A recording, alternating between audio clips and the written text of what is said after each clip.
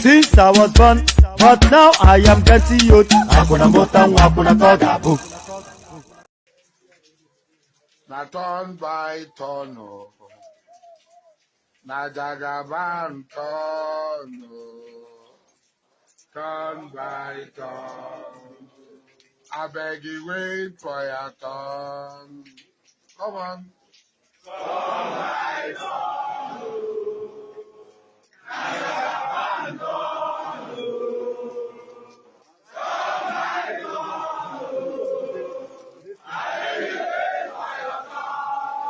We say now turn by turn, Niger turn, turn by turn. I beg you wait for your turn. I beg you wait for your turn, no.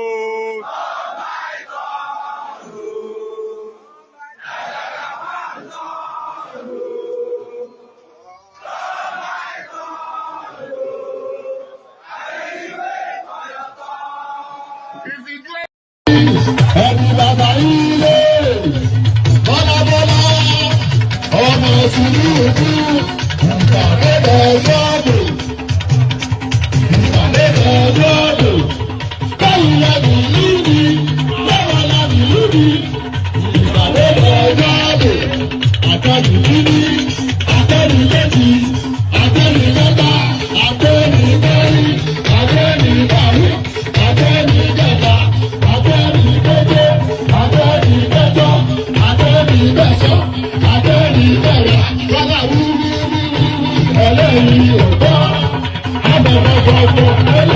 That's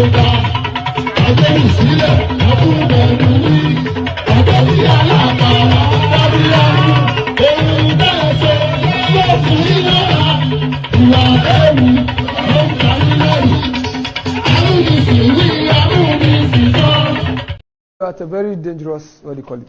I agree with you that it is dangerous. Is that what they agreed on in Abuja this morning? So is that the meeting, the photograph of the meeting? Yeah, this is the meeting. Where's Nana Akufo-Addo?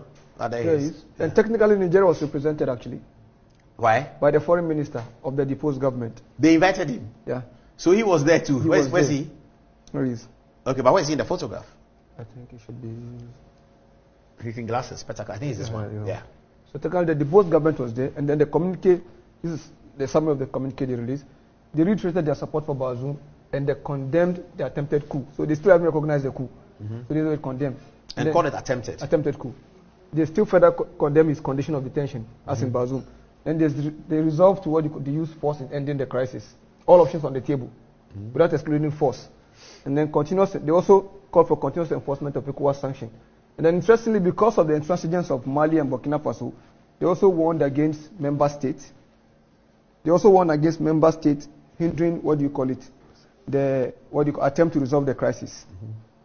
And this is particularly in reference to activities of Mali and Burkina Faso. Or they want member states? Yeah. Against hindrance in ending the crisis. Okay. And this particular, you could see that this Mali and Burkina Faso be referring to Mali and Burkina Faso. And then they further call for AU and UN backing to enforce their ECOWAS decision. And interestingly, they ordered for the activation and deployment of the standby force. The standby force has already been put together. Technically, the standby force does not exist. It has been on the table for a very long time. But this decision may precipitate the process of establishing it. But some people may also be doubting if the standby force can actually take shape. In terms of asset, Nigeria alone has enough asset to deploy. Yes, yes. What in terms of equipment? Equipment, yeah. But the men? The men will be, and that is why I think, so going forward, I think what other countries will be doing will be sending, men and not logistics. And yes, Nigeria will take care of the logistics. And that will be easy to deploy. And then, interestingly also, there are those who look at it to see that they believe that perhaps Nigeria is being motivated by economic reasons to impose tough position on Niger. Why? Remember the proposed Trans-Sahara gas pipeline that's supposed to transport Nigerian gas all across Niger through the Sahara, through Algeria to Europe. So they need Niger stable? Yeah. Okay. And that is what is foiling, But interestingly too, we also have some team of Nigerian politicians who issued an appeal against the force. No, they issued an appeal for lifting of the sanction, because I think the sanction have taken, they're really biting. Yeah, the electricity one alone is... Yeah. And then Ivory Coast also banned both import and exportation. To Niger? Import and export to Niger. But Ghana is going to suffer high prices in onion. Yeah, that's another issue. We'll probably suffer high prices. But I think another team, that could be another factor, but Nigeria currently produce a lot of onions, so we don't know if Nigeria's produce will be able to fill the gap. It's unlikely. Nigeria itself has a huge population. Yeah. And then because of the insecurity in Boko Haram, some of the lands are not accessible, so output has drastically dropped. And interestingly too, we need to look at the situation whereby there's a call for rebellion within minorities in Niger. And this call is being led by the former minister and the ex-rebel leader. Call against who? No, there was this process Bazoum initiated with ex-rebels to end the civil war, the Tuareg revolt. Yes. So he brought some of them into government, and people believe that might have angered the military. Oh, to take over. To take over. Okay, and those people are resisting it? And they have also called for revolt and support ECOWAS, action. Decision. Who are they? Do they have a significant influence? This particular person. And he's in Niger? Yeah. And he made this statement in Niger? In Niger. And the Junta is not arresting him? Well, you see, it depends on, because he's from the part of the country where he has a lot of support. Oh, so going there is difficult. And as a former rebel leader, it is easy to activate the group he disbanded. Absolutely, yes. And we are now at a point where we have popular legitimacy against armed, resistance. Because he's calling for armed resistance against the junta. But then the junta... And we're assuming the junta has popular legitimacy. Has popular legitimacy. Yes. And then, again, this is what we have now. The coastal states calling for, armed intervention. As against the states in the Sahel calling for resistance. So, we don't know how will it end by... Okay, so within today's Thursday, what do you anticipate will happen by next week Thursday? Well, I hope diplomacy succeed. Is diplomacy still going on? Well, it failed severally because... But is there a next diplomatic step that has been announced? Is there a visit to Niger? Informal channels could be used. You know, when the Nigerian government sent Sultan of Sokoto with Absalam Abubakar, the military government refused to meet them. But Sanusi went on his own accord, and he met members of the junta. So I think if informal actors are brought on board through their influence, we could have some breakthrough. But then we need to look at the security implications of what? Sending that force on both member countries and the fight against terrorism in the Sahel, which is very, very important in this situation. And then we need to look at, what do you call it, the map. Yeah. To enforce armed intervention, you need the cooperation of Chad, Libya, Algeria. So now, I don't know the level of support that Chad might have given. But Algeria issued a communique in which it says it supports the status quo. That status quo being? Stability in Niger. And the status quo that is in support of the Bazoum. Okay. And it's not a surprise because Bazoum wants an ethnic Arab. And then under Bazoum, there was no need for this ground war that we're facing today. But then, okay, so Algeria is a strong country. Yeah. But I think for Algeria's concern, one is the fight against terrorism. You know, in the 1990s, we had this Pan-Tuareg revolt. That spanned between Mali and, what do you call it, Niger. And it created a lot of refugees going to, Algeria. So Algeria is trying to avoid that. And with the Tuareg leader calling for revolt, do we see a Pan-Tuareg revolt again? Remember, Mali has its own Tuareg issues. And then secondly, but an envoy was sent to Algeria and Libya. But there's another problem in Libya. Which of the parties are you talking to? The government in Tripoli or the government in Tobruk? Who's in Benghazi in Libya? That is Khalifa Haftar. He's in Benghazi. He's in Benghazi. Who is in Tripoli? The American government? No, Dibaiba. I'm the one established by America. The one recognized by the UN. But the UN, he's in Tripoli. So diplomatically, it is more appropriate to talk with the one in Tripoli. Yes. But practically, he has legal legitimacy. But practically, you need Haftar, not these people. Why? Because he controls the stretch of land that connects the Niger. Geographic situation. And the question is, he been in alliance with Russia, UAE, and Saudi Arabia, as against the government that is being backed by the West. He will back the Niger. So we need to look at... He will back the action in Niger. So when the envoy was sent to Libya, did he meet both sides of the Libyan divide? This envoy was from UN? No, Nigeria sent Babagana Kinibi to Libya. Algeria and Libya. But the question is, when he met the Libyan regime, did he meet the government in Tobruk or the government in... Because whatever the government in Tripoli agrees to... What press release did they bring out relating to Libya? That was when Algeria released, what do you call it? Their communique. The statement you just referred But to. then for Libya, I've not been able to see any, but I don't know, it might stem from the division. But practically speaking, we need to deal with the Khalifa after. But diplomatically, you need to deal. But then the fight against terrorism is another issue. You know, there was this recent display of force by IS. In Islamic, Africa? In West Africa particularly. No, there was this... they call themselves IS? Yeah, Islamic State West African Province. Where are they based? They are based across Mali, Burkina Faso. And this is them? Yeah. With this equipment? Yeah. But you see, that was because this was a show of force. Secondly, their leader was killed in Syria. And the new leader was appointed. So they were swearing allegiance to the new leader. But then if you're able to marshal this amount of troops openly, without the fear of the drone strike or Air Force strike, and it tells you there's a lot of, what do you call it, fight that needs to be done. In terms Why are you anticipating they will be on this Niger crisis? Because any instability in Niger that tend to distract the attention, the focus away from the fight against these groups, tend to give them room to reorganize, recoordinate, recruit more. What is the objective, the ISIS West Africa? Well, they are trying to carve out their so-called Islamic Caliphate. But even the Islamic groups fighting the Sahel are not just one monolithic body. You have the Janim, Jamaat Nasrul Islam. When you say they are trying to carve out Islamic Caliphate, what does it mean? They want to establish an Islamic federal government in Africa? What they say, they want to establish an Islamic government across the Sahel, in areas that have been... When they say Islamic government, do they mean a government like Nigeria led by a Muslim? Or they mean a government that practices the tenets of the Quran? A government that practices the tenets of the Quran according to their understanding, because not every Muslim, majority of Muslims don't subscribe to their views. Which means dressing in a certain way, not necessarily the dressing, but cutting their head.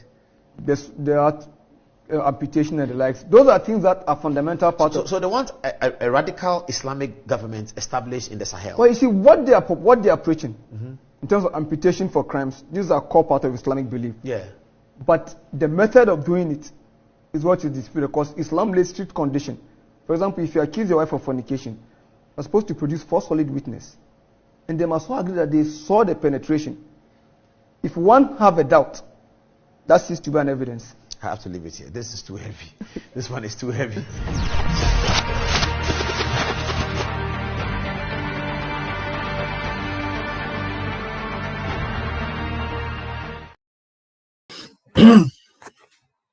So there it is. So there it is. Good day. So we start on that note, just to set the tempo for what is about to come. So we're still with the narrative of what's going on in the Niger Republic. So that seems to, there's a certain ebb and flow to it. So when you think there's almost at the cusp of reaching a diplomatic, non-kinetic solution, then suddenly things spike up again. So a lot of the conversations to wrap around that, and that was an understanding from Ghana that somebody sent in. So I thought just to start it on that note. So we started on that note.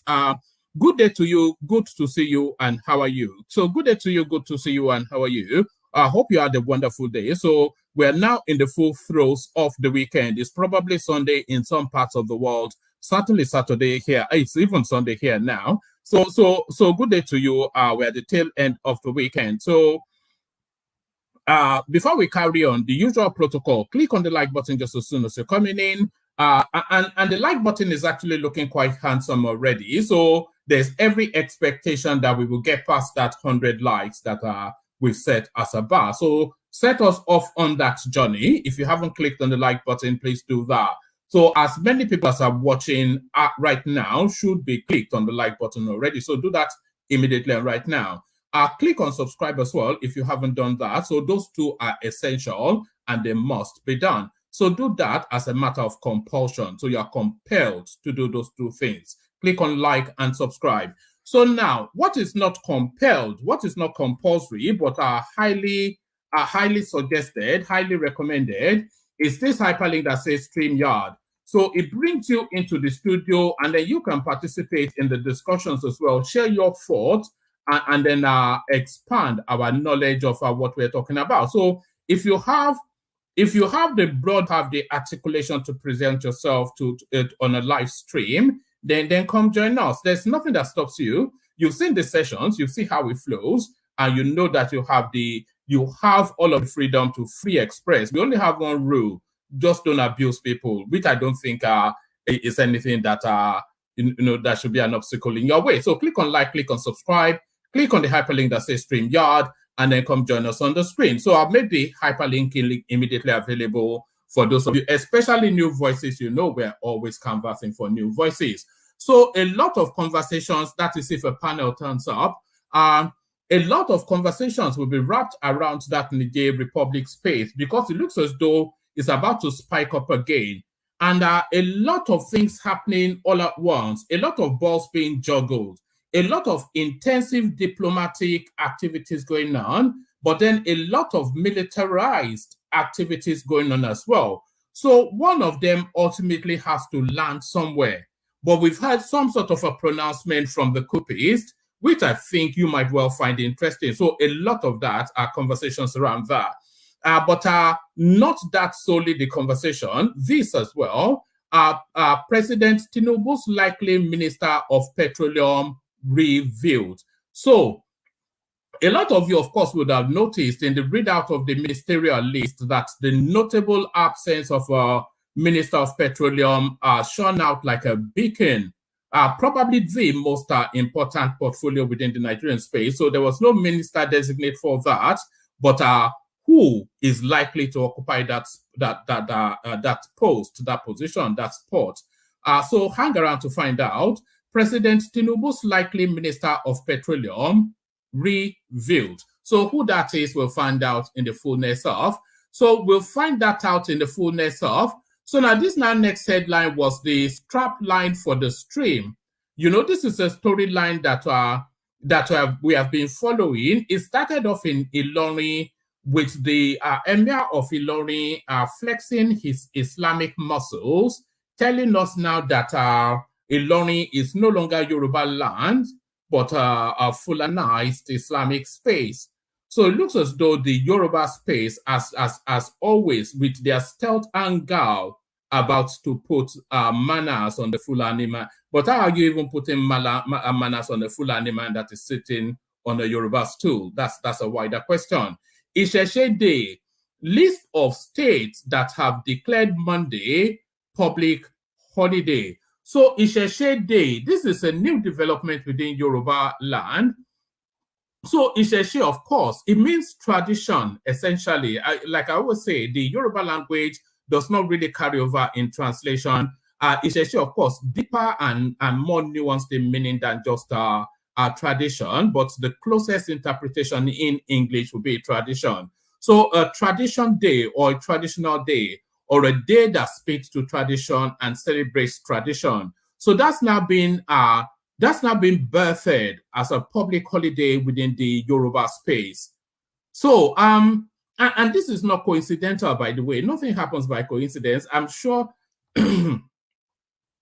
pardon me, bit perched.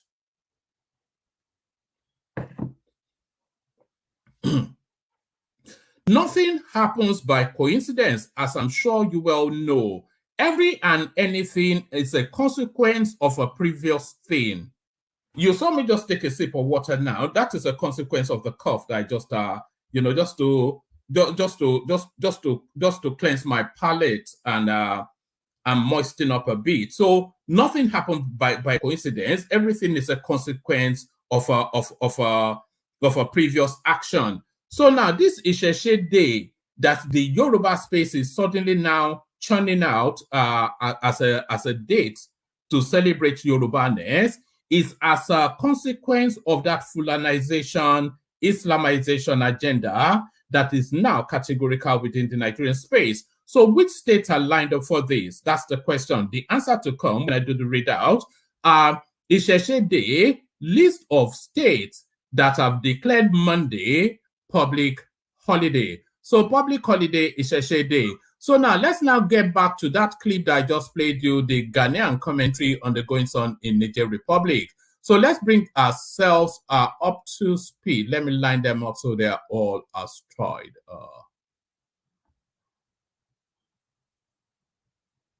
Hold on. Let me line them up so they're all astride. Okay. So now let's now get back, like I said, to that clip that I just played you. The latest developments within the Niger Republic space. So let's pick it up from here. Let's pick it up from here because, like I said, we've already heard from the coupists, and what we're hearing from the coupists is not any news that will make Tinubu and his co-travelers sleep any easier at night.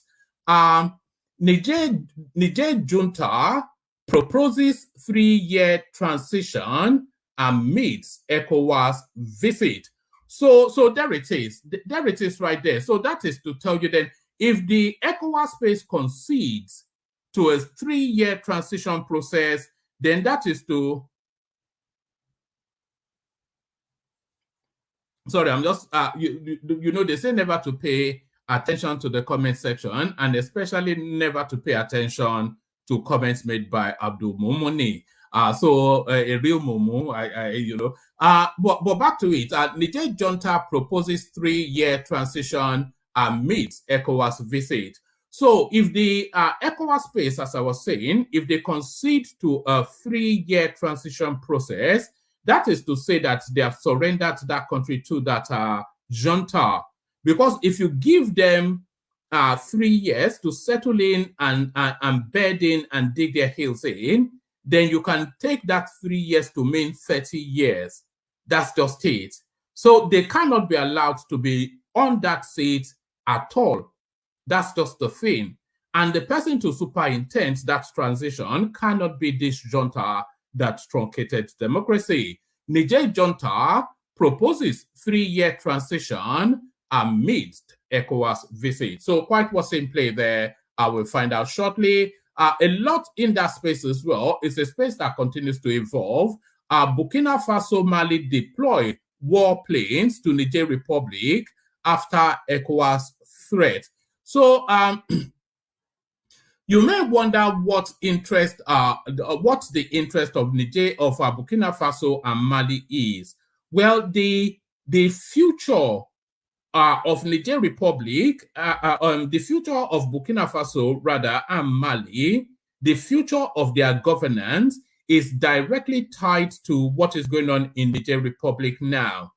Because if the ECOWAS space succeeds in unseating this junta and transit that country back to democracy, they're not then going to pack their bags and go home. They will go after the next set of military space within that sub-region. So what is happening in Niger Republic is a direct threat to the sort of militarized governance that they have in Burkina Faso and Mali. So this is why this headline has come to the fore. Burkina Faso, Mali deploy warplanes to Niger Republic after ECOWAS threat. So we'll find out exactly what's in play there. We'll find out exactly what is in play there. So we find out exactly what is in play there, but we're still not leaving that Niger Republic space. So this as well to the mix, a very convoluted and complex space. ECOWAS delegation meets the post Niger president. So the window of opportunity opens and that meeting has taken place. But who said what to whom, where, and when is the question. But the narrative of Niger Republic, as you all know, it widens beyond just the insularity of that state. There are several factors, both regional and internationalized, that have some sort of a stake and say within what is going on there. The impact of it stretches far and wide. Far and wide, France-United States relations grow tense over Niger coup. So quite why a coup in Niger Republic will have any sort of impact on the relationship between the United States and France. We'll find that out shortly. So it gets more convoluted and complex. So now to this, back to localized politics and to this. So back to localized politics and to this. Let me see if this is a quick read. Okay, I may well just get this out of the way. So it's been a long time since we went to P2B and the funny goings on within his space. Buhari's ex-aide reacts as Peter Obi joins APC chieftains at wedding of Deputy Senate President's son. So there it is. We've all seen the images, by the way. So now let's now see how it's been digested. Former presidential aide Bashir Ahmed has reacted after the Labour Party presidential candidate in the 2023 elections, Peter Obi, joined other chieftains of the All Progressive Congress APC in Kano State for the wedding ceremony of the son of the Deputy Senate President, Barau Jubrin. Correspondents earlier reported that Jubrin's son, Abdullahi, got married to Bilikisu Aliyu Sani Makadi. So that Bilikisu, I thought it was a Yoruba Muslim name. I didn't know the Northerners bore Bilikisu as well. Correspondents earlier reported that Jubrin's son Abdullahi got married to Bilikisu, daughter of the deputy minority leader of the House of Representatives, Aliyu Sani Makadi. The list of dignitaries at the ceremony held at the Ishaku Rabau something or the other mosque in Dutse, Kano, after Jumat prayers includes Vice President Kashim Shettima. Very important to see the company that Obi is keeping. Also very important. So you would have expected him to recuse himself, of course, as he recused himself from the inauguration of Tinubu. The list of dignitaries at the ceremony held at a mosque in Dutse, Kano, after Jumat prayers include Vice President Kashim Shettima, Senate President Godswill Akpabio, House of Representatives Speaker Tajuddin Abbas, Senator Ali Ndume, and Kawu Sumaila. However, photos of Peter Obi alongside Akpabio and other APC chieftains have sparked reactions online considering the impending outcome of the 2023 election case before the Election Petition Tribunal. Many supporters of the Labour Party had expected that Peter Obi would shun everything associated with the ruling party. Reacting to the development, Buhari's ex-aide averred that the former governor of Anambra State has joined real politics and is happy for him. He tweeted, Peter Obi attended wedding of Deputy Senate President's son in Kano today. Peter Obi has joined the real politics. I am happy for him. So that's a loaded statement right there. So Peter, and that's the image, of course. That's Peter Obi. It always looks out of place anywhere that you see him. Just that gumless look. That's just a sheepish, dull boy look that he always. Yeah, my name is Jeff. You know, just sluggish looking sort of a character. Look. I'm not mocking him, but look how confident and assertive the rest of. Look, he even has his hands behind his back because he knows that he shouldn't really be in verified company. But there it is. That's Peter Obi doing his yabbity yab things like he does all the time. But let's leave Peter Obi for a moment and go to this. Godwin Emefiele should be accorded status of economic saboteur, National Observatory. So economic saboteur, I think that falls within the prism of treason. So that categorizes as a treasonable felony, as a treasonable act, an economic saboteur. Godwin Emefiele, or Emefiele, however, somebody will have to tell me how to pronounce that name. Godwin Emefiele should be accorded status of economic saboteur, National Observatory. So quite what they mean by that, we'll find out shortly. So as early as just a couple of days ago, we were just reading and reflecting on the approval rating of Tinubu, but then another survey comes out. President Tinubu's approval rating drops in second month as concerns about economic growth. Survey. So this is what they say: statistics, and damned lies. I wonder who said that. Who said that actually? Anybody that knows should drop it in the comment section.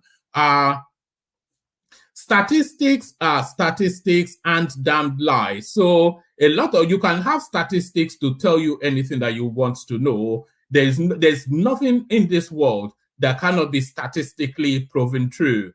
And this is what this reflects. As early as a couple of days ago, we were just reflecting on how Tinubu could have a 62% approval rating. And 2 days later, we're now being told that his approval continues to drop. So maybe we'll get this one out of the way as well. Then we listen to the care guide and then we come back.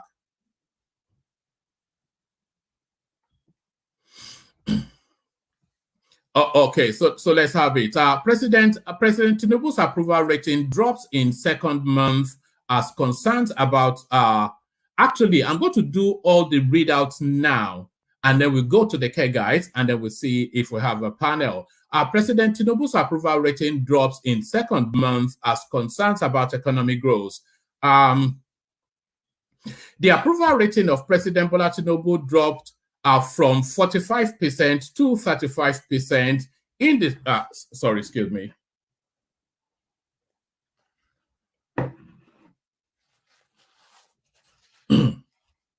The approval rating of President Tinubu dropped from 45% to 35% in the second month of his administration, according to a survey. The second monthly presidential satisfaction and governance survey, which was conducted by the Governance Advancement Initiative for Nigeria, GAIN, showed that 35% rated the performance of the president as satisfactory. Right. The second monthly presidential satisfaction and governance survey, which was conducted by the Governance Advancement Initiative of Nigeria, GAIN, shows that 35% rated the performance of the president as satisfactory. with 8% of them rating his performance as excellent. 10% are down from 15% the previous month. So I wonder where this panel will, where this space would I wonder where this space would land. I wonder if we have the fullness, if we have a full house, then we probably do our own internal survey. As soon as we have 10 people on the screens, they will do an approval survey of Tinubu. But a nuanced one, no, don't go to traditional hates or likes of him. Just based on performance, all that he has done in this last 2 months, we'll do our own approval rating as soon as we have 10 people on the screen. The second monthly presidential satisfaction and governance survey, which was conducted by the Governance Advancement Initiative for Nigeria, shows that 35% rated the performance of the president as satisfactory, with 8% of them rating his performance as excellent, down from 15% the previous month. I wonder, enigmatic Kondi and Fatai will be part of that 8%, and certainly Bishop too. Or to those people, Tinubu can do no wrong. According to the survey, 11% rated it as good, down from 15% the previous month, and a further 16% rated it as average, slightly up from 15% the previous month.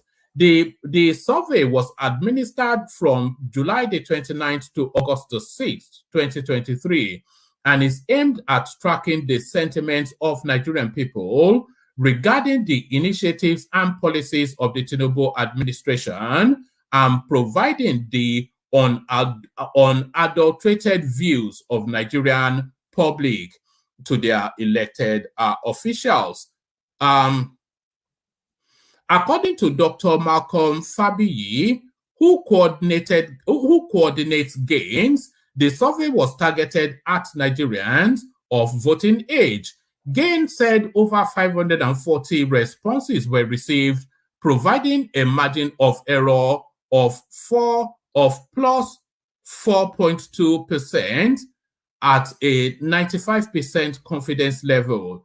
It noted that 68.5% of the respondents indicated that they voted in the 2023 presidential election, whilst 51.1% indicated that they had no political party affiliation. Respondents were drawn from across all the 6 geopolitical zones, both in terms of their places of origin and their location of residence, the organizer said. Respondents were provided with a 5-scale question about their rating of President Tinubu's first 2 months in office. They were provided with an option of responses ranging from excellent to good, average, poor, and very poor. Only one of these options could be selected. The survey shows that there were mixed views amongst Nigerians regarding the policies of Tinubu's administration. For instance, 50.3% of the respondents support fuel subsidy removal. So let's just highlight that right there. So this is it right here. So we've always speculated as to if Nigerians actually, even though they can feel the pain, but do they understand the necessity of that pain? So 50% is marginal. Forget the 0.3. So 50% is marginal. So a good abundance, that's certainly more than I was expecting, of course. It says, for instance, 50.3% of these respondents support fuel subsidy removal. So that is not to tell you that 50.3% are happy to pay more for petrol, but they understand why it had to be removed. So that is it right there. For instance, 50.3% of the respondents support fuel subsidy removal, but it is down from 54% of respondents who supported it in the administration's first month in office. So that is to tell you that as the pain continues to bite, the ideological, philosophical understanding of it is starting to wane. So that's just what that tells us. As the pain continues to bite, people don't really care about the economic reasons anymore. But it is down from 54% of respondents who supported it in the administration's first month in office. Meanwhile, 4.5% of the respondents indicated that they did not know enough about the policy initiative, a slight tick upward from 4% the previous month. So that's wrapped in messaging anyway, although you will say this is a minuscule sort of a percentage, but this is still significant enough to tell us that the messaging needs to get through even more. Also, 55% of the respondents opposed the new student loan policy of the government. The policy retains its position as the least supported policy initiative of the Tinubu government for the second month, with just 37.1% of the respondents indicating support.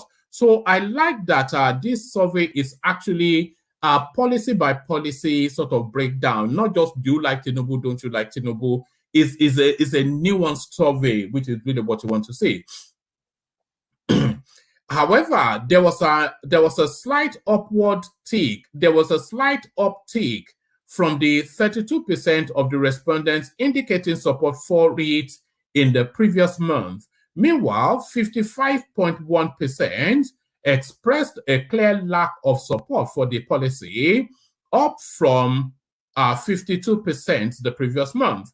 The survey showed that 71% of respondents were supportive of the policy, allowing old and new Naira notes to be used as legal tender, up from 60% the previous month. And regarding the elimination of the dual exchange rate, 52% of respondents expressed support for it. The poll noted that the majority continued to support the policy, although the level of support dropped to 51% in the second month versus 60% the first month. Gain said respondents were presented with a list of 10 national priorities drawn from the manifesto of the ruling All Progressive Congress, as well as policy pronouncements that have been made by the administration. The respondents selected security, electricity, and healthcare as their top 3 priorities. The first priority area is security, followed by the provision of electricity in second place, whilst healthcare ranked third. So there is no quibbling, pardon me, there is no quibbling the first 2, that is, in the order of priorities that Nigerians have. So security over and above everything else has to be paramount. And electricity is just a close second. If we did not have the security situation, electricity will be our most paramount area of priority. But healthcare ranking third, that's quite interesting, because traditionally you think people will say education or something like that. Respondents were also allowed to provide their own list of priorities, as well as commentary on the list, on the listed priority areas. Regarding the economy, respondents were provided with 5 statements to express their views about the economy, and they were required to select one of the options. I am optimistic about the economy. I feel positive about the economy. I am very concerned about the economy. Nothing is being done to create jobs, and I see encouraging signs for job and employment. According to the poll result, 44.20% are very concerned about the economy. 30.2% picked nothing is being done to create jobs. 12.7% said they were optimistic about the economy, and 10% said they were positive about the economy. Only 2.76% of the respondents said they saw encouraging signs for job and employment. So this is down to messaging again. This is down to messaging. Basically, 3 of the views expressed are positive sentiments, whilst 2 expressed negative sentiments about the economy and or the government's plan to address it. Overall, 25.6% of the respondents expressed positive sentiments about the economy, whilst 74.4% expressed negative sentiments. So this will be meat and drink for the obedience space, of course. They'll be doing their gnashing of the teeth over that blood-fanged nonsense that they do in their watering holes. When asked for their views on what they believed fair and sustainable minimum wage value should be, a clear majority of 99% indicated that it should at least be at or above 50,000 naira per month. So there it is. So this now speaks to statistics and data coming out of the streets of Nigeria. So they know their living expenses, and if they are bracketing it to about 50,000 per month, I don't think the government should quibble that at all. Because I've heard people on our streams go as high as 200,000 per month and just maybe even give them 10 million a month or something.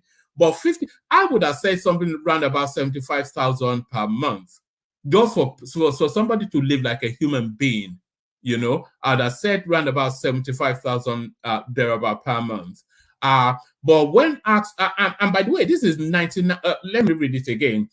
When asked for their views on what they believed a fair and sustainable minimum wage value should be, a clear majority, and look at the percentage, 99%. I've highlighted this so you can see it as well. 99% indicated that it should be at least at or above 50,000 naira per month. So 50,000 naira per month is the base level minimum wage that 100% Nigerians actually think. 84% indicated that it should at least be 100,000 per month. 47% indicated that it should at least be 150,000 naira per month, and 30% indicated that it should at least be 200,000 naira per month. But the majority, they are happy with 50. They are not happy, but that should be a baseline level. Is what they essentially are saying. So let me bring you the rest of the readouts, and then we just get it out of the way. Let's go to Tinubu'S petroleum minister, and then we cascade it down after a sip of water.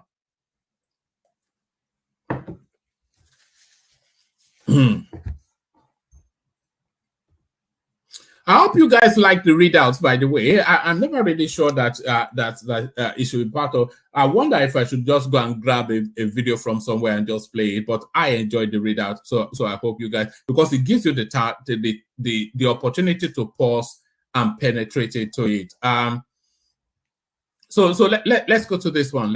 Indicate in the comment section, actually, if you prefer the readouts or you rather that I just go and grab some video from somewhere and play it, and then we wrap conversations around that. President Tinubu'S likely Minister of Petroleum revealed.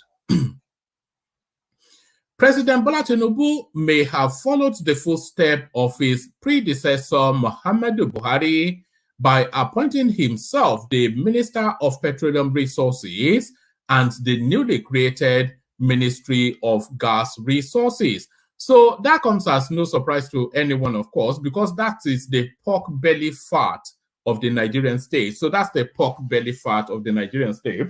That's where all the juiciest meat is in the Nigerian state, and all of these people keep it for themselves. And they use it for political patronage as well, by the way, gifting out all blocks for political favors and whatnot.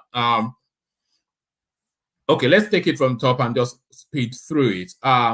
President Bola Tinubu may have followed the footsteps of his predecessor, Muhammadu Buhari, by appointing himself the Minister of Petroleum Resources and the newly created Ministry of Gas Resources. Tinubu on Wednesday, August the 16th, assigned portfolios to his ministers. The president, however, did not assign any ministerial nominees to head the Gas and Petroleum Resources Ministry, although he has not directly stated that he intends to hold the office of Petroleum Minister. The failure to appoint someone for the position indicates that President Tinubu seeks to hold the office, correspondents noted.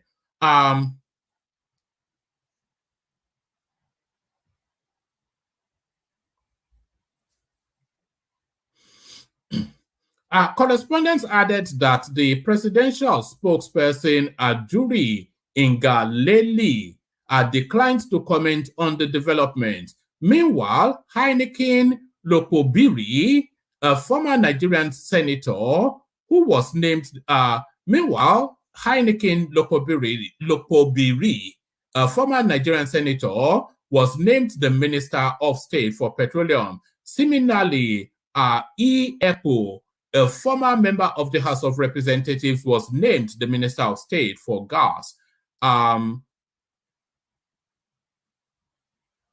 Tinubu as Petroleum Minister, Nigerians react. Okon Isaac comments on Facebook. If he likes, let him head it. As far as I know, since 2014, the ministry is headless because nothing comes out of it apart from corruption. So the usual, that was from Okon Isaac. So we already know what Emeka thinks anyway about everything. There's nothing that Emeka thinks about anything that we don't know. So this is Greg Orium. So this sounds like a South guy. He said it at the onset to continue. He said it at the onset to continue from where Buhari stopped. Can't you see that a bag of rice is now sold for 50K and a mudu of corn 1,000 naira? Jackie J.R. Branmo said, petroleum where you no get for your state, and you are appointing yourself as a minister of petroleum. So it's just the usual things you hear from the usual suspects. Meanwhile, Barrister Daniel Bwala, an ally of Atiku Abubakar, has expressed reservation about the ministerial portfolios announced by President Tinubu. Bwala said some portfolios are mismatched, citing the example of Hanatu Musawa, who was named Minister Designate for Art and Culture instead of Minister for Humanitarian Affairs. These are people who are competent, but their portfolio are mismatched. So if they are competent, if they are all competent people, then they should be able to straddle, because they call it transferable skills. That's what they call it. Administrative skills are transferable skills, no matter what the specialism is. So now let's now go to the Yoruba fight back against the Islamization agenda. Isheshede, list of states that have declared let's try that again. Isheshede, list of states that have declared Monday public holiday. So this really, the headline was Sanwo-Olu, of course. So you already know Lagos State in that mix. To commemorate the Isheshe Day 2023 celebrations, at least 4 states in the southwest Nigeria have declared Monday, August the 21st, a work-free day for public servants. The Isheshe Day is set aside in most of the southwest states to celebrate the indigenous Yoruba culture and tradition and preserve the Yoruba heritage. So, as well as it being a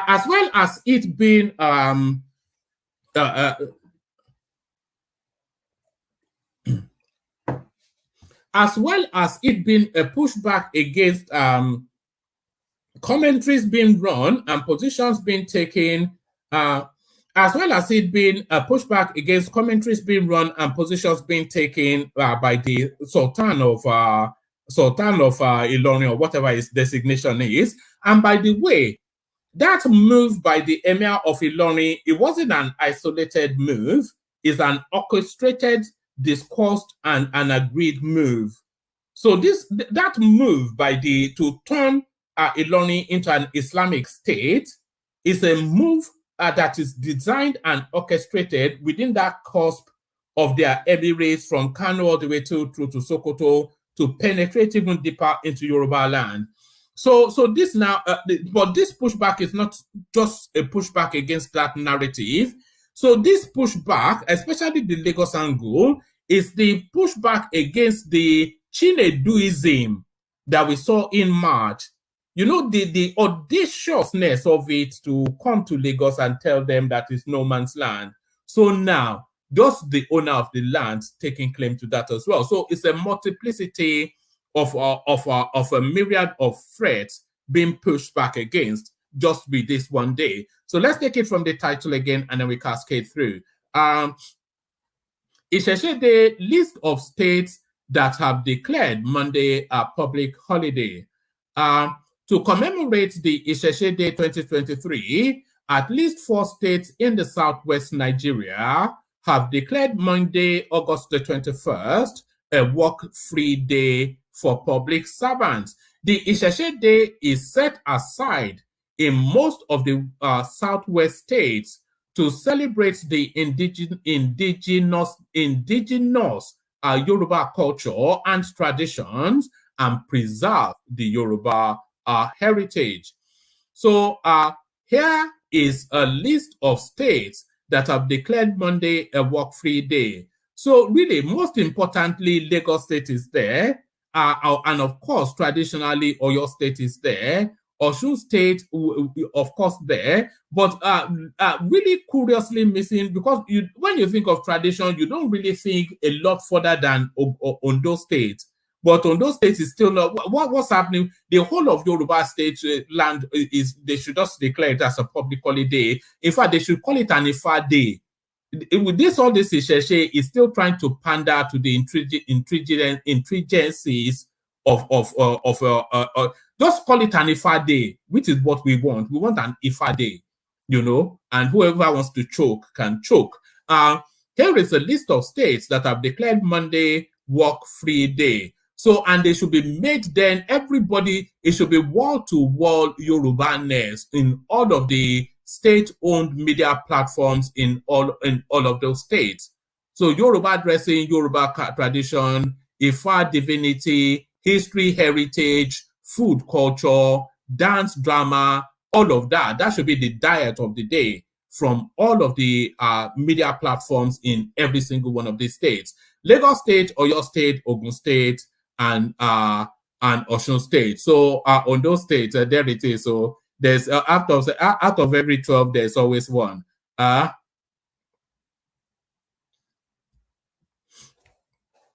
Right, Isheshe Day, what state governor said? Governor Babajide Sanwo-Olu said he declared a work-free day to mark the special day and to reaffirm his commitment to continue to provide the necessary support to traditional institutions in Lagos State. So it is really quite important because Isheshe Day is Yoruba Tradition Day. So as cosmopolitan as Lagos is, the assertion still is that it is and always will be Yoruba land. And I think that's all wrapped in that.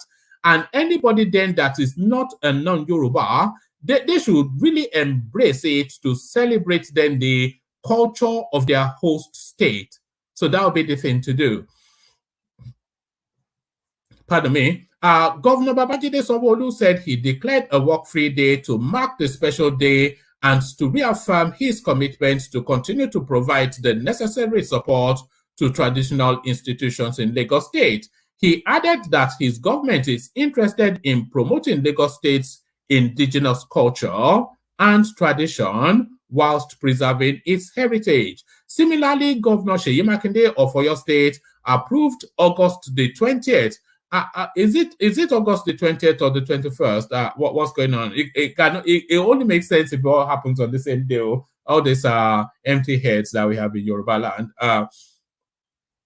Similarly, Governor Seyi Makinde of Oyo State approved August the 20th every year as Isheshe Day. The governor requested that the occasion be used to pray for peace, unity, and stability of the state and the country in general. Our Governor Dapo Abiodun of Ogun State said the decision to accord Isheshe Day a special recognition was to continue respecting the tradition and ensuring the continuation of the unity and harmony amongst the three major religions in the state. So the three major religions will be, of course, Islam, Christianity, and traditionalism. Yes, I'll put it that way, traditionalism. That's it. Pardon me. So there it is. The one that really captures it is Lagos State declaring it. On his part, Governor, oh God, you know, I've been trying to avoid this Governor Ademola Adeleke. He appointed he appointed recently, and I'll try and find the headline. Somebody sent it to me yesterday. If you can resend it, he appointed a special assistant on government pools. Pools, P-O-O-L, swimming pools. This is what this brainless buffoon in Osho State is doing. And then it didn't stop there. He appointed a special assistant on government vehicles. I don't know, man. They are dead and buried in Osun State. On his part, Governor Ademola Adeleke of Osun State said he approved the holiday, being the leader of a government that promotes oneness, unity, and religious harmony amongst practitioners of different religions. Our correspondence report. So now, this is where it gets interesting. Will Kwara State declare it is more the thing. Meanwhile, traditional worshippers in Ilorin, Kwara State have been given a note of warning by the Council of Ulama Islamic Clerics not to observe or celebrate the Isheshe festival. The Islamic cleric noted that Ilorin Emirate would not condone any form of traditional festival or rites. Justice Saliu Mohammed, the executive secretary of the Islamic group, stated this during a press conference held in Ilorin. So there it is. So that is really only where it gets interesting. Forget Ondo State. That's where it gets interesting. If they're able to declare it. I think this is the pathway to reclaiming. Not reclaiming, no, because it was never gone. But this is the pathway to reasserting Ilorin and the whole of Kwara as Yoruba, as Yoruba land. So let me put it that way. So let's go on from there and back to more serious matters, although that's serious as well, back to the goings on in Niger Republic. So we pick it up from here. Niger Junta proposes 3-year transition. Niger Junta proposes 3-year transition amidst ECOWAS visit. So we pick it up from here. Coup leader of Niger, Abdul something or the other, Tiani, on Saturday, said that a transition of power would not go beyond 3 years and warned a military intervention against the junta would not be easy. In comments made during a televised address, Cheney said, "Our ambition is not to confiscate our power," and added, "If an attack were to be undertaken against us, it will not be the walk in the park some people seem to think." ECOWAS delegation visits the post president. So I think this may well capture something else that is to come. Cheney's remark came as a delegation from the Economic Community of West African States, ECOWAS, met with the junta leader on Saturday in an effort to seek peace over a military intervention in a coup-hit Niger. The delegation, led by former Nigerian President Abdulsalami Abubakar, arrived in the capital in the early afternoon. The team then visited detained President Mohamed Bazoum in the capital, Niamey, according to a Nigerian presidential spokesperson. After meeting head of Niger CNSP, General Cheni, the ECOWAS delegation in Niger have also visited President Bazoum this evening. Nigerian presidential spokesperson Abdulaziz posted on messaging platform X, posted on Twitter. We must start, and I'm going to start it here. We must start a resistance against rebranding Twitter X. It's just the most, this South African buffoon that just has more money than sense. It's Twitter, and that is what we know. Just give it up already. You bought it exactly because it was Twitter. So what's this X? The guy thinks too highly of himself. That's just the thing. When easy money comes to him easily, why would he not think he got complex by the crowd from South Africa? So this is Abdulaziz. After meeting head of Niger's CNSP, General Cheni, the ECOWAS delegation in Niger have also visited President Mohamed Bazoum this evening. So there it is. The picture tells the tale. The Sultan of Sokoto still making himself as available for peace, which is, of course, the role that you want to see him really playing. So excellently done by the eminent Sultan of Sokoto. What's this one? Is this a clip of some sort? Okay, this is a clip of some sort. So we've landed on it, so we must well watch it. ECOWAS leaders say they have been compelled to act after Niger became the fourth West African nation since 2020 to experience a coup, following Mali, Guinea, and Burkina Faso. So if this is something we've seen before, then we don't wonder this. West African defense chiefs are talking tough to make Niger's generals back down, repeating their threat to send soldiers into fellow ECOWAS member state Niger to return its democratically elected president to power.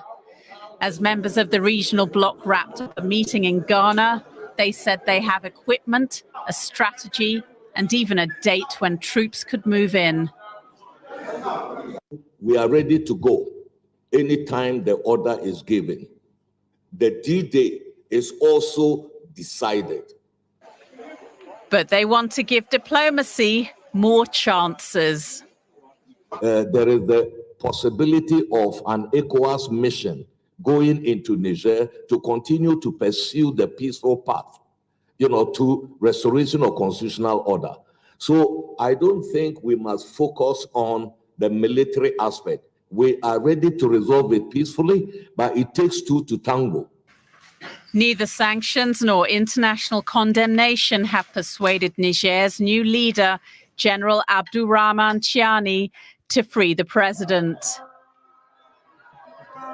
The coup leaders have been accused of intimidating critics and paying people to publicly show their support for the junta. On the streets of the capital, Niamey, it's not clear how much ordinary Nigerians support the military junta. But the prospect of soldiers from neighboring African states intervening in their country is worrying some. ECOWAS can come here if they want. We are waiting for them. They will get what's coming to them. They will have to go over our dead bodies to get to the coup leaders. Though ECOWAS's diplomatic efforts have had little effect so far, another round of talks are planned for the weekend.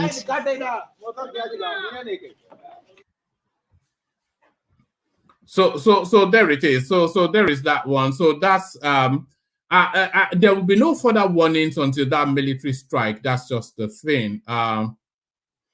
It says Junta PM assures of Junta PM's assurance for ousted president safety.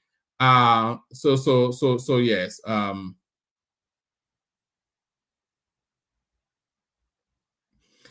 Yes. Warning that intervention could escalate situation. Let's take this one. Okay, let's take this one. It says meanwhile, Niger and neighboring Mali and Burkina Faso say a defensive strategy have been developed with concrete measures should ECOWAS opt to escalate a war, and Nigerian state television announced. We're prepared for an attack. Burkina Faso's defense minister called Kolibali. So this name doesn't actually sound anything at all African. It sounds almost like a, let me see if I can get this guy's, let me see if I can get his picture.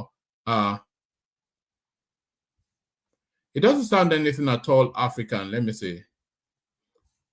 Perhaps it is. Let's just carry on.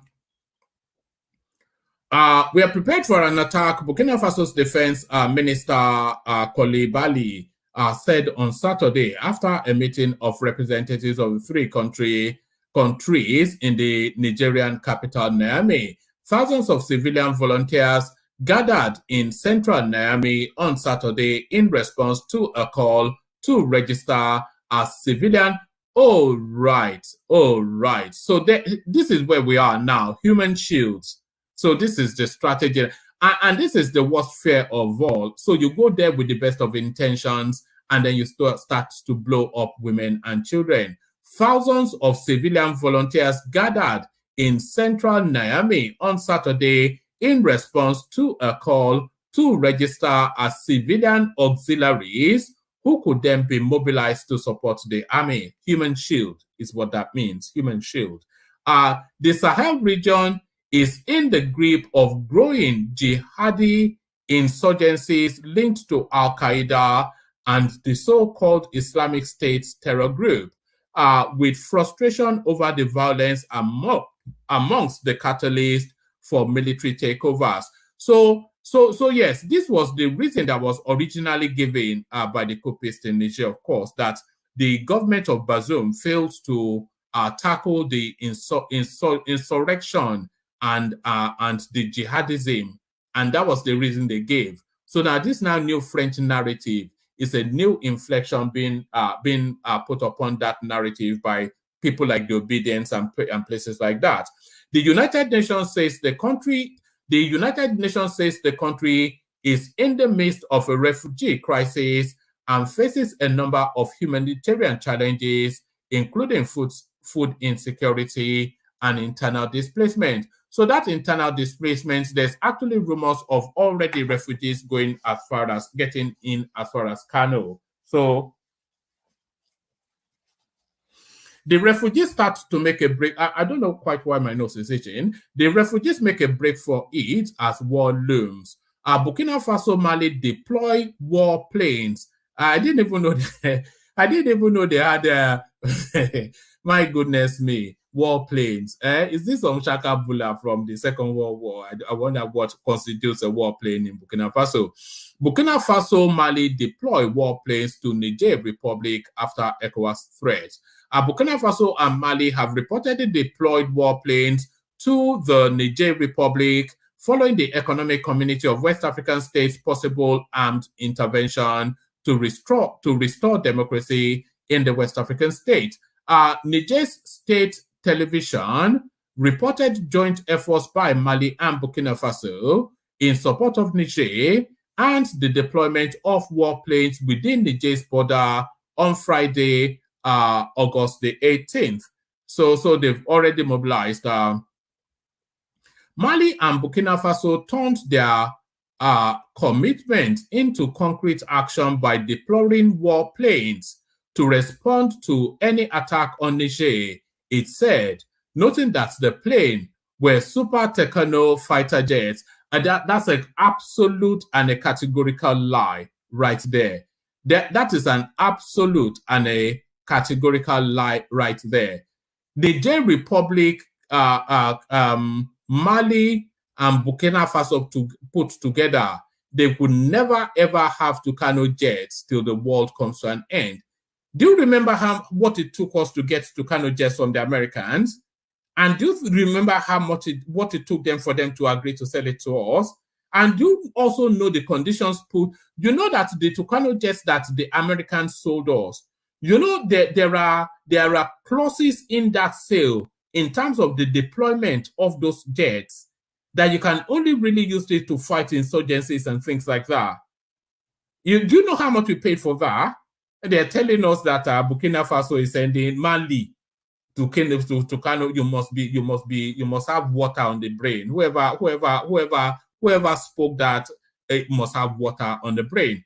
The coup leaders detained President Mohamed Bazoum and his family on June the 26th and dissolved the elected government of Niger. On July the 30th, ECOWAS, led by Nigerian President Bola Tinubu, decided on sanctions against the military personnel in Niger and gave a week's ultimatum to the military junta to restore ousted Bazoum to office. After the one-week ultimatum expired, West African leaders met on August the 10th and approved a standby force to reinstate elected Bazoum. So Bazoum is the joker to all this, of course. The coupists have to keep him in order to protect themselves, and him being alive it somewhat limits the sort of activities that ECOWAS can undertake.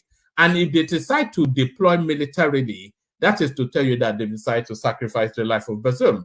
ECOWAS defense chiefs were ordered to activate the region's force for action to restore civil rule in Niger, noting that it would invade the country on the D-Day.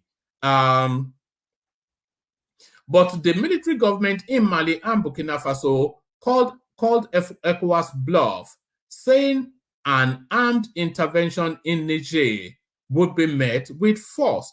The television station said the military, let's do that again. The television station said the military leaders from Burkina Faso, Mali, and Niger convened Friday in the Nigerian capital, Niamey, to decide on concrete measures in case ECOWAS chooses to escalate a war. So ECOWAS escalates a war. So we're still staying within that space. ECOWAS delegation met the post-Niger president. So I think we've captured that in a previous readout. So let's go to this one and let's see now how internationalized this narrative is.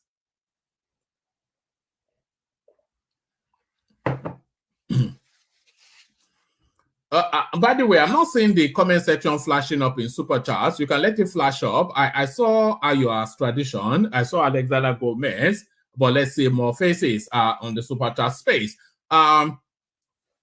France-US relations grow tense over Niger Republic. So the underbelly now of the shadowy hands of the puppet masters of that space. And this is coming from Politico. I'm not quite sure. This looks like an international space.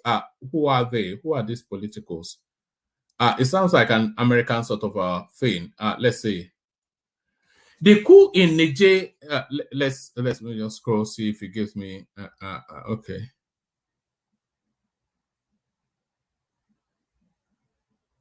All right. I'm only going to give you a couple of paragraphs on this. Let's see. Is it too long and winding?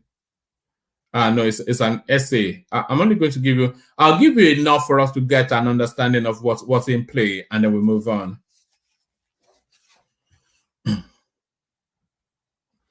The coup in Niger is injecting fresh tension into the France-US alliance. The two countries are at odds over how to respond to the ouster of the West African country's president in July. France is refusing to diplomatically engage with the junta and strongly support a regional body that has threatened military intervention. The United States has dispatched an envoy to meet with the junta leadership and held back from officially declaring the takeover a coup, insisting there is still a negotiated way to restore democracy. France officials also support a peaceful resolution, but they are bristling at the US approach, saying engaging the junta empowers it. Perhaps in order to avoid bloodshed, the United States was quickly keen to talk to the coupists maybe the better reaction should have been to put some conditions and guarantees before opening those channels. A French official familiar with the situation in Niger said. The official, like others who spoke for this story, was granted anonymity to discuss a sensitive diplomatic matter. The situation suggests a shifting balance of power in the region and underscores the difference between Paris and Washington's interest in the country. The United States uses Niger as a base for counter-terrorism operations. The United States, which uses Niger as a base for counter-terrorism operations, may also believe it has more leverage than France, not least due to Paris's baggage as its former colonizer. Some former U.S. officials argued that France's unhappiness with the United States approach is due in part to its agitation at losing one of its last strategic footholds in the West African Sahel, where other coups have already forced it to withdraw troops everywhere else. France has refused a request by the Junta in Niger that it withdraws troops from the country. So there are still French troops in Niger, is what that suggests. So how quite the coupist tackles that is the bigger question. The stakes for France in Niger is much higher than for Washington. It is a psychological and strategic defeat for France, said Cameron Hudson, a former White House National Security Council official focused on Africa.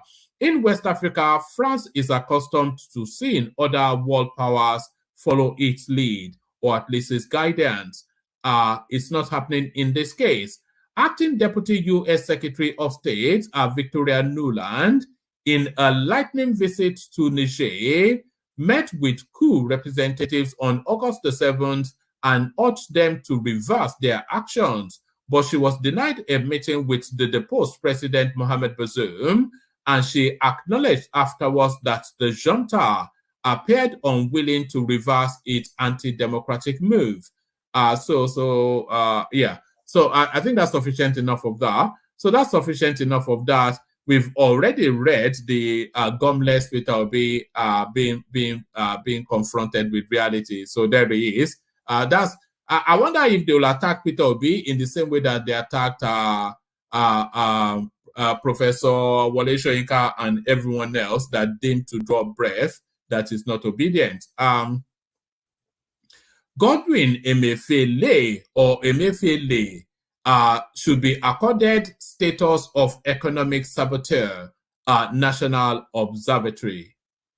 The National Observatory, a civil engagement body, has warned that the federal government, through the Department of State Services, may fritter away a great opportunity to deal a fatal blow on entrenched economic vampires and saboteurs in the country. The group, in a statement at the weekend, lamented what it termed a lack of diligent investigation and prosecution of the suspended governor of the Central Bank of Nigeria, Mr. Godwin Emefiele. Maybe I'll be calling him Emefiele as a sort of a joking thing to try and escape that I can't pronounce his name. The group, in a detailed statement signed by Comrade Debo Adeniran, its convener, and Omo Taje Olawale Saint, the administrative secretary, said the concern was further accentuated by the spirited attempts by the legal team of the ex-henchman of the Apex Bank to tie the hands of the judiciary in ensuring the enforcement of the bailout of the former governor and prevent the state from subjecting him to prosecution. The National Observatory, which claimed it has the mandate to prick the conscience of humanity on sensitive issues as they affect the survival of citizens, viewed what it termed the various illegal and social and political transgressions of Mr. Emefiele during the pendency of his tenure as governor of Central Bank of Nigeria as not only a crime against the state, but indeed crime against the citizen, if not against humanity. So there's a lot of concern actually about, let me give you the fullness of it and then we'll see. It stated, under Emefiele's watch, lives and means of survival of millions of Nigerians were destroyed. His harsh policies, particularly the Naira redesign, provoked monumental social convulsions, leading to the destruction of properties, businesses, and legacies. Yet, enforcement agencies saddled with responsibilities for bringing Emefiele to justice for his malfeasance are handling his prosecution with a golden kid glove. Months after Godwin Emefiele's suspension from office on June the 10th, his lawyers are taking advantage of the inexcusable dithering of prosecutors to seek his relief from the Federal High Court Abuja for security agencies to respect the bail granted him and stop the federal government, the Attorney General of the Federation, from prosecuting him on any charge. I'll be surprised if Emefiele doesn't get away with that, not for any other reason than for reasons of the lack of intelligence quotient on behalf of the Nigerian state. But people with intelligence quotient, I suspect that it may well be a short-lived session. We've got Dewale with us. Good to see you, Dewale. The majestic Aden Lekoko in the house. Good to see Aden Lekoko. And Mike joins us. So brace yourself for maybe a bit of Igbo flogging in the course of. So maybe a bit of Igbo flogging in the course of. Let's kick it off with whoever is ready. Who wants to go first? Let's do it that way. Anyone ready? Let me go, one man. All right. Let's go with the Ajanle Koko. So let's go with the Tinubu rating, which seems to have dropped, but it is not all that the headline tells you, because when we go into the breakdown of just what is going on there, it looks as though there's somewhat of a wait and see. That's how Nigerians are positioned still with this administration. What did you then make of that readout of Tinubu's approval rating dropping just 2 months into governance? Yeah, thank you, one man, and greetings to our listeners around the world. Click on the like button, share, and subscribe if you haven't done so. So, what percentage does it drop to now? Oh, it's about 35 from 45. That's what they said.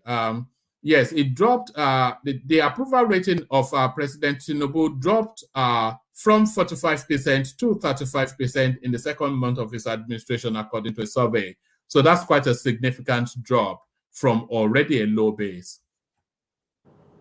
Well, nobody should be surprised for that drop. It's because of the hardship that the policy that Tinubu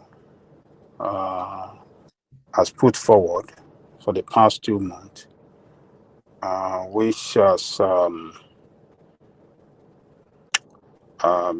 concerning the petroleum, what do you call this? Petroleum subsidy withdrawal, which has brought hardship on people.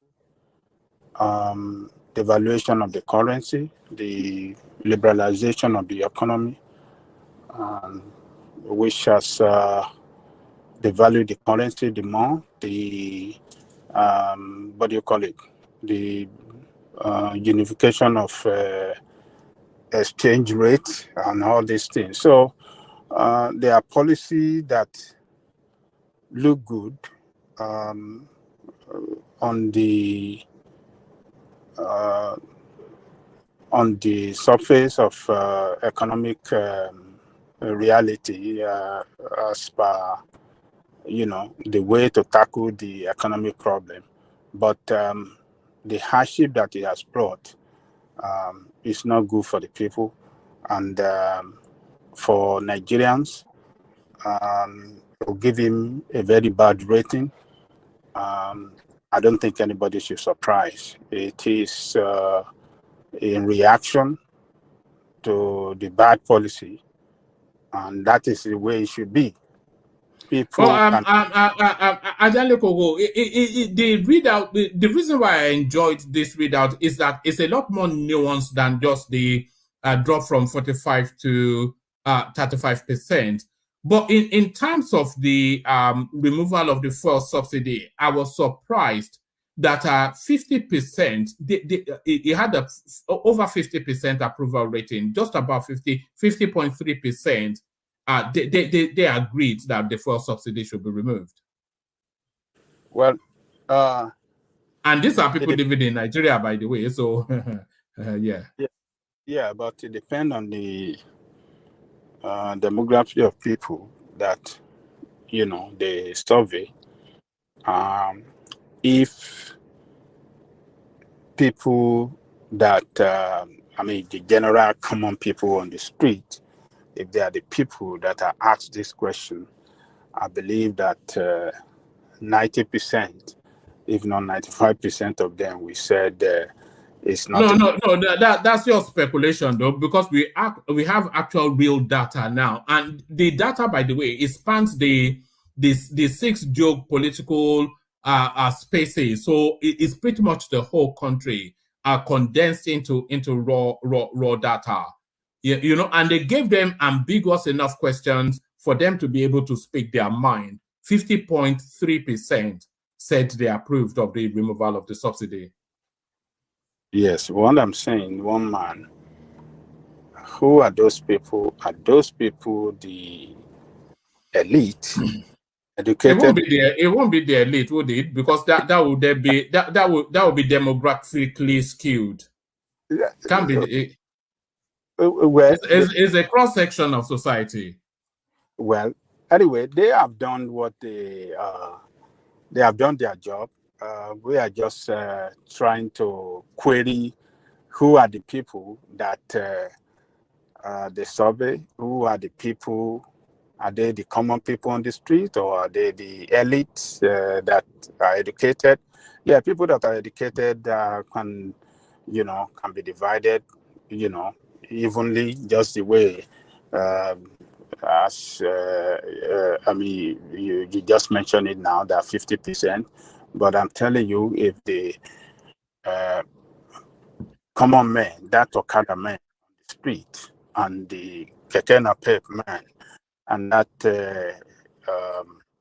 other people, the what do you call it? The but a reputable statistical consultancy would not sample just to an educated, because they know demography is the authenticity of a sample, don't they?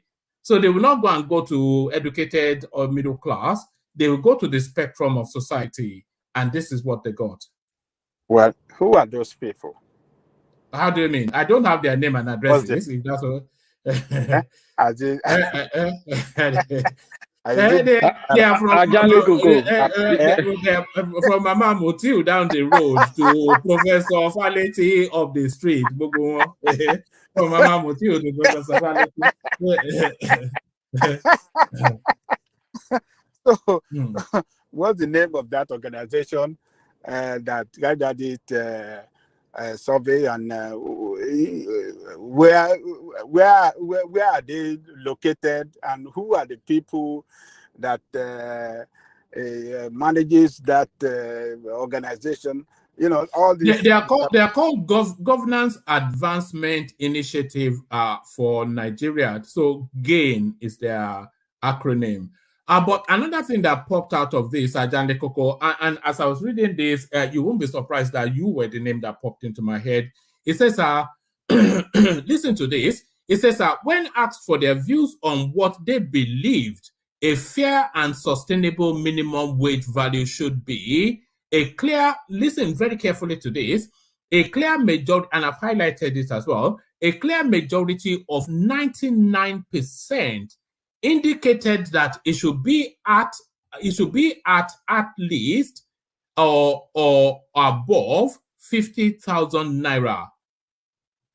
So Nigerians living in Nigeria feel that a fair and balanced livable wage as a minimum base level is 50,000 naira. Does that surprise you? Listen to that statement. At least. Yes, yeah, so that's a livable wage now. That's a livable wage now. If you cannot live on 50,000, they won't say didn't Ajale go say at least 150,000 and 255,000? Is that 2 million or something? They said they should just open the central bank and say people should scroll in and take what they like. I mean, one man, listening to that statement very well. At least or above 50,000. So when they say above, what does that? Where do we cap it? No. Above is ad infinitum, isn't it? But at least is the most important one, because when they say this is the least, then what they have essentially said is that people can live on 50,000 naira a month. Because if people cannot live on 50,000 naira a month, then they won't say so. And these are Nigerians living in Nigeria. I have a question about this minimum wage. This minimum wage, is it like a legal minimum you have to pay somebody if you are employing somebody, or is this just government? I'm not sure if it binds the private sector. That's just the thing. There's no, because in America, when they say minimum wage, that means you can't pay anyone less than that. If you hire anybody, you can't pay them less than that, by law. So I don't know if that's the same thing they're saying in Nigeria, or it's just government civil servant minimum wage. Maybe are they talking about civil servants minimum wage, or are they? Because Nigeria, they always copy and paste things from everybody. Minimum wage, they just put it out there, but they're not saying what does it mean. Is it by law? Or is it civil servant based on civil servant payment, salary, or whatever? What is it? When they keep saying minimum wage, I don't get it. Because in Nigeria, when people want to work, they ask you, okay, pay me this amount, pay me that. Some people even. So people negotiate their pay in Nigeria. So I don't understand all these terms that we use in Nigeria. Hold on, Mike. The minimum wage certainly binds government employees, but I'm not sure if it binds the private sector. And I think it should bind the private sector because, like you said, that's the international standard. So how will they hold anyone that decide not to pay someone that amount? How will they hold that one person responsible? Will the government find a business that doesn't pay someone the minimum wage? They pay them lower than the minimum wage? Or how did they go about that, No, I couldn't tell you for certain. But I know it binds government and government workers, and government is the largest employer in the country. So really? What percentage of Nigerians are employed by government? There are more Nigerians employed by the government than any other industry space. I think most Nigerians are more self-employed, to be honest. It's more, we are all traders. We're more like traders. Open this thing, open your business. But even the trade are still specialism specific. Yeah, I agree that the largest employer is the government in a sense, but majority of workers in Nigeria are not employed by government. The government it's just tiny percentage of Nigerians that are civil servants. The rest are just, we open business, we do whatever, everybody also, that's what it is. So all these discussions about this wage, that wage, or increased salary, it's just not relevant to anything, to be honest. No, it's a civil servant thing. Hold on. It is relevant because when the government sets the minimum wage, then that indicates that that should indicate that they've done sufficient enough research and numbers to indicate that minimum wage is a living wage, which is to say that minimum wage set by government should be a living wage. Yeah. So the rest of the country will listen to that and start going by that? No, they don't. No. I'm talking about the science behind it. If the government sets a minimum wage, that minimum wage should take into cognizance inflation's market prices at the present moment, all of the auxiliary intricacies, are stripping away the excesses of life to then arrive at that if the most prudent person can live on this wage for a month. So it's a living wage. So that sets a bar that this is a living wage. It's not. First of all, it depends where you live in a country. Your cost of living is differs. You live in Lagos, your cost of living is not the same as if you live in one a state like that. Let's say Ekiti or something, or you live in. It's different. So it does really. If you say national minimum wage, it doesn't make sense. It doesn't really make sense. Your cost of living in one part is not the same. I think government should just hush. For someone like me, for example, if I'm in Nigeria, start a business, I'll look at who I'm employing and I'll factor their survivability or whatever. In my mind, I may come up saying, I think this person should be making 200,000 a month.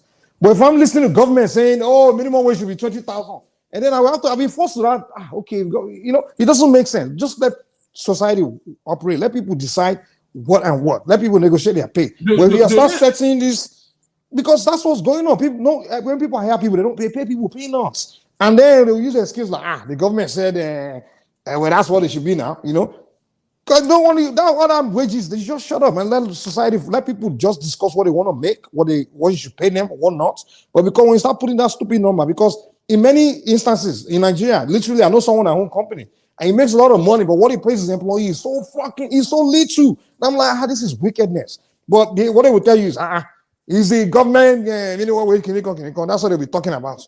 I'm like, dude, what you're making and what you're paying these guys, they're paying on is wickedness. And then they will tell me, if you start paying them where now, they will become spoiled. And those people that are collecting that money, they think it's okay to be collecting that little money because what they be hearing in the newspaper, the minimum wage is 25,000 naira. But if we just let people decide what they want to make or whatever, negotiate their pay, society will function. The countries that came up with the idea of minimum wage, you know what they're doing? These are advanced countries. These are highly developed economy. So government figure things and they put those things in place. Okay, we have to make laws because this country is too rich. Businesses are kinikon. So you must not pay someone less than this. But Africa, we don't have business copying anything they are doing somewhere else. All right. All right. Back to Ajanle Koko. I don't agree with what Mike said, but I suspect you may well do. I feel like a baseline level wage should be set by government, but Ajanle Koko, but certainly Nigerians independently, they concede that 50,000 naira is a living wage. Ajanle Koko. Well, maybe those people that are suggesting that people like Kulata and people like that of that status, because 50,000. 50,000 is equivalent how many dollars today? Don't dollarize it, because it's a different environment. It's a different environment. Okay. So we should not dollarize it now because it's a different environment. But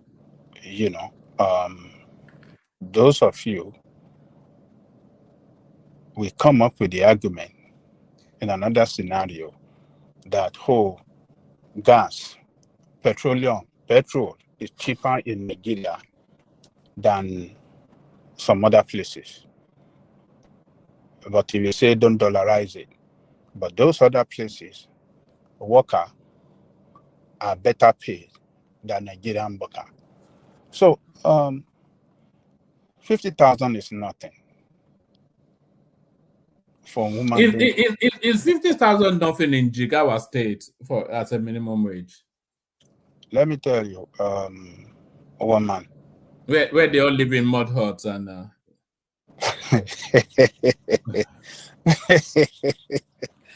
Well, let me tell you, situation in Nigeria is not the way it used to be in the past. Inflation on the high side, cost of food on the rise, cost of transportation on the rise. This devaluation has caused a lot of economic problem for Nigerian people, and it has brought pains and suffering.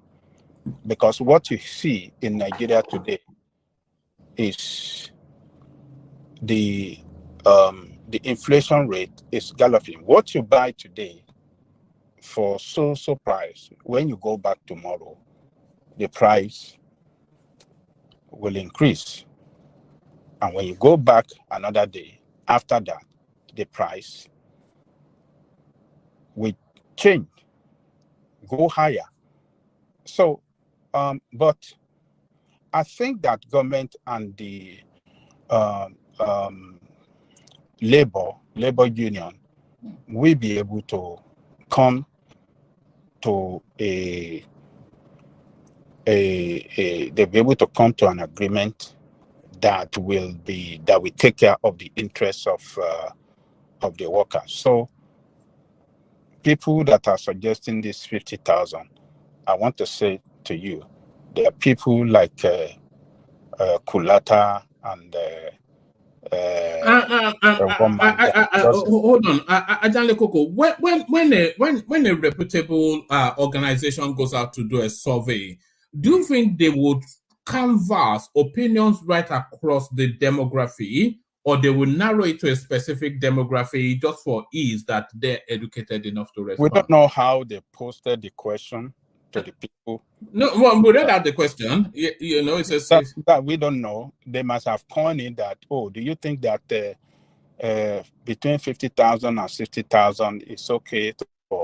And people will say, some people will say no, and some people say yes. So, but if you let them suggest that, what do you think that minimum wage should be? 50,000, 100,000, 150, you know, people will go higher than 50,000. But if you say between 50,000 and 60,000, then people can suggest. Let me read you the paragraph again. It says that when asked for their views on what they believed a fair and sustainable minimum wage value should be, a clear majority of 99% indicated that it should at least be at or above 50,000 naira per month.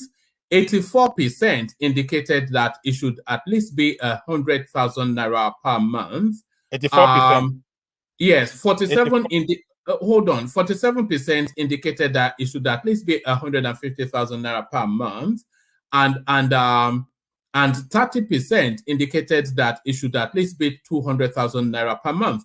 So they gave them, they gave them a variety of options, and they went in a scale of preference. So they chose that 50,000 naira. They also chose that 100,000 naira, and then they scaled up. But they did not opt out of 50,000 naira because all of them agreed that 50,000 naira would be a reasonable minimum wage. Well, maybe a lot of them maybe a lot of them see 50,000 at least as an improvement, better than 30,000. They didn't factor in the cost of the inflation now, and which they live in Nigeria. The survey was carried out in Nigeria now. Why wouldn't they factor? They know what obtains in the market. Yes, they didn't factor in the inflation rate that has, that the devaluation of the currency has brought on the. They did. They live in Nigeria. The people surveyed live in. Go to Lagos and go and tell me you want to live on 50,000 per month. Well, the people in Lagos say they can. Look. Anyway, I know that people cannot live 50,000 per month in Lagos. I know that for sure, with the cost of living in Lagos. So, but this is just a survey, so it's not going to be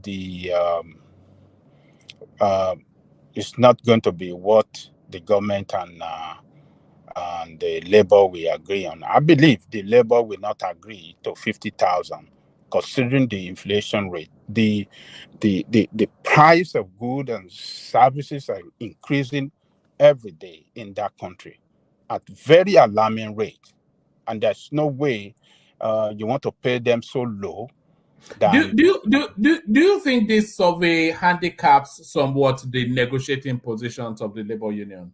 No, it doesn't handicap them. Look, labor are up to the task, and I believe they will push their case forcefully, against the government, and in such a way that government we have to come to the middle with them, because the cost of living is very, very bad in Nigeria. It's very high. Standard of living very, very poor, and people are suffering, and jobs are closed. I mean, businesses are closing down as a result of this as well. Businesses are closing down. So yes. Yeah. Yes. Good evening.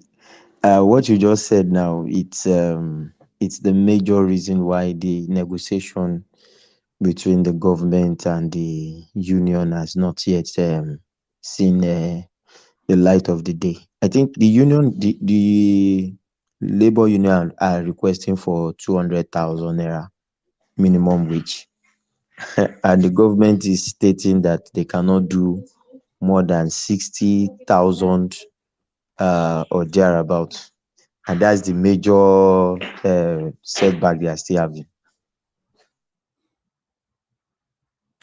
Well, sorry, hold on, Ajale Koko. Jide, can somebody at the most basest of level survive on 50,000 in Lagos? Jide? Well, one man, people are earning less than that in Lagos. People are earning less than that. We have like in my own place of work, we have drivers that earn around 60,000 naira. We have cleaners, those that clean the office, earning around 30,000 naira. So what Mike was saying the other time, it's not as if the government is trying to control the private sector on what they should pay, but I think it's just a baseline, because remember when the minimum wage was moved to 30,000, that was when the money for the cleaners, those are sweep and things like that, that was when their money too was moved to 30,000. It's like, it's the baseline. You cannot pay less than that to the least worker in your organization. You should not. Sorry, is the government's minimum wage, is it binding on the private sector? Yes, for a lot of the private sector, that I mean responsible private sectors now, not the Chinese or Indian owned or Lebanese owned companies, because those are the kind of companies that you still see them paying 25,000, paying less than the minimum wage. But for some very responsible company, it's the baseline. It's just that is the least. The least worker should not earn less than the minimum wage the government has proposed or set. All right, brilliant. Back to Ajale Koko. Wrap up that space, and then I'll move it on to another talking point. Ajale Koko. Yeah. So Jide have just did some give us some information that is very meaningful now. So, but all I know is that if the economy impact continue to get worsened, that will strengthen the power of the labor in their negotiation,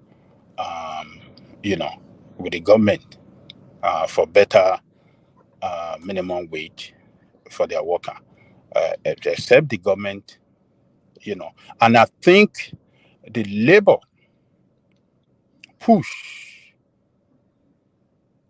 labor's push for 250,000 and the how do I describe it? The price of petrol that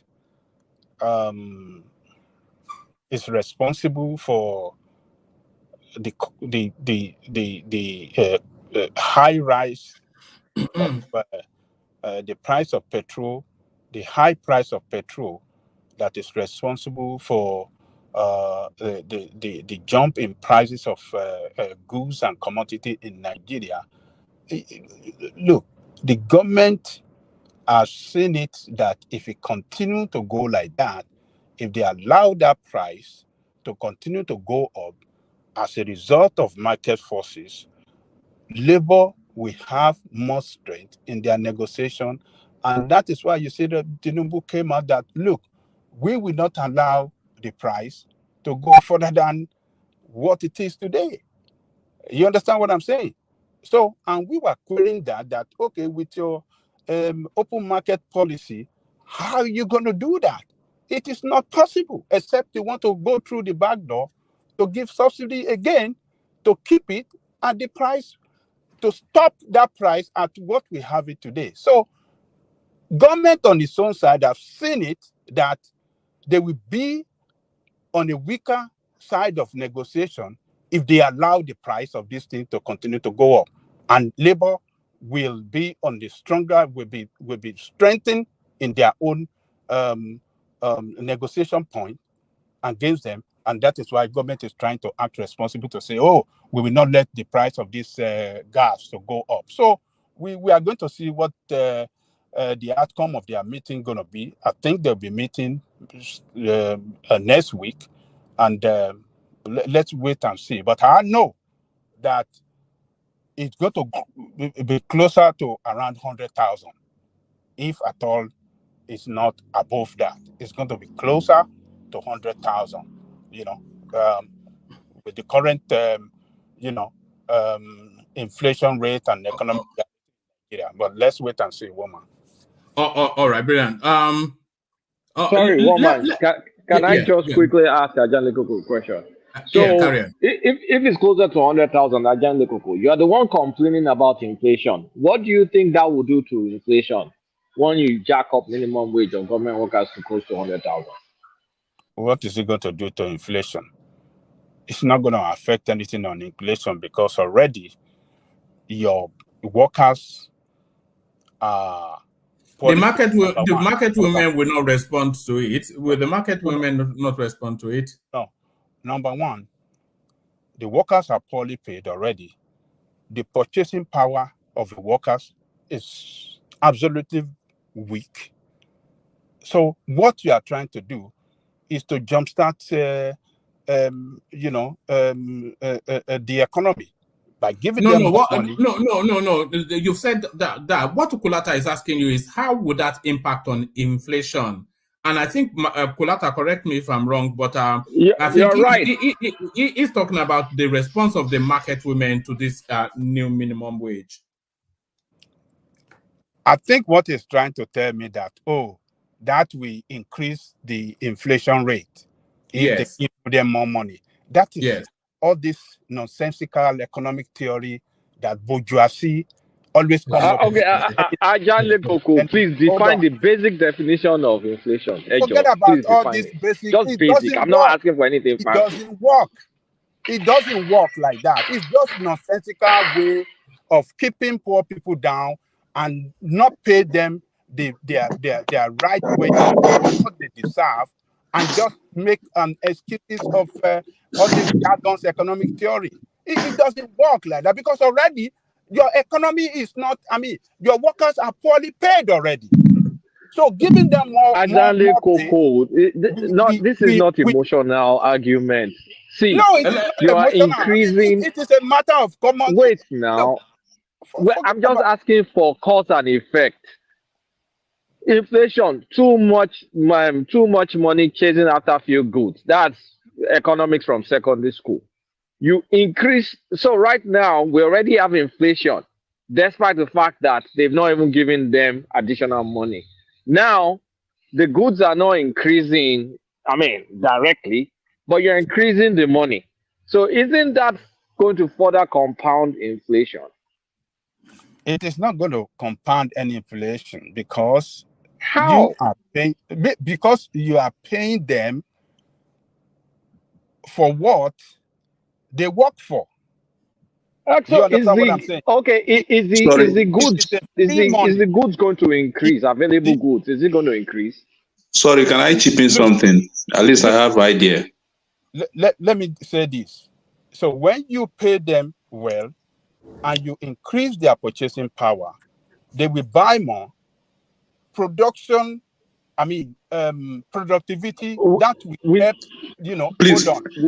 Hold on. Will productivity rise in proportion with the increase in money that they do? Will productivity rise? Is it going to be proportional? Or you'll have more money, way more money, still chasing after fewer goods? It is not. Sorry, please, can I answer your question, please? At least I have okay, 2 go degrees. ahead, my friend. At least I have 2 degrees in economics. So okay, thank you, my brother. Come in. I think the person that asked that question is very right. When you increase the minimum wage, what it does is that you are putting more money in the hands of individuals, and that will increase the demand for goods. Unfortunately, the cause of our inflation is not because there's too much money in the hands of people. The major cause of our inflation is because of low productivity. So, but the guy is actually right. If you are not careful, if you increase the minimum wage without increasing the productivity, it will compound the problem. It will make the problem worse. So the government, in as much as there is a need to increase minimum wage, they have to be very careful. As they are increasing the minimum wage, they should also try as much as they can to increase productivity. Maybe stop the oil theft, try to, look into other things that can bring more foreign currency. So I think the both of you are right. There is a need for them to increase minimum wage, but they should be careful. I don't think it's right to increase minimum wage to 250,000. And it is not right to leave minimum wage for 30,000 naira. So they should look at it carefully and know how much to increase it, and at the same time try as much as they can to increase productivity. That will actually solve the problem. Yeah. Can I talk? Yeah. Come in. Yeah. How about if we you're talking about the demand and supply now? That if you increase more money, if you increase the minimum wage, there will be more money in circulation. Yes. And there will be demands for goods and services. Yes. And if the supply is falling short of the demands, there will be hyperinflation. But we can augment it by importation as well. For goods that we're not producing enough, we can sort of find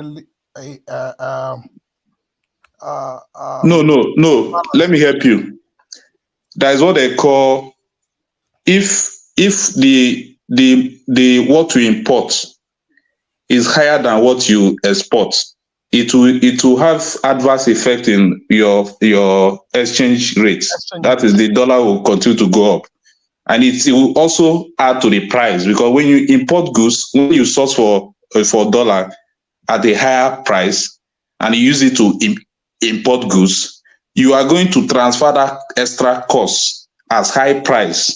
And do you understand what I'm saying? I understand what you're saying. So the ultimate solution to this, if we can be honest to ourselves, is try as much as we can to produce more. The only thing we produce in Nigeria, the major thing is oil.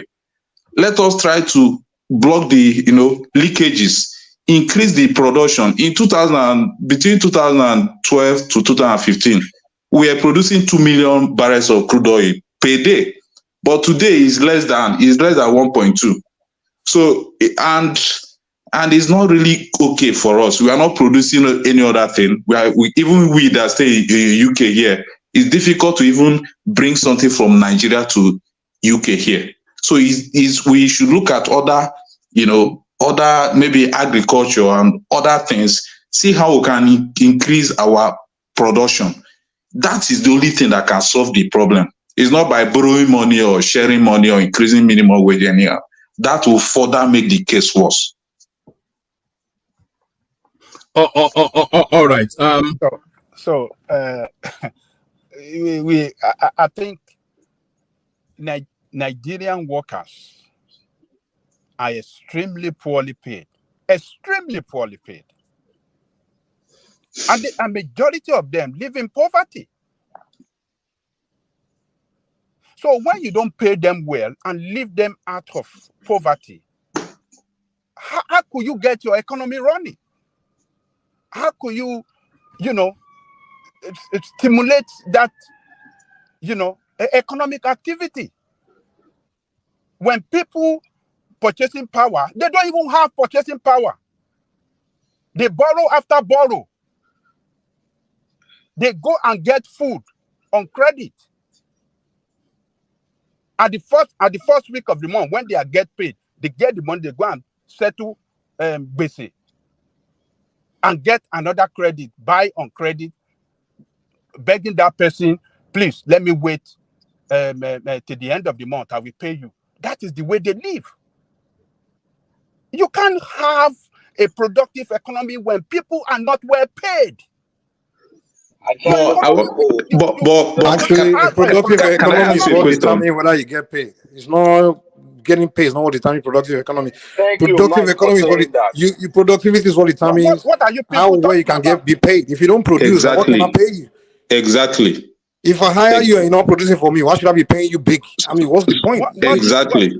What do you say? You're asking people to be paid high, but what are they producing? Exactly. What do you mean by what are they That's producing? the problem. What do you mean by what are they producing? Okay. Let me put it in simple terms. Wait. Let me put it in simple way. Let me put it in simple way. If you own a business, you hire somebody, and that person is productive level is only making $20,000 for you. And you are paying $20,000 naira for you. His work that is putting in for you is only making 20,000 naira for you. How much will you pay that person? 50,000 naira. Does it even make economic sense for you to hire when you know you don't have job for them in the first place? I have a job, but I have a job for you. If your performance will determine how much you make for me, you understand? I hire you. You're downsize. Cool down. What are you talking about? Then downsize. What do you mean downsize? In what sense? I mean, downsize. You operate your business within the confinement of workers that can run your business well. If you but let's if you decide to downsize, if we should follow your argument now, maybe husband and wife are working, and because you cannot pay two of them, you decide to drop one. At the end of the day, you still go back to the same thing. Husband collects salary, you share it to people that are not working. So the major issue we have is not whether we should pay or we should not pay. We are not producing. As a country, we are not producing. What we are producing is very, very poor. We are not producing. And that is where, there is nothing Tinubu, he can't perform magic. There is nothing he can do now. The only way out of this issue is for us to increase our production, either to stop the oil theft, then go into agriculture. That is the only way out. You cannot borrow money to pay salary.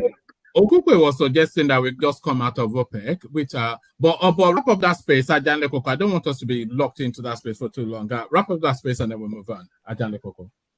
Okay, thank you, Woman. So I will agree to 100,000 minimum wage.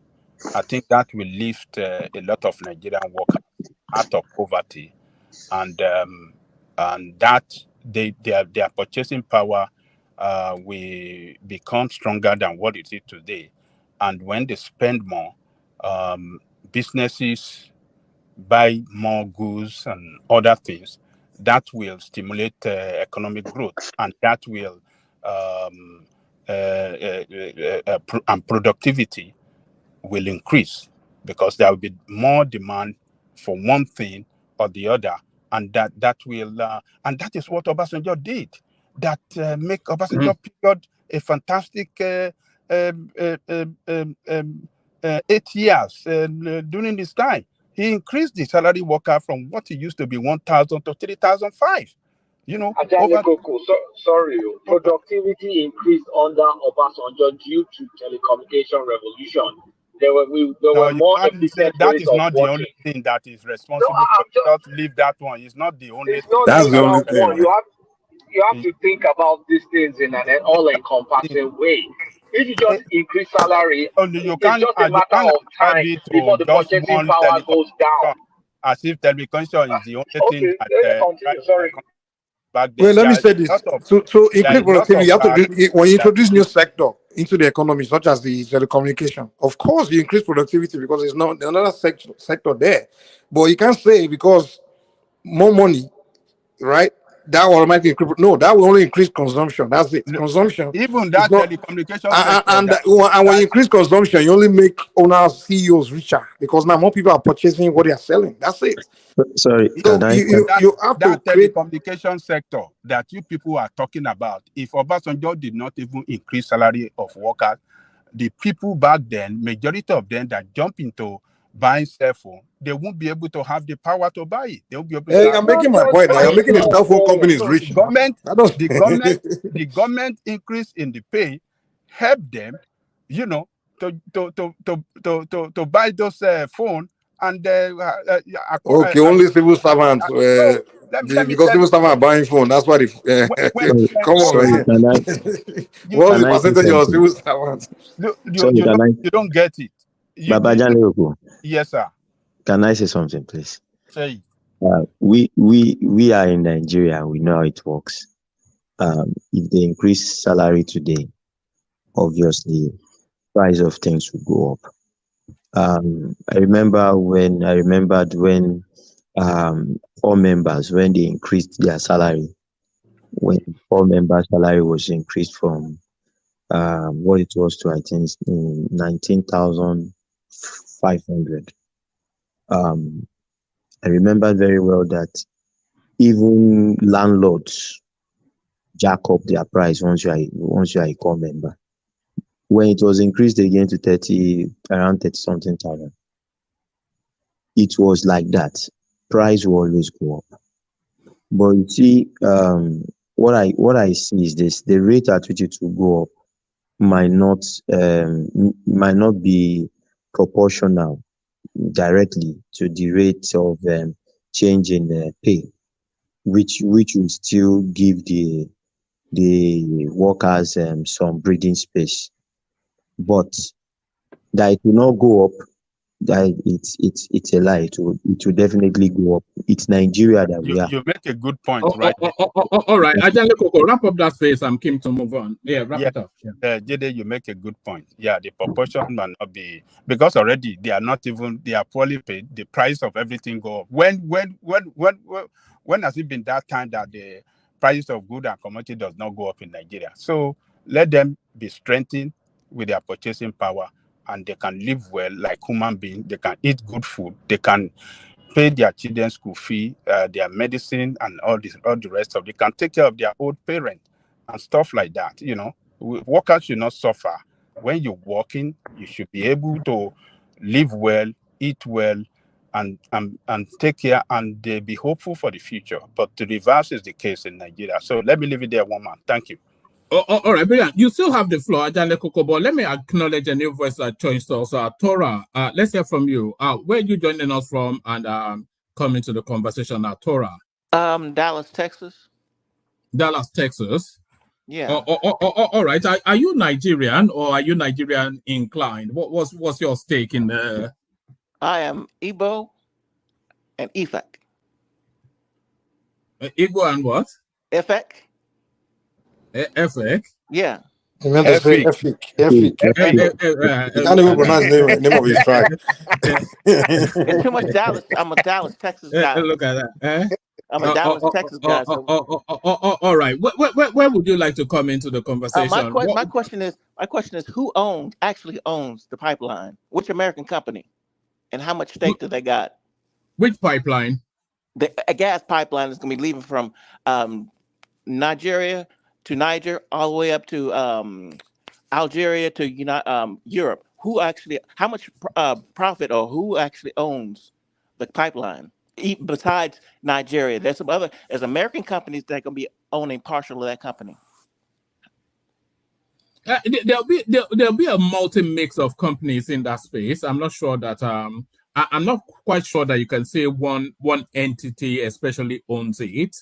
Because I live in Texas, and there is companies there are American companies that own it. There's European companies that own it. Because Texas is one of the top gas and oil companies that goes around the United States. Chevron has a big stake. Chevron, yeah. Chevron. Okay, Chevron. All right. So where are you going to with that? Where are you going? Take us on that. No. Because Chevron has political power in Texas. So I'm trying to figure out whoever actually have more share is going to have political power in Nigeria. Is going to have more political power over the president, over the politicians. No, it's not. Oh well, and that's how it works in Texas. That's how it works in the United States.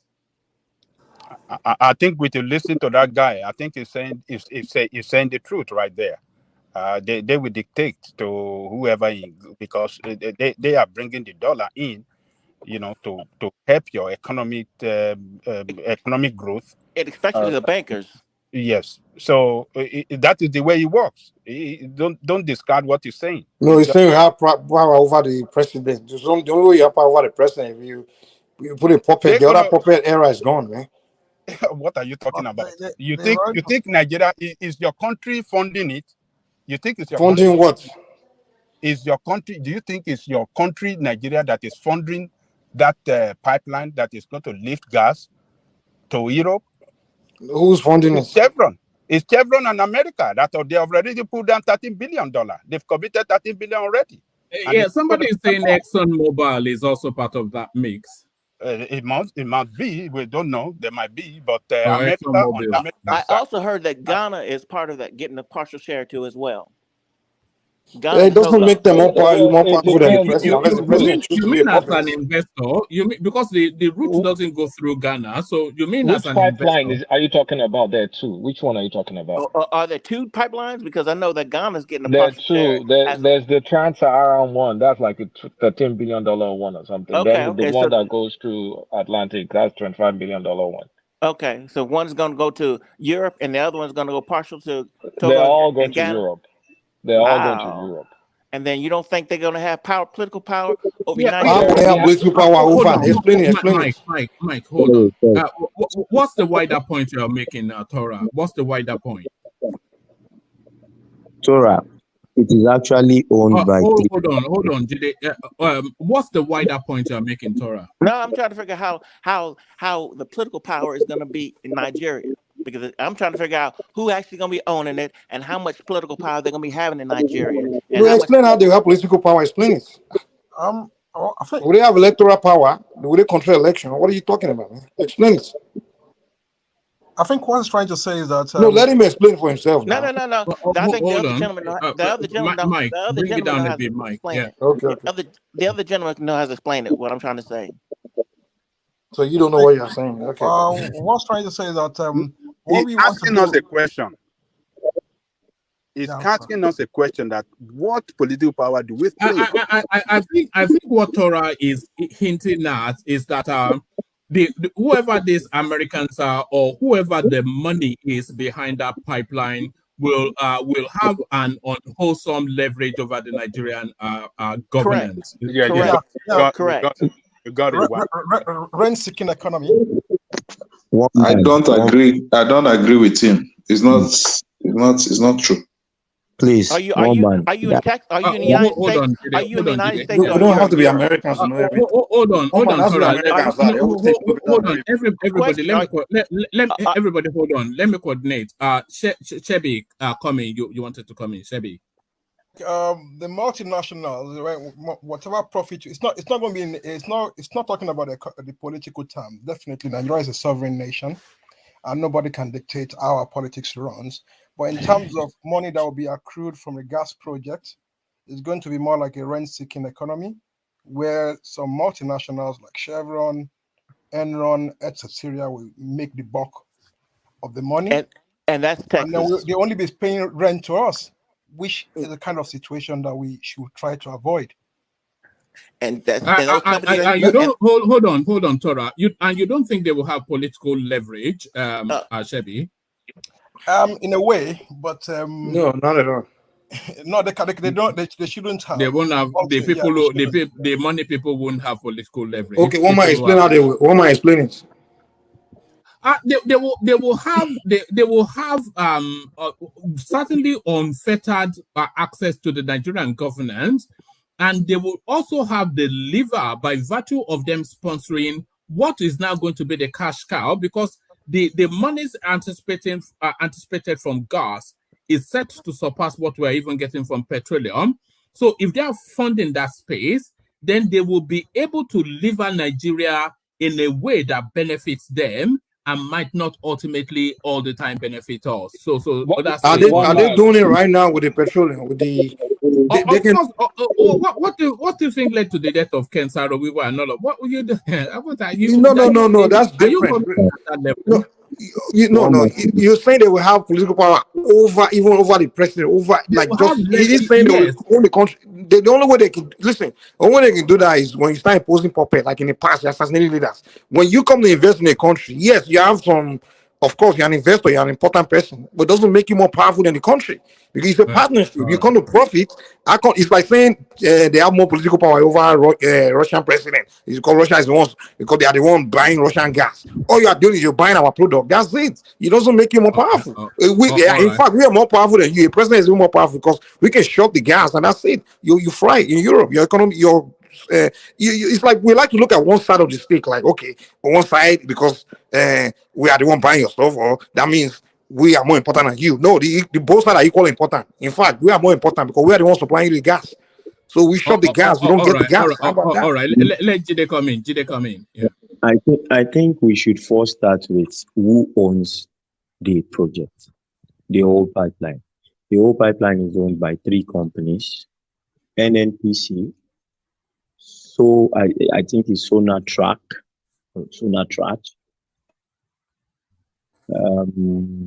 and Saldo or something, Energy or something.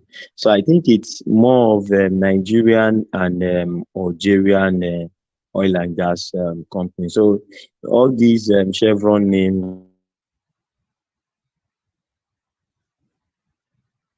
Have we lost you? There's a lot of stakeholders in the. What I'm trying to say is that the 3 major owners are the ones I've mentioned. So the rest pipeline. Yes, it's NNPC, Sonatrach. Who's funding it? The 3 of them. It's a joint. I think it's a joint project because. Sorry, to the speaker, go and check the money behind it.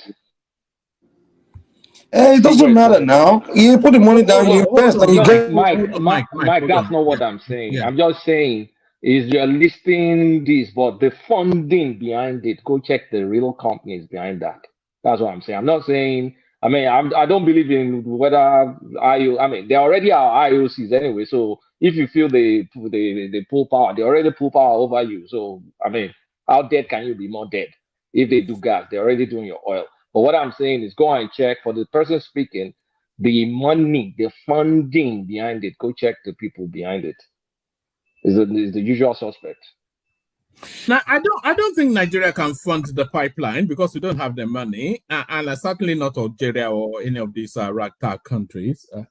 Okay, the Chinese are funding a lot of projects in Nigeria. Does it not mean the Chinese now have more political power over the president and all those things? So I don't. It's this common talk among this lot of Americans. I hear them say it a lot. Oh, the white man, they run Africa, they control Africa, they put money in this. Yeah, I understand. The only way they can directly have more power, where that era of putting puppets in where they have to pick your president. Yeah, that's the only way. But if that president is not a puppet, you don't have power over him. It's not. Even whatever. You know that the Chinese more or less govern Mozambique now. They don't. They can't. They can. Whatever it is, maybe whatever they put there. Right. So listen. Whatever the project, the agreement is that okay. If you maybe don't you forfeit on a loan or something, we can take over that particular project, that thing that we put, and collect the revenue from whatever that thing is earn it. You know, that's as far as they can go. But you can't say now you've taken over a country, you start designing their constitution for them, you start making laws for them, no, it's not possible. It's the sovereign states. Those people putting the money down for that so-called pipeline, yeah, they're investors. That's it.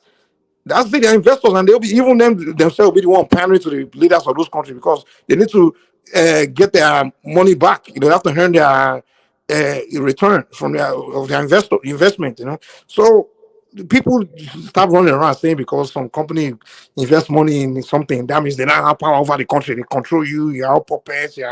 Yeah, that era of puppeting, all that stuff is dying. That's why I support this Nigeria kicking the French out. I think West Africa, if you join Niger, Burkina Faso, Mali, and this thing as revolution is going on, and stand up to these Western people. All right, let's get back to Ajanle Koko, who actually has the floor. So Ajanle Koko, let's get back to you. An interesting diversion there, but I think I'm more with Tora than anything else. But then that's just my own personal. I think I agree with Tora too. One man. There's no way that all those multinational companies will put so much money to develop your resources, and you think they're not going to dictate to you one kind of way. They're not going to influence your political the politics of your country. What difference does it make? They already do it now. What difference does it make? We are just confirmed. I mean, it's going to be more. They'll be more involved because the more they put. Look at already now. Are they not the one that dictate the running of your economy? The IMF, are they not the one? Why are they dictating to you? Okay, let's stop blaming Tinubu. Hold on. Why are they dictating to you how you have to run your economy? Because they give you so much money to run your economy. So why do we come every day talking about Nigerian government if you all agree that they are the one? What is? I mean, just stop there. I don't even understand the. It's a question I ask you now. So why do we come here to blame Buhari for bad economic policies? If you agree that it's someone else that is dictating, then there's no point in us coming every day to discuss the policy that Buhari is making anything. All right, Mike, give him the space to flesh out his thoughts for a moment. Already, because they give you so much money to run your economy, that gave them the leverage to dictate to you. Do it like this. Cut costs here. Increase. I mean, take off petroleum subsidy. Do this. The same thing they will do when they, develop this gas sector for you. They will dictate to you on how it should be run, the percentage you're going to get, and everything. They will determine the price. This is the way it works. And if you don't agree, what will happen? What Tora says, I agree with Tora, one man. I think let's leave it there, one man. Let's move on. All right, let's may I interject one man, please? All right, Baba, but we'll make that the last interjection and then we'll move on. Yeah. Good evening, folks, and a happy weekend. Please subscribe, and share this program. It's very interesting. I know if you are listening and watching, that means you love it. Please like, share, and subscribe. When it comes to, I came on because of this oil thing. Nigeria is a big player when it comes to oil. We are a very big player, and we are nobody's errand boy. We put our money where our mouth is. For the pipeline tool, there are 3 pipelines. 1, West Africa, 4 countries. Nigeria sponsored it, and we do supply the gas. Benin, Togo, and Ghana, they are owing us. There is one that goes to Morocco. And there is this other one that goes to Europe, particularly. And the beauty of the economy of that Algerian deal is that Algeria, as we speak today, has its own pipeline to Europe, particularly, specifically to Spain and to Italy. So we are like building to join them because they don't have enough for Europe. So when we join the Algerian pipeline, so we become a renter of the Algerian oil pipeline that supplies. You understand? This pipeline, it flows, and ENI of Italy is a co-sponsor of that deal. So it is very profitable for Nigeria. Nigeria has always put equity in most even of the oil well in Nigeria. That is why we take a lot of profit from oil every year. But for the people who actually dupe Nigeria, Nigerians who dupe Nigeria, that is just the situation. That's the only thing I want to clarify here. Thank you. Sorry, one man, before we move on. I think I tried quickly researching some things. It's 90% owned by NNPC and Sonatrach and 10% by Niger. But Nigeria is actually sourcing for the fund from EU. So Nigeria is sourcing for the fund to do it from the EU. Maybe probably loans, and they will be paying back. I think that's the way it's going. All right, brilliant. I don't know then where all those I hope that satisfies you, Tora, with your American conspiracy, Tora. Now, if you lived in Texas, you will know about lobbyists. Okay, it's not a conspiracy. I live in the oil state and gas state, so it's normal here. All right, brilliant. All right, brilliant. Let me take the conversation on and move it. Still staying within the oil industry, Tinubu's likely Minister of Petroleum revealed, and really, even when I was reading it, I was half of the mind that it would land on his name, and it looks as though he's going to retain that portfolio for himself. So, what are you then making then of this narrative of the president? And he's also created a Ministry of Gas Resources, which is also going to be the minister for. So what are you then making then of the Nigerian presidents keeping the pork belly fat of the country to themselves? Woman, you see, I like the idea of creating this Ministry of Gas. It's indicating to us that, yes, Tinubu really want to get involved in the development of our gas sector. And as such, somebody should be there, as the head that will be responsible in developing that sector. So is it Minister of Gas or State he appointed there? Which one? No, he appointed Ministers of State for Petroleum, and then a separate, that's the Heineken guy, is the Minister of State for Gas, and then some Lopobiri, I think, the Minister of State for Petroleum. But the substance... Yeah, switching it against each other now. So the ministry for gas, do we have a minister for that now? We have a Minister of State, not a substantive minister. Not substantive yet. Okay. So what we have now, but it is a good a good thing that we have that ministry now. That is telling us that, yes, for the first time, this is where we're having, creating that ministry. Definitely, we are going to have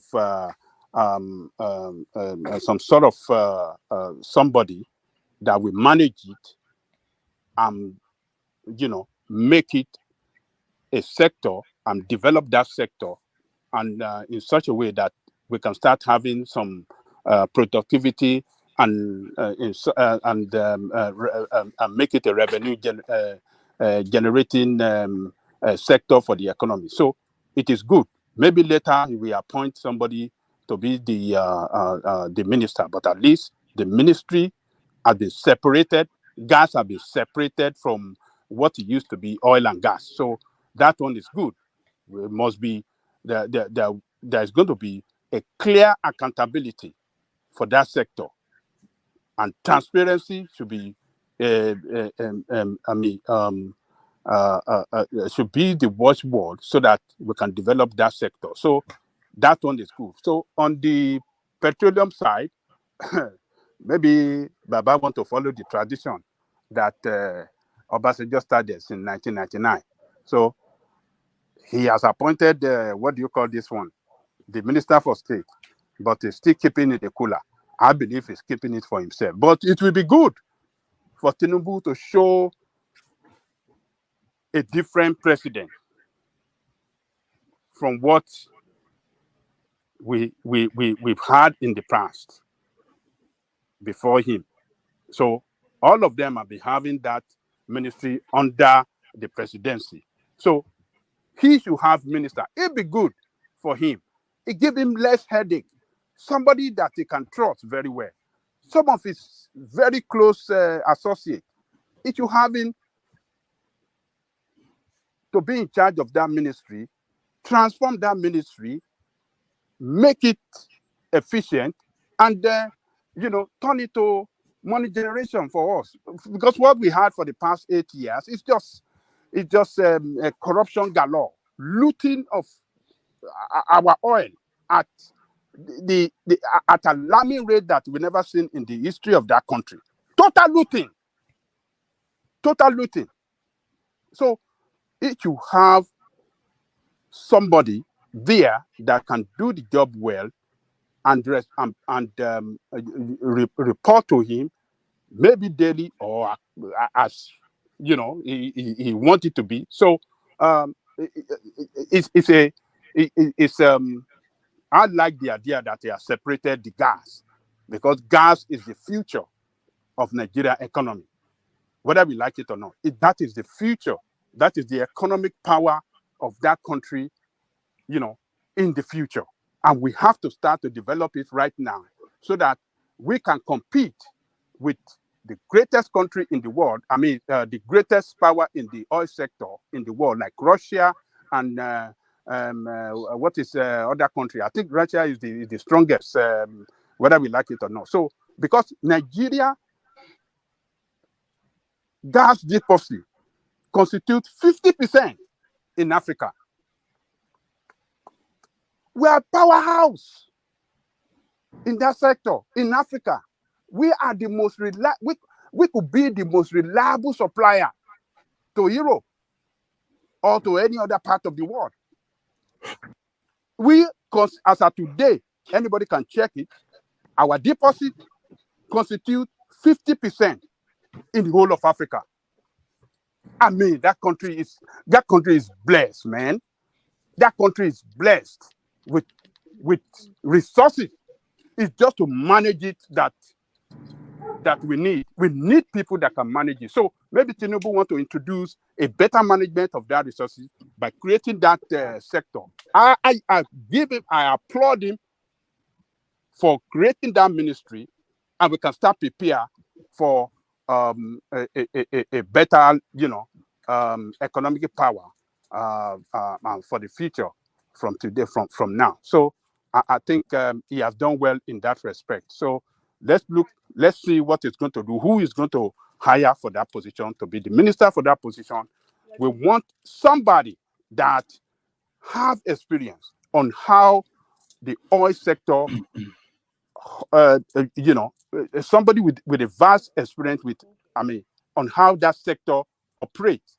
That we want to see somebody that can develop that sector well for us, because that is the powerhouse for Nigeria in the future, and it has to be developed. The same thing with what do you call this thing? Mineral resources. I mean, what is the solid mineral? That is the future for Nigeria. That is where we go to have productivity for that country. That will propel our productivity and lift that country out of consumption and put us to production. So I disagree. Even one man, look, the desire, the need for gas in Nigeria, the local market for it is huge. We refuse as a country to develop it. We refuse. What kind of country is that? We refuse to develop even for local consumption. We can for decades we were just flaring that gas. What kind of country is that? We are just wasteful, irresponsible people in the position of power. Even in the local consumption, there's a local demand, high demand that we can even make money. Talk less of to export it to abroad. So, but he has done well to create a military. All right, hold on. Let's Kulata disagree with you, Ajande Koko, and then you respond, and then after that I'll go on to Shebi. I don't disagree about gas, but when Ajande said, "Oh, solid minerals is going to increase productivity," I don't agree, because if it's just the way we've treated crude and gas that we're going to do solid mineral, meaning at best we have some people mining it and just taking it out of the country, it's not going to make us a lot of money at all. Not until we start doing something with the solid mineral at home and then export some level of finished product. We won't make anything from solid minerals. There's so many African countries that export solid minerals, that their industry in solid minerals is decent, but they're poor. Because, I mean, what do you get from lead ore? What do you get from this ore or that ore, or unfinished stone that is not polished? You just get the stone, you take that stone abroad, you go and polish it abroad, then it becomes something. So I don't agree that will do anything. What we can get us something that I'm surprised Tinubu is not doing anything is we need a lot of boots on the ground. Soldiers, policemen, security to secure farmlands, secure just general security is one area that can get us more productive that Tinubu is not addressing. And the people he put as in charge of defense, they're not confidence inspiring. So solid minerals, nah, I don't agree with that at all.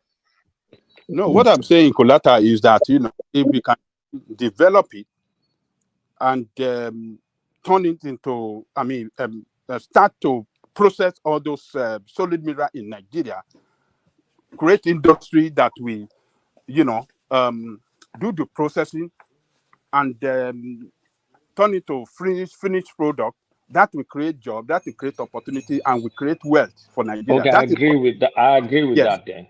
Yeah, that's what I'm saying. I'm not saying that we should be looting. Just extract this.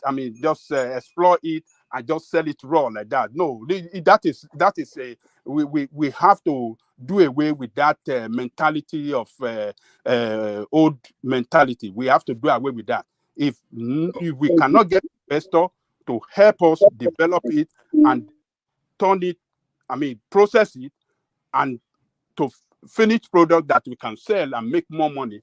I don't think we just keep it like Baba Uganda said. We watched that video, one man. He said, you're wearing Mr. Veni. He said when some people came for their uranium, or what did he say? Yes. Yeah, I think it's uranium or what kind of, He said, look, our uranium is sleeping on the ground until we have people that will come and set up their industry here to develop, to process it, and we can sell it to them. We are not selling it raw. He said, my uranium is sleeping under the ground. That is what he said. So let our solid mineral be sleeping under the ground until we can bring in investors that will come and set up their industry, we process it, and then we can make a hell of money for our economy. That is the future of Nigeria. We have to do away with. Hold on, Mike. I want to move on after that. I know, but this is very important. Now, can I just? That's what we are saying. The key problem we have in Africa is what I'm trying to talk to.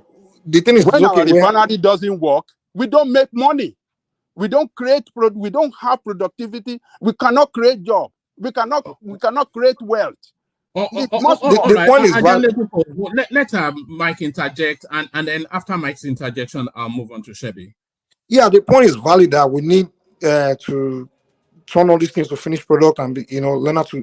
But the problem is that when we want to discuss that, we're always saying we have to bring people in to come and help us to set up these things, set up the industries to be. How about we start discussing how we can invest in the brains of our people that have talent to go into research to figure out how to do these things themselves? Because this idea that we have to bring investors to come in and come and help us set up, like you gave an example of the whoever that president is, that saying this thing will sit here until if some people coming from Europe or somewhere to come and help me set up the refinery stuff and stuff, when he should be saying is that, okay, whatever I have here, I need to start looking for the talented citizens of my country and fund research, put their brains to work to do research, to figure out how to do it themselves. I think that's the problem we're having in Africa. Where is that research going to be funded? Say it again. Where is the research going to be funded? What do you mean? Where is the research going to be funded? If the Ugandans want to turn their uranium into energy, and you are saying they have to localize it rather than look for expatriates. So how do they localize it? Where do they get the expertise amongst them? That's what I'm saying. Find your talented people. How about you open a science lab and science people and find people gifted? There's always gifted people in every society. How did those Western countries? Wait. How did hold on? Did those Western people, those Chinese, all those people that advanced? Was there an alien that came to their country to see your scientists how to do stuff? Were they not the one that bring out science books and read and do some? Find your talented people. When you create all these research spaces, where are you going to get the knowledge base for the research? There are books, there are science books. We have people that go to university, get engineering. We have a lot of people that went to university study geology. Don't worry about that. Which book? Don't worry. Listen, which books? Okay, how about go take your books and bring it and study and do whatever, and then trust your scientists to do research. People give what we call it, geniuses are born every day. Who is going to guide them through the content of that book? The genius will do it. The genius will figure it out. Who guided their whole scientists to the contest for them to figure it out? You are going to get there. We have to believe in ourselves. That's the problem. We believe we have to. We have to come to guide us, to teach us how to think. If I will guide us, what man? Maybe that too is possible. The fact that we can never advance until Oyinbo come and show us how to do it, right? This is the mentality we have in Africa. Geniuses are born in Nigeria every day. Trust the genius mind. A genius mind can figure anything out. We don't believe our geniuses are born in Nigeria, all these ghettos every day. We don't believe they can do anything. We don't believe their genius mind can figure anything out. Because you are looking at your own mind and see, because your mind cannot figure it out, that means that genius boy that's born in Nigeria cannot figure it out. Oyinbo man have to come. Without Oyinbo man coming to teach his brain, can't figure it out. All right, thank you. No, I must move on. Let me go to Shebi. So Shebi, you're up next. So Shebi, I want to take you to Niger Republic, and the Juntas there. They are proposing a 3-year transition program. So if they grant them that 3 years, is it not the case that they will hold that space in perpetuity? Yeah, I don't think so. Good evening. Good evening, Hal. Yeah. Good to see you, Shebi. Yeah, good one. I think it's still something is going on underground, and there's still negotiation going on. I think they want to I think there are two extremes. The first extreme is the ECOWAS, the Tinubu-led ECOWAS team that was threatening war. And then the other extremes is the Junta that want to make military rule to reign supreme. I think there's negotiation underway, and that they're trying to get to a meeting point. I think it's a step in the right direction, and I don't really think the Junta want to stay in perpetuity. They are really scared now because of the kind of the impact of sanctions against the country. And then in the last 3 weeks, I think there was a revolt. There was something like an attack on the Nigerian army. I think that's coming from the Azawide, the terrorist group that the Burkinabes and the Malians have actually warded off. So it will be too much for them to undo. If you look at the terrorists from the Azawide, the Tuareg people attacking them in the northeastern fringe of Niger Republic, coupled with the sanctions coming from Nigeria, and then ECOWAS, it will be too much for them, and the NATO and American pressure on them, it will be too much for the junta, the military junta, to actually accommodate. So they are trying to find a leeway for them to actually stabilize themselves. I don't think 3 years is, to me, is too much, but 18 months. ECOWAS should try to negotiate it to be 18 months. So is the 3 years a tactic? I think sounds like, doesn't it? Yeah, it sounds like a tactics, yeah. because the military junta is there, they cannot cope with the pressure, economic pressure, political pressure coming from ECOWAS, coming from Nigeria, and coming from the west as well. So what do you think they cannot cope? Because they seem to be holding firm. Just for the optics, I don't really think they can actually sustain that pressure. If it's a country like Nigeria, we were able to we were a pariah nation for about 9 years during the Abacha period. We have the economic strength. We have the wherewithal to withstand it, but Niger cannot do it. All right. And the deployment of fighter planes from Mali to Burkina Faso. So the concern really is that if they try to use force to remove these people, it's going to backfire. And then what will start as a well-intentioned thing, when we start to see all the images on our screens, very soon that pariah status, Nigeria will be the person that is the pariah. I think trying to use force now is really counterproductive. I think Tinubu goofed when he said he gave them 7 days. He should have taken his time to study the situation very well. But the deed is already done.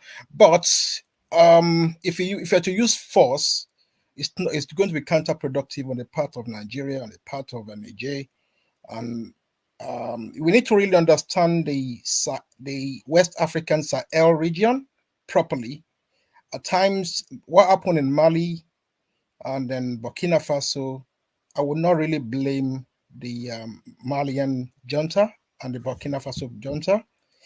In the you will recollect, after the demise of Gaddafi, the Tuaregs were let loose, and then they were able to foment some trouble in that Sahel region, and then they were able to establish Azawad Republic in Mali, and then the civilian regime could not actually curtail them, and then the military took over in Mali, and then they were able to establish some sort of stability in that area and Burkina Faso. So that trend could actually get to Niger Republic, and they don't really want that kind of trend to extend to Niger Republic. So Nigeria should be very, very careful that we should not make enemies with Niger Republic, because we have a lot of stake in Niger Republic. The gas pipeline is coming to Niger Republic. We should not jeopardize that. And then they are our brothers. Niger Republic are our brothers. We should not try to foment troubles in that area. And more so, we are waging war against terrorists coming from Boko Haram and stuff like that. We need to put our foot on ground as well to actually make sure that our borders are well secured. But with the Malians and the Burkinabes, with their deployment of fighter planes to go and support Niger Republic, if ECOWAS backs down and accedes to this 3-year transition, does that not then make ECOWAS and more to it Nigeria like toothless bulldogs? If they call our bluff and we back down, how does that affect our status as the superpower of that sub-region? I'm not really scared of Burkina Faso and Mali. Those are just nations that can actually withstand any kind of military strength coming from four West African nations. Nigeria is the giants, and Senegal can put some weight. Ivory Coast is not too bad. But what I'm really scared of is Algeria not joining it, because Algeria has the second military power in Africa after Egypt. So those ones are just just making mouth, nothing more. I don't think Algeria would deploy their troops to go and support Mali. They don't have any. I'm not sure anything can. I don't see any reason why they would. I don't see how that is justified. Yeah, they cannot. But there are news coming out like a couple of weeks. They are signifying interest to want to join Mali and Burkina Faso, but Burkina Faso and Mali are not really a threat to us, to me, to the rest of Africa, because they still need to contend with countries. You know what is likely to play out is the sort of scenario that we're seeing from the Russia-Ukrainian space. With Russia able to destroy Ukraine within 1 week, but the optics of deploying the fullness of their military might is not something they are willing to take on. So if these people decide to dig their heels in, then we have to go there and be brutal. Can we really afford that is the thing, in terms of the sort of imageries that would put out in the public space. If I were and they're also mobilizing their citizenry, calling them auxiliary, whatever. I think for the sake of Africa, we should not turn our place to a proxy war zone. Nigeria should just back down, because that is, if you look at the Nigerian foreign policy from 1960, we are a pacifist nation. We should not be used as a tool in the hands of the West to actually destabilize of the West Africa. We should play our game right. Why we voted for Tinubu is for Nigeria, not for ECOWAS. The main reason why I should go to Niger is to secure our border in the northern region. We should not make enemies. Oh, if you look at our foreign policy, the one in 1965, when the civil war in Congo, we did that effortlessly. The one in we single-handedly restored peace to Sierra Leone and Liberia. Those are the things that we are known for. We should not join in the proxy war. Can I say something about the Congo one you just mentioned just now, real quick? Yeah. You guys realize that they used our military against Patrice Lumumba's government in Congo, the Western world. So, just to agree with what you're saying, we have to be careful. We have to be careful. Kasabubu, Lumumba, those kind of stuff. Exactly. At the end of the day, we thought we were there to help. At the end of the day, they just use us against the Patrice Lumumba government. Yeah, we should be careful. We are a pacifist nation. We are not really known to attacking countries. But are we not a self-interest nation in this particular instance? That clip that I played from Ghana at the opening phase, explaining that it is of strategic national importance to Nigeria for Niger to be a stable country. It's of even strategic economic importance for Nigeria, for Niger to be a stable country. So will we actually be acting in self-interest if we deployed against them? I think whether Niger is under military rule or under democratic is of no relevance. The people are happy with the junta from the optics, from what I'm seeing. They're happy. They have this placebo effect of feeling good. If that is what it takes for them to be stable, all well and good for us. All I want is also the French and the Americans, they are benefiting more from Niger's stability. So more than Nigeria. So we should be the ones to go and make sure the country is stable for them. They are benefiting the more. Why can't they do it themselves? Make it stable. So we have to be thinking big, man, to be honest. Why is it Nigerians' job to go there to make sure that country is stable when the people benefiting most from them is the French, the Americans, and all these people? They are the ones enjoying their resources, not Nigeria. I mean, I think hold on. What resources America enjoying from Niger Republic? They are enjoying the uranium, the minerals there. Trust me. Even that Liberian one, that stupid one we went to in the 90s, the company that was enjoying Liberian Firestone rubber, the Firestone company is owned by America. They wanted stability in that Firestone area to be stable, so they can continue to extract the rubber there. But Nigeria was one that went there to keep peace for them, to stably for them. So we have these West, they will just use us, just like my brother is saying right now. They are playing chess, we are playing checkers. That's what's going on. At the end of the day, everything will end up falling in their own favor. I think it's more complex than that, but carry on, Shebi. I think the main goal in this fiasco, or this kind of what we have in the Niger Republic, is for Nigerian interest. First of all, to show that we are the giant in the tropics, giant of Africa. We should do that brag. We should brag a little bit, but we should not go to war. And our interest is, first of all, economical and security. Security in the sense that a huge sort of land is taken over by bandits and Boko Haram. And then the French have presence in that place for like over 20 years. And the problem coming from Boko Haram is not abating. Likewise, in Chad and Cameroon, we have French presence there. But the problems of Boko Haram and terrorism is not abating. It's high time for Nigerian government to put their boots on the soil in those countries.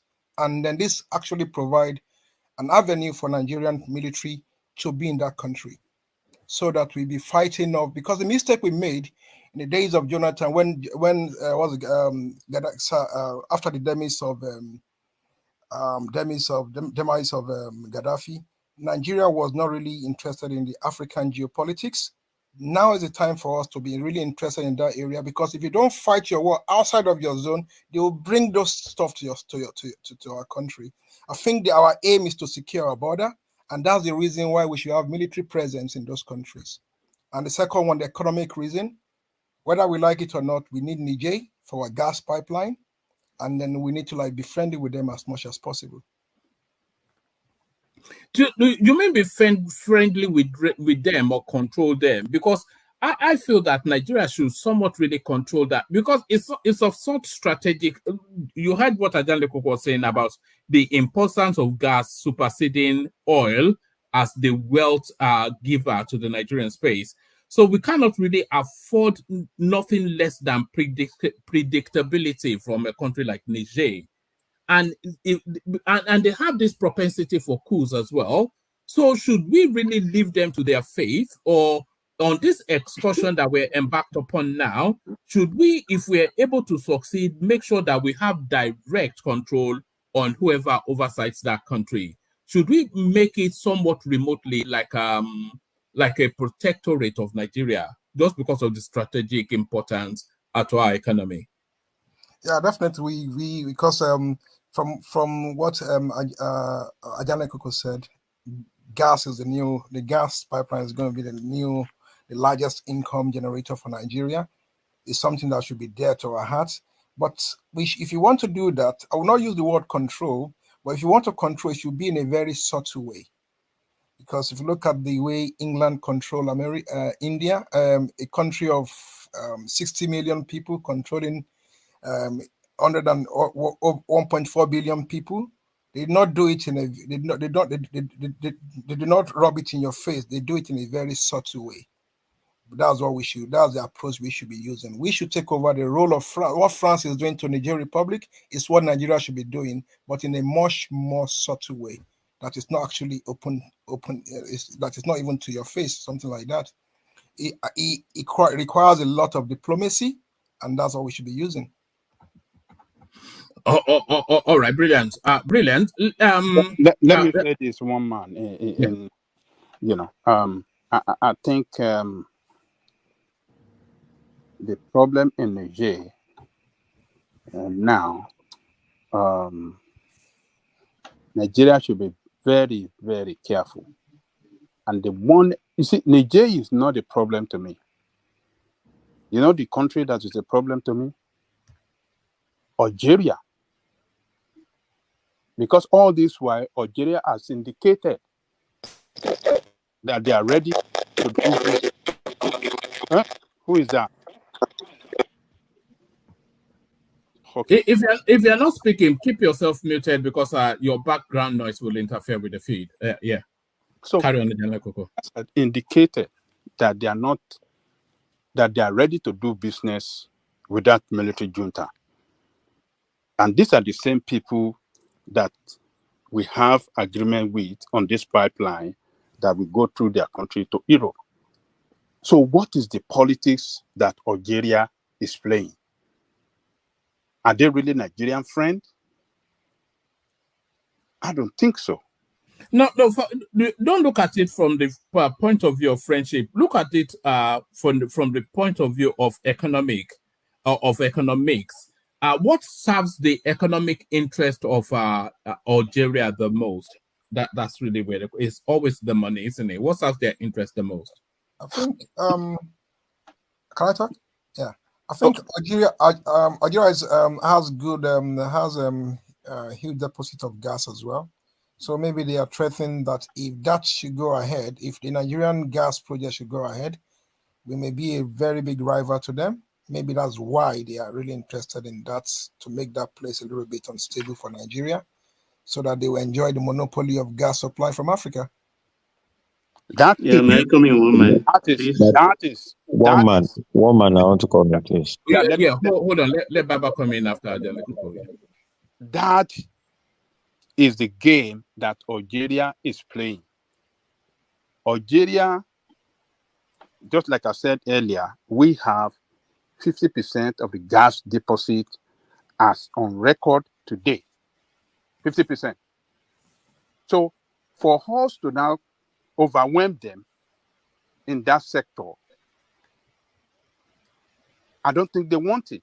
They don't want it to happen. No. I think you're looking at it. Can I interject, please? Yeah. Can you hold on, please? Okay. I think you're looking at it from the wrong prism. The Europeans have an insatiable demand for gas. So Nigeria's gas does not in any way threaten Algeria. And then the pipeline from Nigeria also, it taps into the pipeline of Algeria to then funnel into the European market. Exactly. So it sounds, yes, pick it up from there, Baba. Yes, because we pay rent to them too, you understand, for using jointly their own pipe that already in Europe, in Spain and in Italy. You understand? But in fact, you can see that Algeria has not been talking again about this Niger thing since Tinubu dispatched Baba Gana Kingibe to them. I think that worked. Since Baba Gana Kingibe came back, they've not been talking about Niger. And secondly, there is much more to modern warfare than what we see. You see, the Mali flying jets and everything. First, I don't support this war. You understand? But for economic reasons, we have to play some very, very fast political game. But they are no threat militarily. The only thing there is them holding Bazoum to as a kind of shield, because in the news it's said that the coupists, they've sent their families away to Dubai. So these are propaganda we should be able to win by telling the people that, look, these coupists you are supporting, where are their families? They've dispatched them in Europe and Dubai. So do you want to die in their war? If we want now, first, they will jam their radar. Who supplied the radar? France, possibly, and maybe United States. So if we just one button, they will jam their radar. Their jets cannot fly. And their communication, if we put boots on the ground, that is where ECOWAS, not Nigeria. If we put boots on the ground too, they will jam their communication space. So it is no brainer. They don't stand a chance within 3 days. But if we dispatch them away, what happened? Do we now install a government? We cannot stay on the ground, and ECOWAS cannot rule in Niger. That is what brought America's problem in Iraq. Sorry, Baba. We don't necessarily have to rule them. If we get rid of these people, we'll just have to maybe not put Bazoum, but put an administrator from their country in charge of their country. That is the problem, woman. And then put them under the protection of an ECOWAS force. So they will no longer have a military, woman. We will decapitate their military, quite all right. But if you put somebody there that is not popular, that means you are superimposing an unpopular candidate on them. The only thing that I find frustrating here is that in 3 years they are proposing for transition. Bazoum will have finished his term. He will have finished his term, and they will have voted another government in. So what is going on? I don't understand. You are impatient. And who says within that 3 years there will be no counter coup that will complicate the matter? Because that's African tradition. You plan a coup, the sergeant behind you guiding you every day too. You are having seen the example you said will overthrow you one morning too. So for how long will the military cycle continue? This is a trap I know ECOWAS is trying to it's a catch-22 situation, honestly. It's almost a certainty that there will be some form of a counter coup, because the scene is set for that, isn't it, for a counter coup? Exactly. This is the problem, and the army is not meant for nation building. The army is to destroy, to fight, to attack.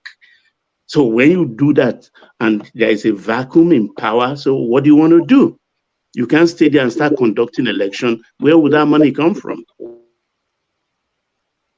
We have to be very careful. You subsidy money now. Woman. I yield. Can I say something? Yeah, come in, Jide. But but speak up a bit. But come in here. Okay. What I wanted to say is this whole Niger issue is now more complex than it was when it all started. And I say this because I've listened to a lot of analysis from different stations, foreign and local, and the conclusion is this: Niger has been the juntas in Niger. They've been brought to their knees because of the sanctions, the economic sanctions. If we remember very well, that immediately subsidy was removed here in Nigeria, it affected them. They even have some of their people rioting. So from there, Tinubu was not even popular over there as at that time. Now, switching off their electricity has compounded that problem the more. So when we talk of communication and all those things, it's already grounded as it were, because you need power to power your phones, and you need the electricity to charge your phones. And if there's no electricity, you go back to fuel, and the fuel is not even available. Now, even the communications companies also need power to power their equipment. But now if we look at it, now the juntas are trying to lean towards ECOWAS, which is against the original plan of the people supporting them from behind. I mean, Mali, Burkina Faso, and the rest, because they are being sponsored by another force. It is not necessarily They are not necessarily fighting against France in the plain side, but somebody is orchestrating the whole thing from behind. Now, the owner of the matter, Niger, is allowing diplomatic negotiations, has allowed the Abdul Salam and the other people to come in to talk. That's it's at that same time that you now have Mali and Burkina Faso mobilizing their own army, mobilizing the Air Force, trying to also intimidate and make the juntas in Niger not go back on their decision to take over power, so that they won't relinquish that power. Not only because they want to keep power as military men, but they also have somebody that is actually bent on terminating and truncating the gas line project. And that is the complexity of it. Anyways, like the last speaker said, I'm not bothered about Mali and Burkina Faso, because even if you had their fighter jet and everything together, the two of them, or even plus Niger, they don't have up to Nigeria. Let me hold on. There was a clip embedded in this readout that somewhat disturbed me. Let me see if I can find it. Hold on. Hold on. Because it could spiral out of control. It's just what I fear. Let me play you this. Defense chiefs are talking tough to make Niger's general for international condemnation have persuaded support the military junta, but it's not clear how much. Sorry, there's a particular thing the coup leaders Niger's new leader, General Abdurrahman Chiani, to free the president. The coup leaders have been accused of intimidating critics and paying people to publicly show their support for the junta. On the streets of the capital, Niamey, it's not clear how much ordinary Nigerians support the military junta. But the prospect of soldiers from neighboring African states intervening in their country is worrying some.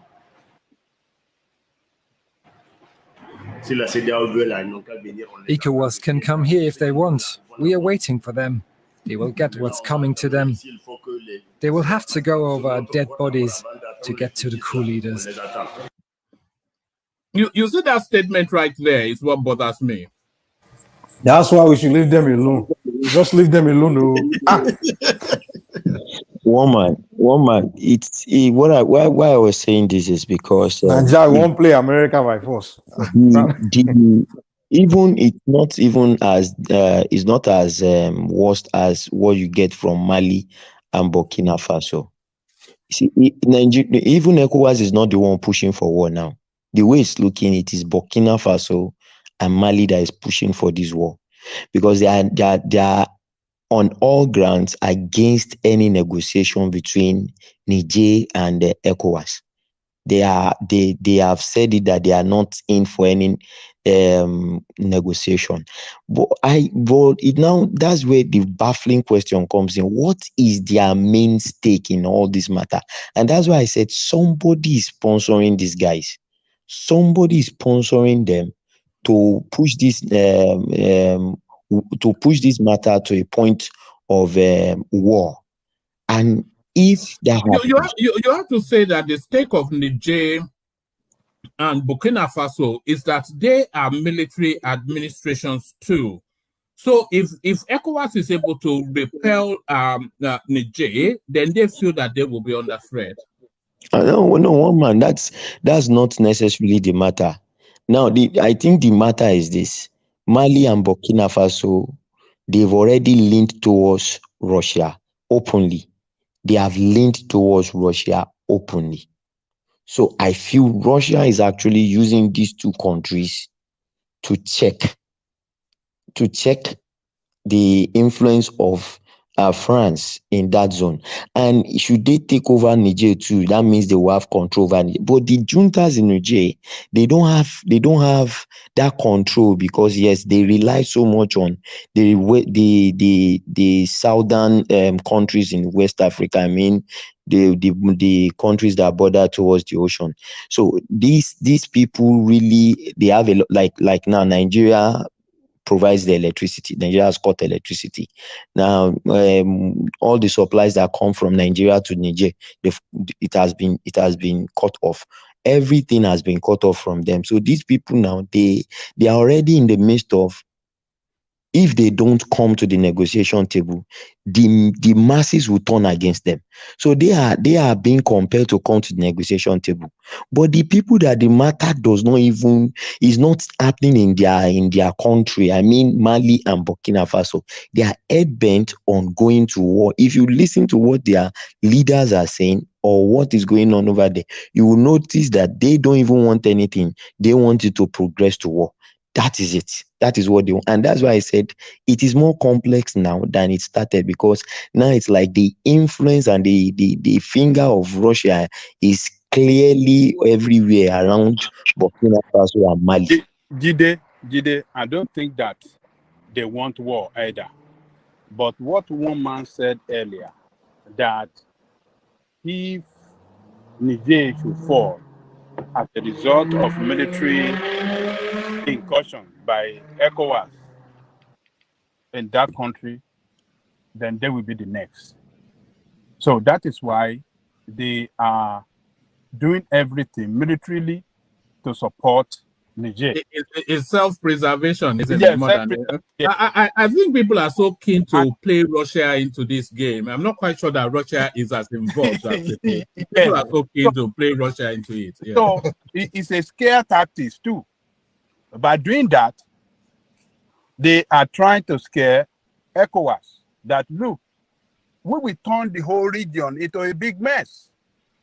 We are ready because we have this Islamic jihadists everywhere in that land. So if Niger fall, we are ready to fight and defend Niger. And if it should fall, we don't have no region anymore in that Sahel region. And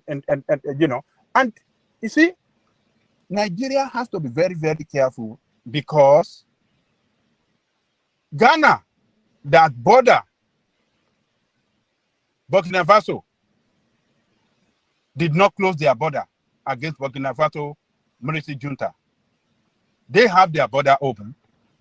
They collaborate with them on security matters because in the upper Volta region of Ghana that share border with Burkina Faso, they are having insurgency problem there too.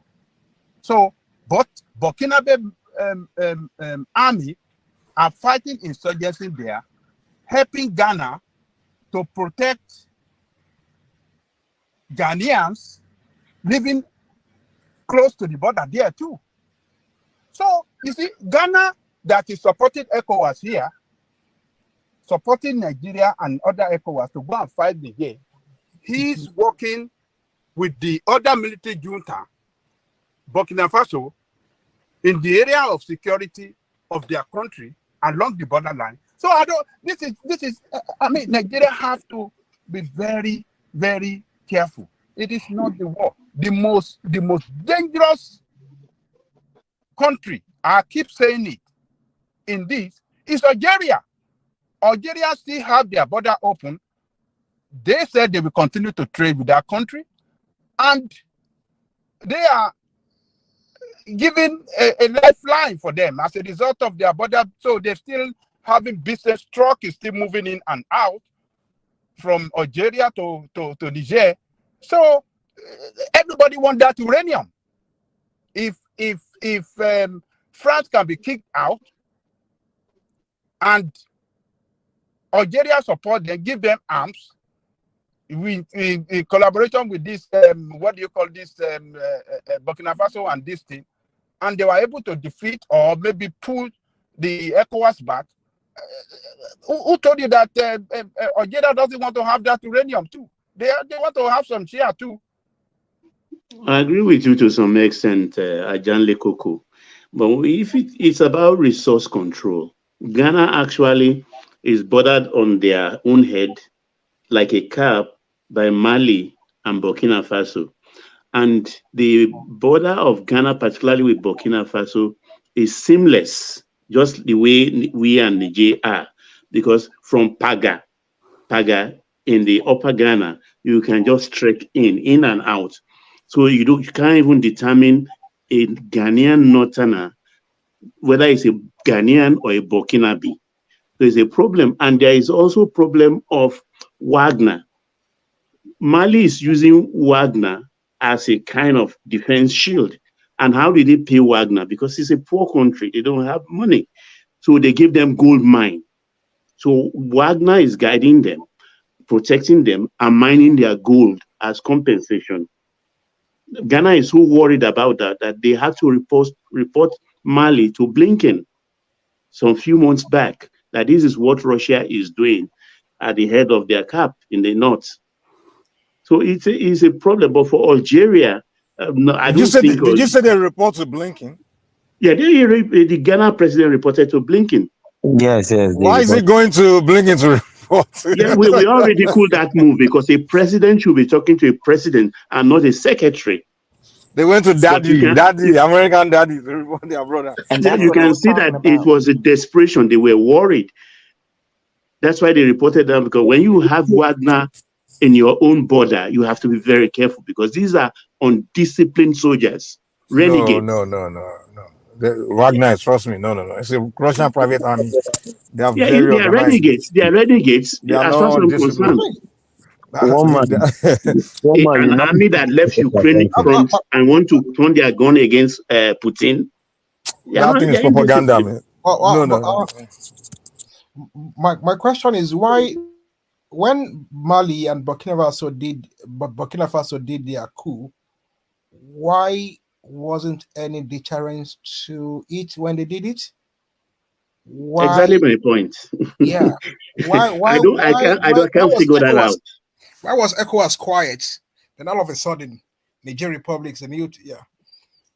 I don't think they were of any real significant strategic importance to anybody, really, not in any significant way. Maybe there was no Tinubu then to really, really orchestrate their points. Because it still beats me why they allow it. Guinea-Conakry is far, I know. But Burkina Faso and Mali, they're at home. Somebody didn't talk. I feel it has to do with the timing, because if you look at it very well, it was just, I think it was around when the whole world was coming out of the COVID balava, and that was when all those coups just struck serially. And you know, a country that has not even gotten its own economy right would not say he wants to go and fight or interfere in another country. And I think it has to do with their leadership too. ECOWAS leadership, as at that time, I think the leadership was from Guinea or something. So maybe that's why. You guys notice the countries that are really pushing this invasion in ECOWAS are the Ivory Coast and Senegal, the two French big puppets. Yeah, they're the one really. Even Niger is are not really pushing it like that anymore. Niger already, when the Senate say okay, they enter, Niger already kind of back off. But those guys, they keep flying to Nigeria to come and tell Tinubu, let's do it. But you know the funny why thing. They not? Tinubu should send it to go and invade the one in their own north, Burkina, Mali, that borders Ivory Coast and Senegal, and the Burkina Faso border Ghana. They should go and invade those ones before they start coming to Nigeria to tell Nigeria, invade Niger. They are out of their mind. Ouattara actually is in Burkina Faso. He's from Burkina Faso. Yeah, he's from Burkina Faso, yeah. So he has a stake in that territory. And of course, he is running for a third term, or he's already in his third term, against their constitution. So he has a selfish interest in orchestrating that war. No, I disagree with that. What I was telling one man the other time was, this is where the proxy war lies. France has two nations pushing heavily in ECOWAS for a military intervention. Even when they were talking about military intervention, it was just these two countries that said their own soldiers are already on ground, ready to move, ready to be mobilized. So meanwhile, they take their order from France, so we all know that. Exactly. Meanwhile, Russia has already gained influence in Mali. They are the ones protecting Mali, and also Burkina Faso is relying on the fact that Russia. So that's where I said it's now more complex. Nigeria from the beginning was playing an hide and seek game. Giving them leeway to come to negotiation table, at the same time threatening to go to war. So Nigeria was not really serious about the war thing, just to okay, you guys come to the table. But it was this Senegalese president and the Ivory Coast president that were pushing so hard for a military intervention. So this is why I said it's now complex. And for the Algeria part of it, Algeria, when Tinubu sent the diplomatic team to them to negotiate, they said the only concern they have is that any war in Niger will constitute security threats to them. So that is why they are threatening that there should be no war, because there's no how, once there's war, people will flow into their country. And I guess international law does not forbid you from allowing refugees in such situations, and they might not be able to control the security situation that might come after it. And that is their own major concern, because they too want this gas, whatever, to flag up, so that they can also benefit. Even Niger has 10% to benefit from it, I think it's all the three of them, Nigeria, Niger, and Algeria. Their Minister of Petroleum all signed the document. So the issue is the two parties, the Russian and the French parties that are really pushing for war, and they know why they are doing it. They want to make Africa a proxy war. Exactly. Divide and conquer. All right. Let's bring Fatai into the conversation. Fatai, you've been unusually quiet. And usually when Fatai turns up, he usually turns up to speak to a specific matter. So what's brought you in, Fatai from Cyprus, our Cyprus Igwe? Fatai Otesunloni. Mo ti fẹ́ sùn pàápàá bọ̀. Kí ló pẹ́ lóru ẹ? Ọmọ àwọn all these. Jẹ́ kí n mú tíbi Adéwálé náà.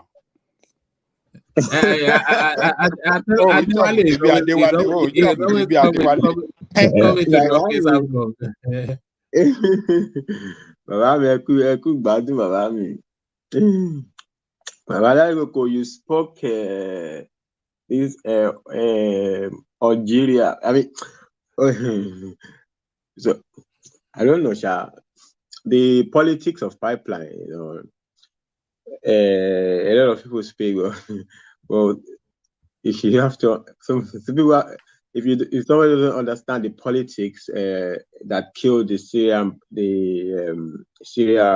pipeline that was supposed to pass through Syria, from the, I think it was from the Qatar gas field all the way down there, it's very difficult to understand the Trans-Sahara pipeline. So it's not really, I mean, it's where to start from, basically. That's my point.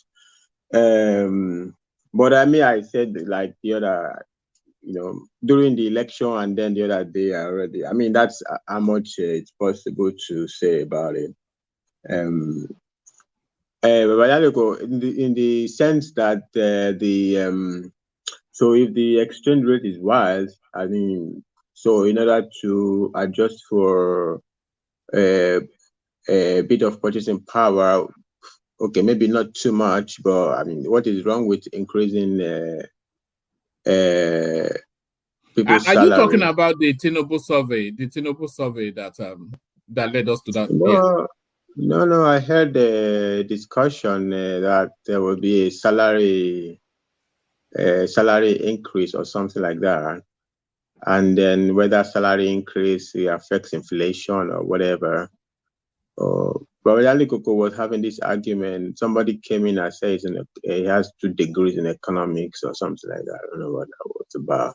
So I don't understand how it doesn't make economic sense to adjust people's salary everywhere. Everybody adjusts salary every time. You know, it's not really what would be a problem, especially in the light of the exchange rate in Nigeria, right? I mean, okay, it's not to pay everybody 1 million every month, right? But it's a question of value for money. So it's not a question of if you increase the salary, there will be inflation. The salary is like it's like the listing that causes inflation. Salary increase is not empty. It's not money chasing after thin hair. It's not throwing. People work and get salary, and you improve. Is that it? I mean, the work that they do, is that the value for the work? What they are getting? The question is it the value for the work? No. There were 2 conversations taking place there. So there was a conversation around what justifies the a reasonable or a work a living. Let's not call it reasonable. Let's call it living. There was the conversation around what constitutes a living minimum wage. So that was one conversation. And then it all started from this survey that was done. And people felt 99% of the people surveyed felt that the minimum wage should be at the minimum 50,000 naira. And then that led to the conversation if 50,000 naira is a living wage. And then we were then conversing as to what constitutes a living wage, and then we were getting to higher figures, and then the conversation then transmuted into if suddenly these monies was injected into the economy, would it lead to inflation? Because of course the markets will then put up their prices, which of course is then inflationary. So that was where we were. Yeah, okay. I think it's where I caught up to it, because I already slept a little bit and I woke up and I got into so I think the inflationary hand to it is what I got into it, you know. I mean, the salary increases have structures, right? So it's not something out of the blue that money is just thrown and you understand. But my point is, like, when context is lost in economic discussions, right? So it's very, I mean, there is no generality, there is no a principle in economics that is for all weathers. That is the case. So if so that people's salary are going to be increased, is not going to what I mean, if you're not increasing from 20,000 to 500,000, so I don't really think that inflationary discussion is really the issue. It's actually necessary to increase the salary because of the exchange rate problems now. Because the salary that people were earning where the exchange rate was 400 is the same salary when they're earning when the exchange rate is like whatever. And since a lot of things are brought, since a lot of drivers of many products in the country have some importation components, so the things are going up. So I don't think it's a necessarily buy. I think it's how much is really. So maybe the earlier conversation is probably okay of how much it is, but it's not being increased. I don't think you can buy so much with the current salary they have, and if you just leave it like that until there is like the value of Naira. I think what's really necessary to really do is how to make the Naira more attractive, you know, that if the Naira is more attractive, because I think even in Nigeria, everybody, I think they say they are spending dollar within Nigeria, right? So if the Naira can gain in value, then I don't then it's okay. But as long as the Naira is not gaining in value, so maybe salary increase is necessary to adjust for this the little disruption to purchasing power there. So I don't see how it's that salary whatever increase, you know, that will cause inflationary trend. You know, that's where I go into the conversation. My point is I just didn't see how that is the inflation problem. The salary increase is the inflation problem, and that's my point. But one more, actually, the reason I actually wanted to come in, right, I wanted to have a clarification. One more, why did I look for trouble now? I beg now, I don't want trouble now. When yesterday in your yesterday discussion, Woma, you know, say that before, you know, that time that was me and World Peace situation. I don't send you for message. Say, when I'm talking, I'm not talking to your dictionary. I mean, you could hardly even hear his name in my mouth lately. So why Mama? Don't throw me in your don't throw me in his conversation. What happened yesterday? I'm out of the loop. Bring me into the loop. What are you talking about? No, I wrote say lazy people, Nigerian people are lazy, blah blah blah blah blah blah, and like that. So there are a lot of people said something like, so I said, lazy is a subjective expression. Like, okay, imagine if a Oga of the universe wrote the same sentence exactly. Would you say he was referring to Kulata? But you said, oh, Fatah is attacking you. And he said, oh, normally. I don't like to be misrepresented, though. That's what happened. What that normally said. You, woman, you know, I told you many times privately. That was yeah. I can't recall that, but that would just been a throwaway comment. No. What is there? I told you many times now, it's not really my kind of person. But every time you are bringing, I don't understand it. These people are lazy. Even one time, 2-3 days ago, Mike and Simba, they were having this discussion. I even came in, I was like, we are wasting time on stuff like so. It's something I've it's not even because of the matter I came into when Simba was speaking like that, and people were like, I was fighting Simba or something like that. Actually, I wasn't really fighting Simba. It's just the way he was presenting. I was like, who is this guy now? Who do you think saying the righteous man now? But my point is, these are discussions that these guys have been having.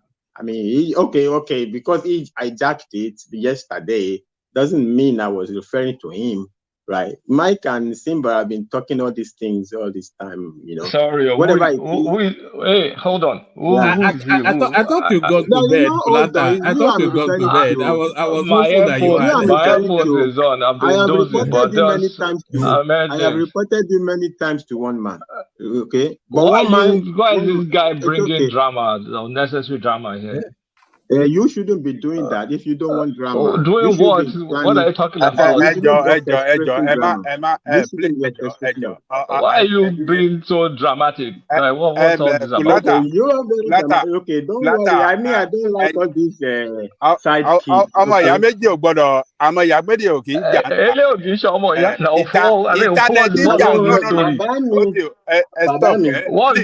the story about? I don't know. I was out for a while. Then I started hearing my name. What's going on? Kulata, please. Let us leave it there. I'm not asking question. What's going on? He said you stole his lunch money at the school playground.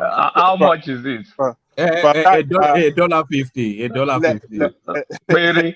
Let us leave it there. Let us move on. I left again, then I started hearing my name. I mean, what's going on? Of course,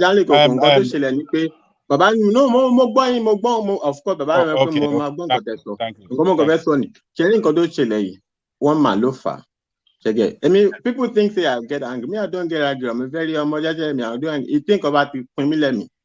Okay, man, then give signal long time. I produce some friends so that is often one man many times.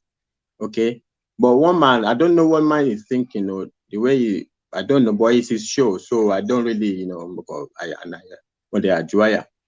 But I don't like about like say they don't care about doing money me about doing that's told one man many times. Don't be bringing him in my issues. Don't bring my issues. What's this conversation with no head or tail? Are we here to like each other or we're here just to talk about that? What are you talking about? Let us leave it there. Please. Do you leave the session and start thinking about people? I mean, what's all this? That is what you do. Forget the projection. That is what you do. What projection? What are you talking about? You've been bringing drama here consistently. Do you see me doing stuff like that? All right. What sort of nonsense is this? Other people to do it. All right. Other people to do it. This guy, you have issues. Honestly speaking, you're imagining stuff. And this is the second time I'm addressing you. Stop imagining stuff in your head. All right. I imagine stuff in my head. No, honestly, you have issues. You need to deal with your issues. You are too senior. Both of you are too senior in this spaces for me to be muting you. But but someone can be imagining stuff without correcting the person.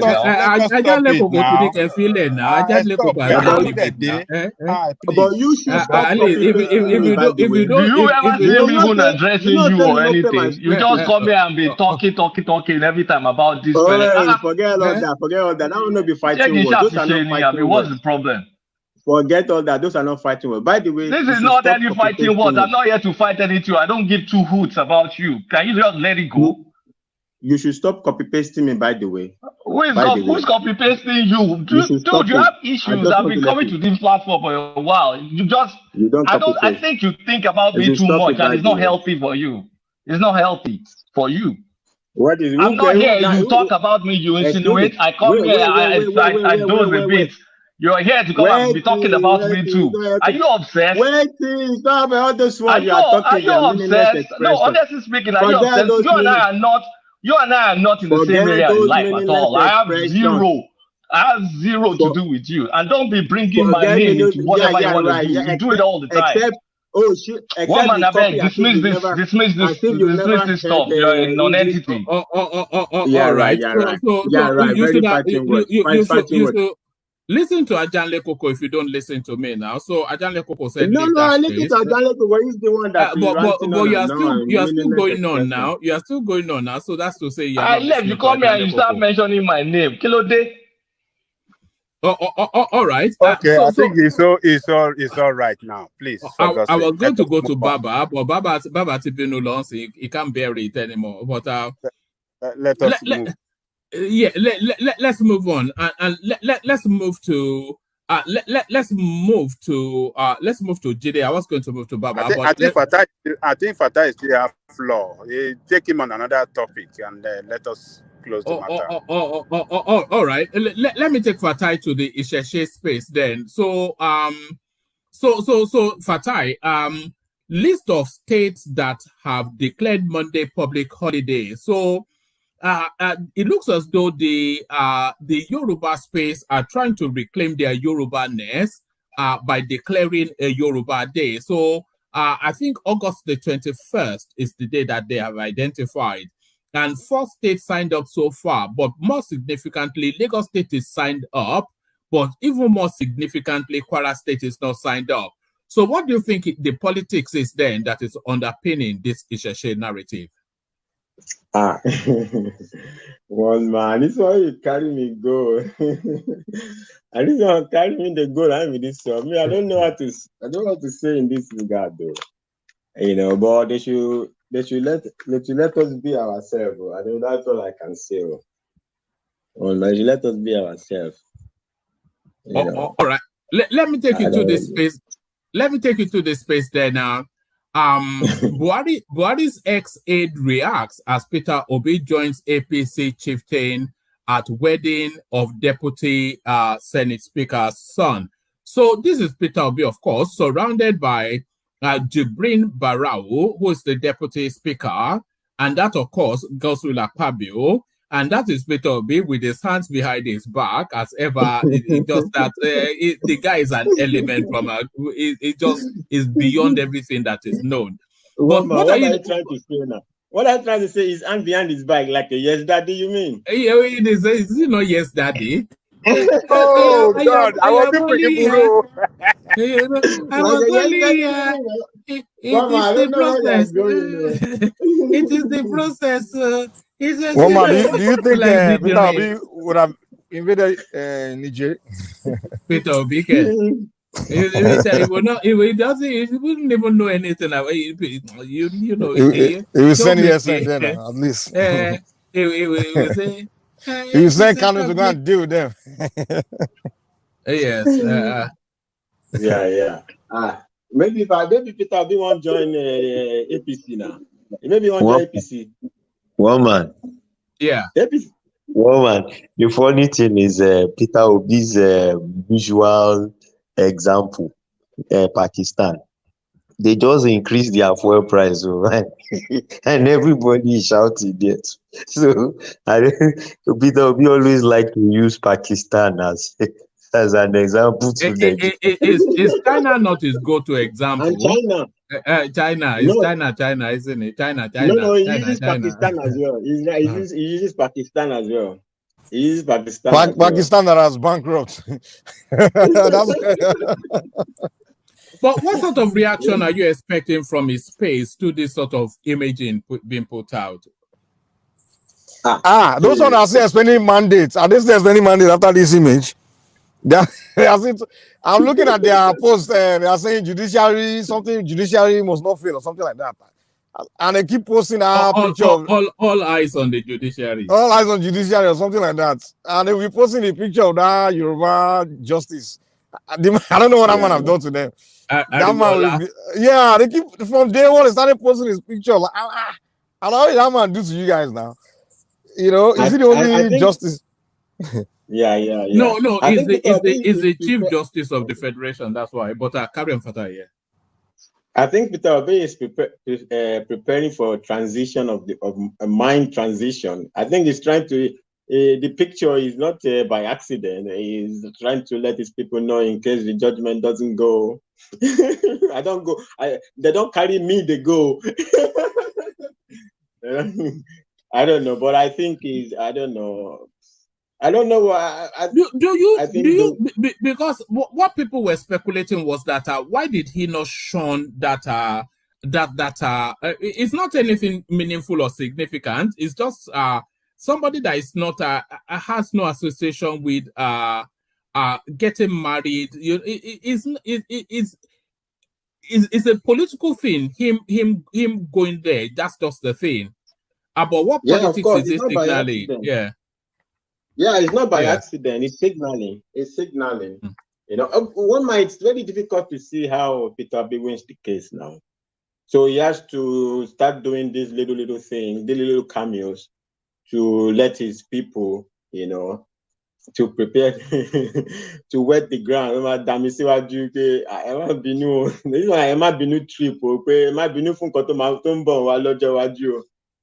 When I know vex, because waiting they come, you know. I think he's just playing his politics, right.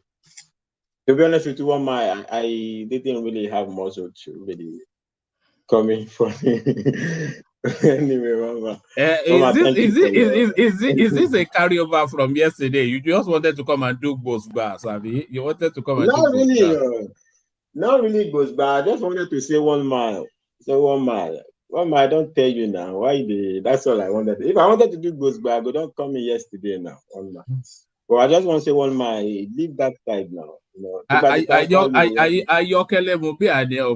With your mild voice, people will think you're a gentleman, but you know, it's a goro native. I can vouch for our Fatai. Yes, combination. Combine on us. Look at that.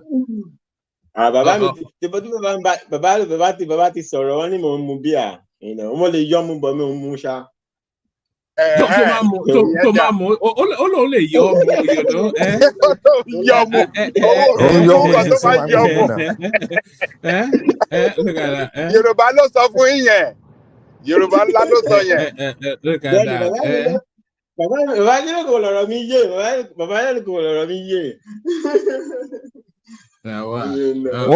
man, you know the Northerners always say Yoruba Muslims are fake Muslims. They don't believe.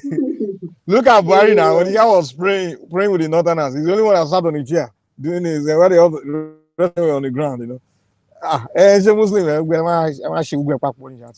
Christian, I don't believe you people, man. Yoruba people. This is our fake life, man. All right, brilliant. My one man. No. Vada going to fight everybody today. He even mentioned me as Simba. All right, 1 man. Sorry, I won't go sleep. Can we move on? All right. Let's move on and let's come to you, Kulata. Kulata, agbowo orí sára ẹ̀dá ti balẹ̀ ń sìn. Ara mi máa ń balẹ̀ ṣé ènìlẹ̀ ti rí mi bì ní ara mi máa ń balẹ̀ mi ò kò sí any drama lọ́dọ̀ side mi. Ẹ̀yin ìjẹ̀jà òjò máa lo tax collector. Òṣò máa lo tábà ti ṣòṣò máa lo àmì ò ń báyàn jà èmi ò dẹ̀ kí yàn press over anybody.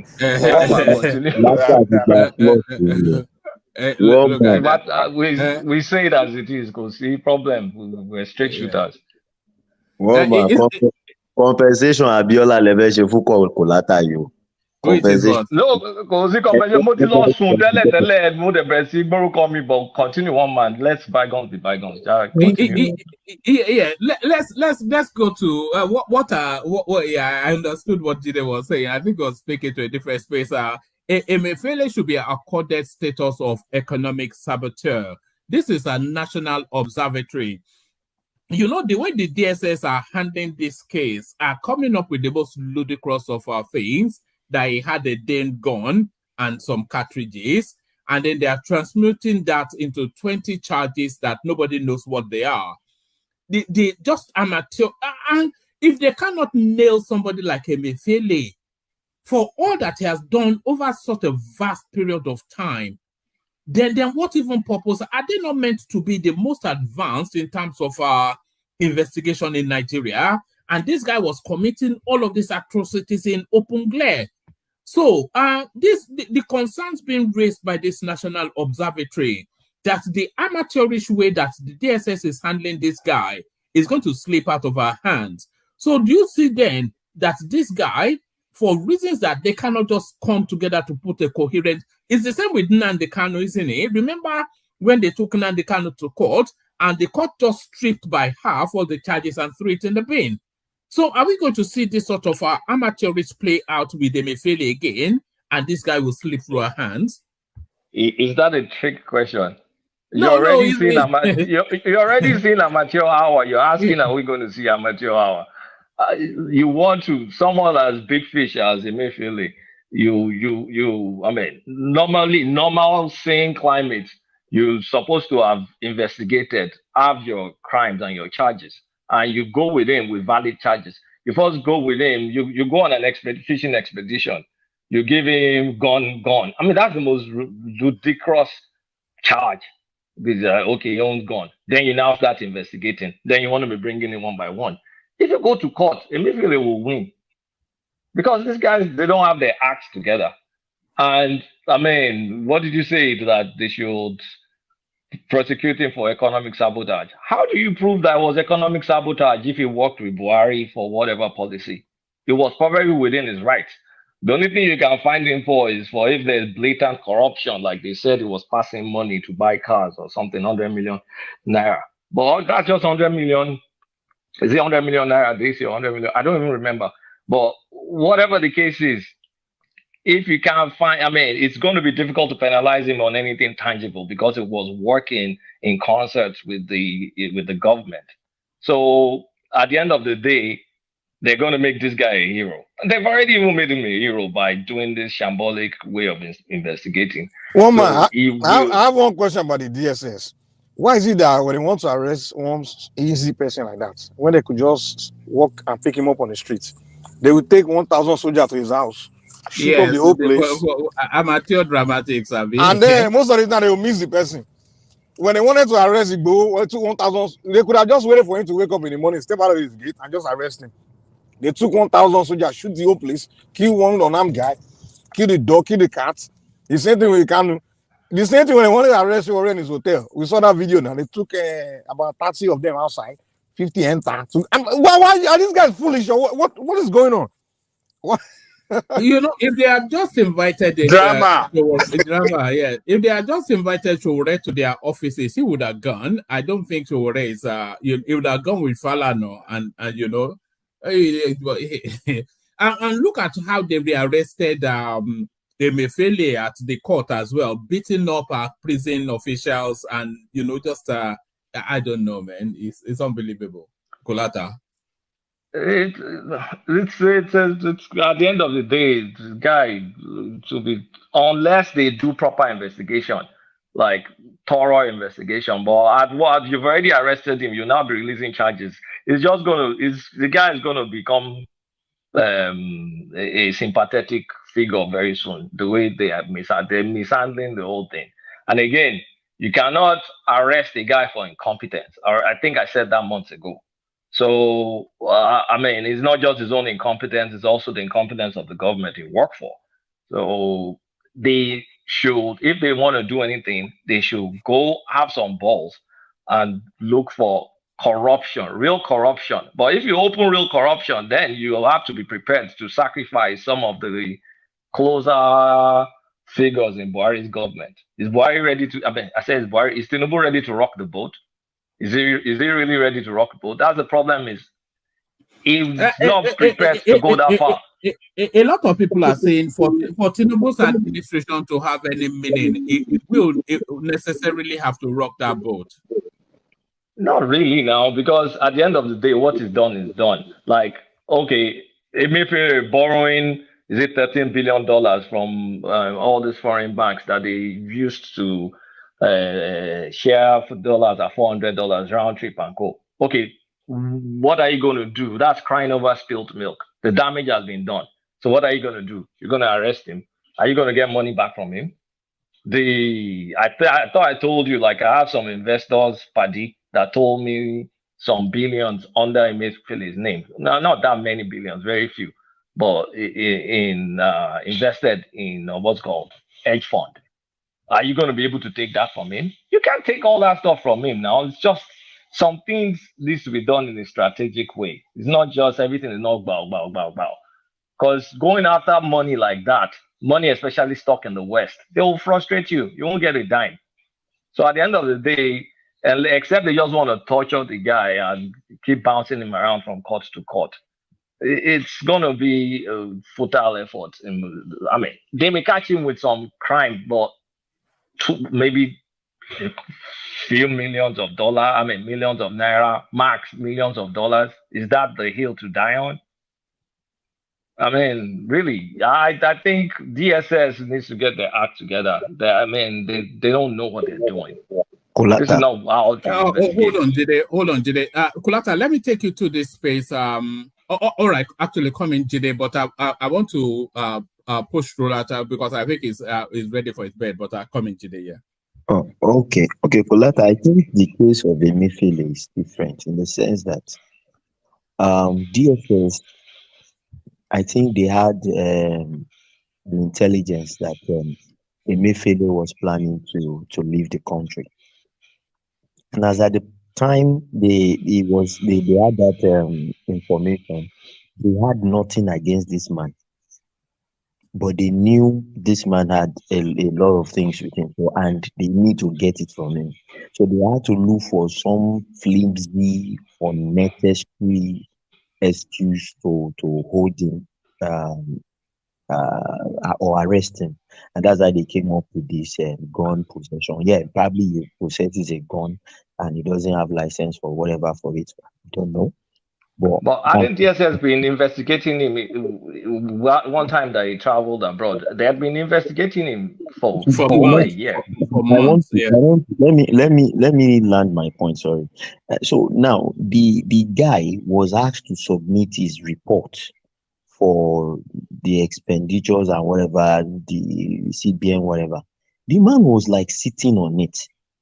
So if you notice that it was just a few days ago that the new person in charge had to release the report for CBN for the past 7 years, which Emefiele has covered up for 7 good years and did not put it in the public domain. This is something that should go out. But this man has been sitting on it. But I think now that he got those information now, that's now when they now got those 21 counts charge, they are now putting forward against him. Fraud, some fraudulent, whatever is among the charges that they are putting up against him. So I feel what happened was, as at the time they were picking up Emefiele, they did not have anything concrete because Emefiele had covered all tracks and was planning to escape. And that was okay. Let me ask you a question. What do you think will come out of this monetarily for the Nigerian government? Well, monetarily, from what I had from some sources. Now, money we can get back. Yes, monetarily. You know, there's this brother of Emefiele that came to court and was shouting the other day. He has some estates in Lekki that he built during this Emefiele government, central government thing, and the government is already seizing those properties. So monetarily they will get some things back. But so wait, you said hold on, just hold on. You said there's some estates he built. Compare, let's say they seize those estates, they liquidate it, they sell it or something. Compared to the economic damage he did, how isn't that like someone taking? What about punitively? You keep saying monetarily. What about punitively? Punitive damage. It has to be money. Like it goes to prison. So what? Yeah, but I think Nigerians will be happy with that. You know. You're going to monetize that happiness. No, they want to see him punished. I would like to see him punished. Would you not like to see him punished? The financial crimes, those kind of punishment is not that long. It's white collar crime. I mean, everywhere in the world, how long will you get for white collar crime? Okay, the worst cases, they'll make it consecutive. And I mean, some other government will come, they'll release him. He's a big guy now. I mean, okay. I mean, do you think all the people he did favors is going to stay more than 5 years? They'll take him. I mean, they'll release him. And you're saying property. Okay, they take this property. How much is it? Let's say 500 billion naira. Eloni. All of his assets will be outside of the bulk of his assets will be outside of the country. He'll be outside the country now. So what I'm saying is, at the end of the day, we have to be in a position of moving on, because a lot of all these big fishes, it's hard to really punish them. We moved on from Abacha, we moved on from Babangida, we moved on from Obasanjo. We've moved on too often now from all of these people. Yes, we have to. The guy has 7 years to perfect his crime, to do it. So the guy is very intelligent. The guy must have covered many of his tracks as he was carrying those crimes. So the unfortunate thing is Buhari was very ignorant. And all these juntas taking over country, and that's the problem. You guys can imagine all those military era when these soldiers have nothing about financial, no knowledge of all these things. They were just ruling the country. Imagine how many of those central banks were looting under Abacha, Babangida, all this, and a lot of them from that southeast or that, it's not the first time. MFL saw Buhari as ignorant guy. This guy is no knowledgeable. He took advantage of it. He just, played the system for the entire time. Luckily, he realized that Tinubu, this guy's an educator, he's an accountant. He has knowledge of all these things. So the moment Tinubu was coming, he's ready to take off. Yeah. So if he took off, he will be in one of these islands. I'm sure he's bought his citizenship in maybe what's the name of that island? In Dominica or one of those places. Where you buy where he had his birthday, where he had his birthday, they were all flying in. There's any houses she bought her own too now. But see, the thing is, okay, fine, it will be good, symbolic. You put him in jail, yes, but someone will release him out of jail too. So at the end of the day, it's a moot point because he's not going to rot in prison. You know that. I know that. That's even if they jail him. And you'll get good lawyers. So before he even gets to jail, Tinubu will have long gone. And I mean, the main thing is prevention. How do we prevent all this mess? Technology, transparency, things like that. Corruption of prevention, rather than trying to go retrieve. I mean, it's hard. Anywhere in the world, it's hard to retrieve this money, especially when it gets into all these islands, it gets into all these hedge funds, it gets into all this blind trust, it gets into so many. It is hard. Kolata. Sorry, Jide. Go on, Jide. But after that, then we'll go on to a different thing. Yeah, go on. Okay. Emefiele's case is worse to the extent that if you noticed when they were interviewing this former CBN deputy governor that was nominated amongst the ministerial whatever, the man recommended that the governor should not have authority over everything, that he should make it a situation that all the deputy governors should have direct access to the president and should have equal authority, if not equal authority as the governor, but should be able to append some kind of signature to make sure that it's not solitary something that the governor does. Emefiele has done a lot of havoc, and I know that they now have those files. So before Emefiele will even see court judgment there, he would first waste maybe the next 2 years going in and out, or next 1 year going in and out of DSS. They will take him before they now go into court proceedings proper. I see the guy they will torture him to the point, even they know that he would go to court and get maybe a few years imprisonment, or even not get anything. But before he goes to that court, that man will smell fire. We shall see now, all of us. I mean, just don't prepare yourself for too much. You'll be disappointed. That's what I'm going to say. All right. Let me take you to this space then. These are Tinubu'S survey. Some interesting things coming out of it. So the headline, of course, tells you that Tinubu, his approval rating continues to drop. But what this survey actually did was to go through some of the key policy positions that he has taken, and then they've gone out to audit the Nigerian populace to see how they are positioned on a lot of these things. And a lot of these things we discuss on this platform. This one particularly, it caught me off guard. It says, for instance, 50.3% of respondents support fuel subsidy removal. So I mean, does that surprise you based on the sort of, especially when you hear Foley B come here and harrow at the sufferings of the people? But I've always tried to get from him that, do the people actually understand what is going on? But what this survey is actually telling us is that half of the country, they're on board with the plan, but not with the pain. What's the sample size? Oh, 540.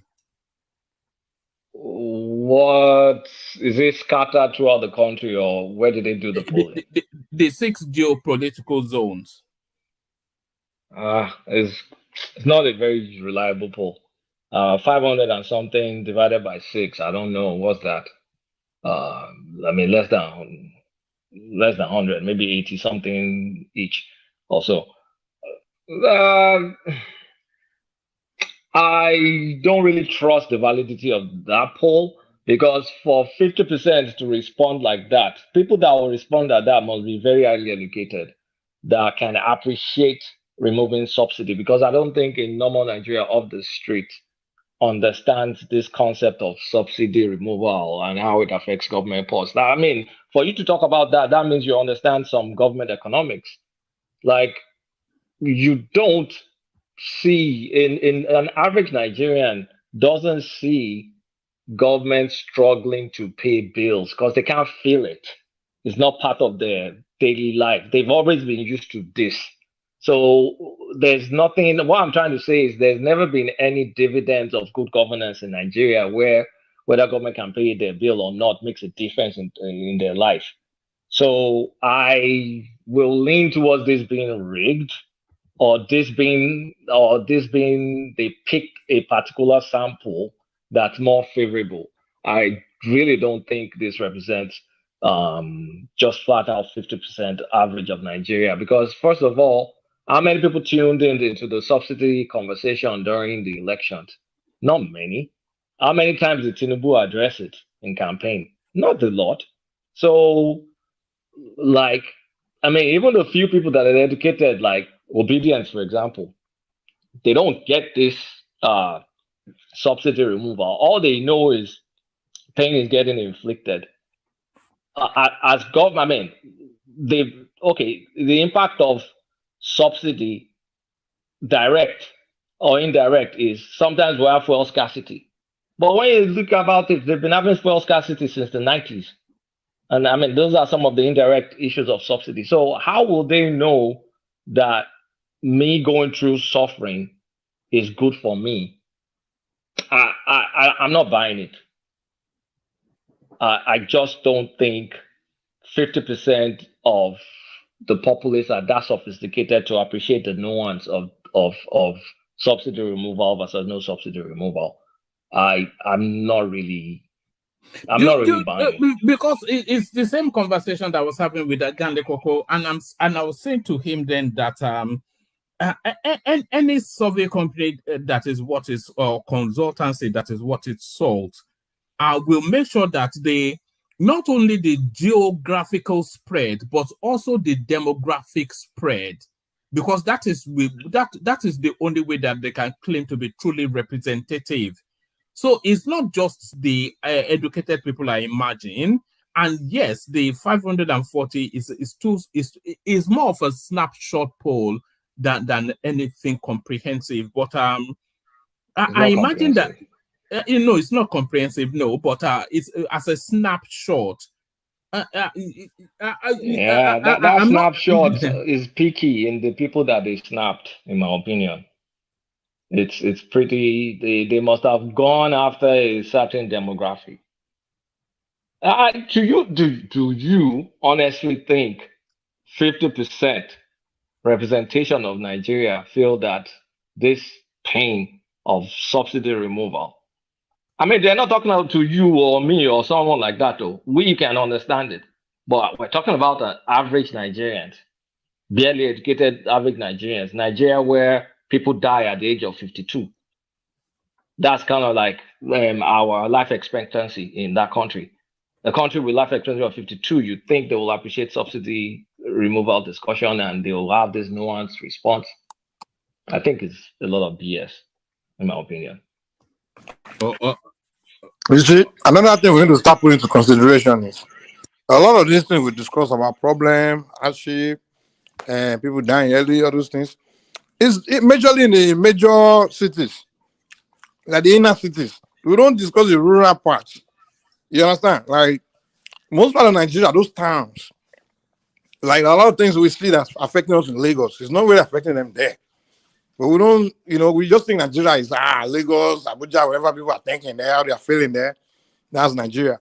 But all those towns, that's why all these guys are always in election, because they just go to those towns, find out what they don't have, and just put it there. Maybe one small project there, maybe a light or water pipe, something like that. They just dump it there. Those people will be happy. More, are you asking better? But those small towns, all they do is agriculture and those bit of trade. So most of these things that we're talking about, subsidy, it doesn't affect them that much. You have a point there, Mike, because how impactful really is fuel subsidy removal on the rural life? What level of reliance do they have on petroleum for it to really impact on their life in any? Yes, of course it will impact, but in any profound way. I'm not sure that it impacts on them as it would in the metropolis. Yeah, those people don't move around that much. They're just there. And it's usually someone that people come to deliver to them. You understand? And people come, dump and product they need, boom, they buy, they sell them on themselves. But they don't really, all those things don't really affect them. In fact, it even help them because the price of things go up, they earn more money. So people come to pick up the agricultural good they produce, boom, they sell it, they collect money, and then they buy other things, they sell, open their shop in front of their house, they sell things. So all these things we complain about, it's just in Lagos and all these cities, man. So cost of transporting their agricultural produce, you think the way it used to be last year? So listen, if the transporter can't increase his price of transportation, they increase the price of their market produce too. They make it up. That's it. They have the adaptation. They have the adaptation in the rural areas. Now they don't really live expensive life too. Yeah, so people come to pick up. You think they don't know what is going on in Ajale Cocoa? If somebody, listen, you a farmer, you produce cocoa, yam, tomato, right? And somebody come to pick it up, right? Now that transport, that person, now gas price goes up. The person that's picking it up now say, okay, I'll charge you more for picking this thing up. Guess what? You also increase the price of your tomato and your this thing a little bit. That's it. And they make it up. And that's why the rural people, it won't really affect them. Because the person that coming to pack their tomato or potato, whatever, to take it to their retailer to sell, right? the other will say is okay. Now the guy that's coming to pick it up has increased his price of transportation. Okay, we just add a little bit, $1 or $1 or 100 naira to our own price too, and that's it. That's the solution. That solve their problem. So the rural people are not really affected by all these things like that. Trust me. Please, can I say something? Hello. Go on the prime, and then back to Kulata after that. Yeah. Okay. Wanted to. Yeah. Good morning. I wanted to say something about what Kulata was trying to explain about the popularity level of the survey. It might be difficult for us to admit that survey might be right, because all the machinery of protests in 2012 have been engineered, but the response has not been the same way it was in 2012. Meaning people really understood what is happening.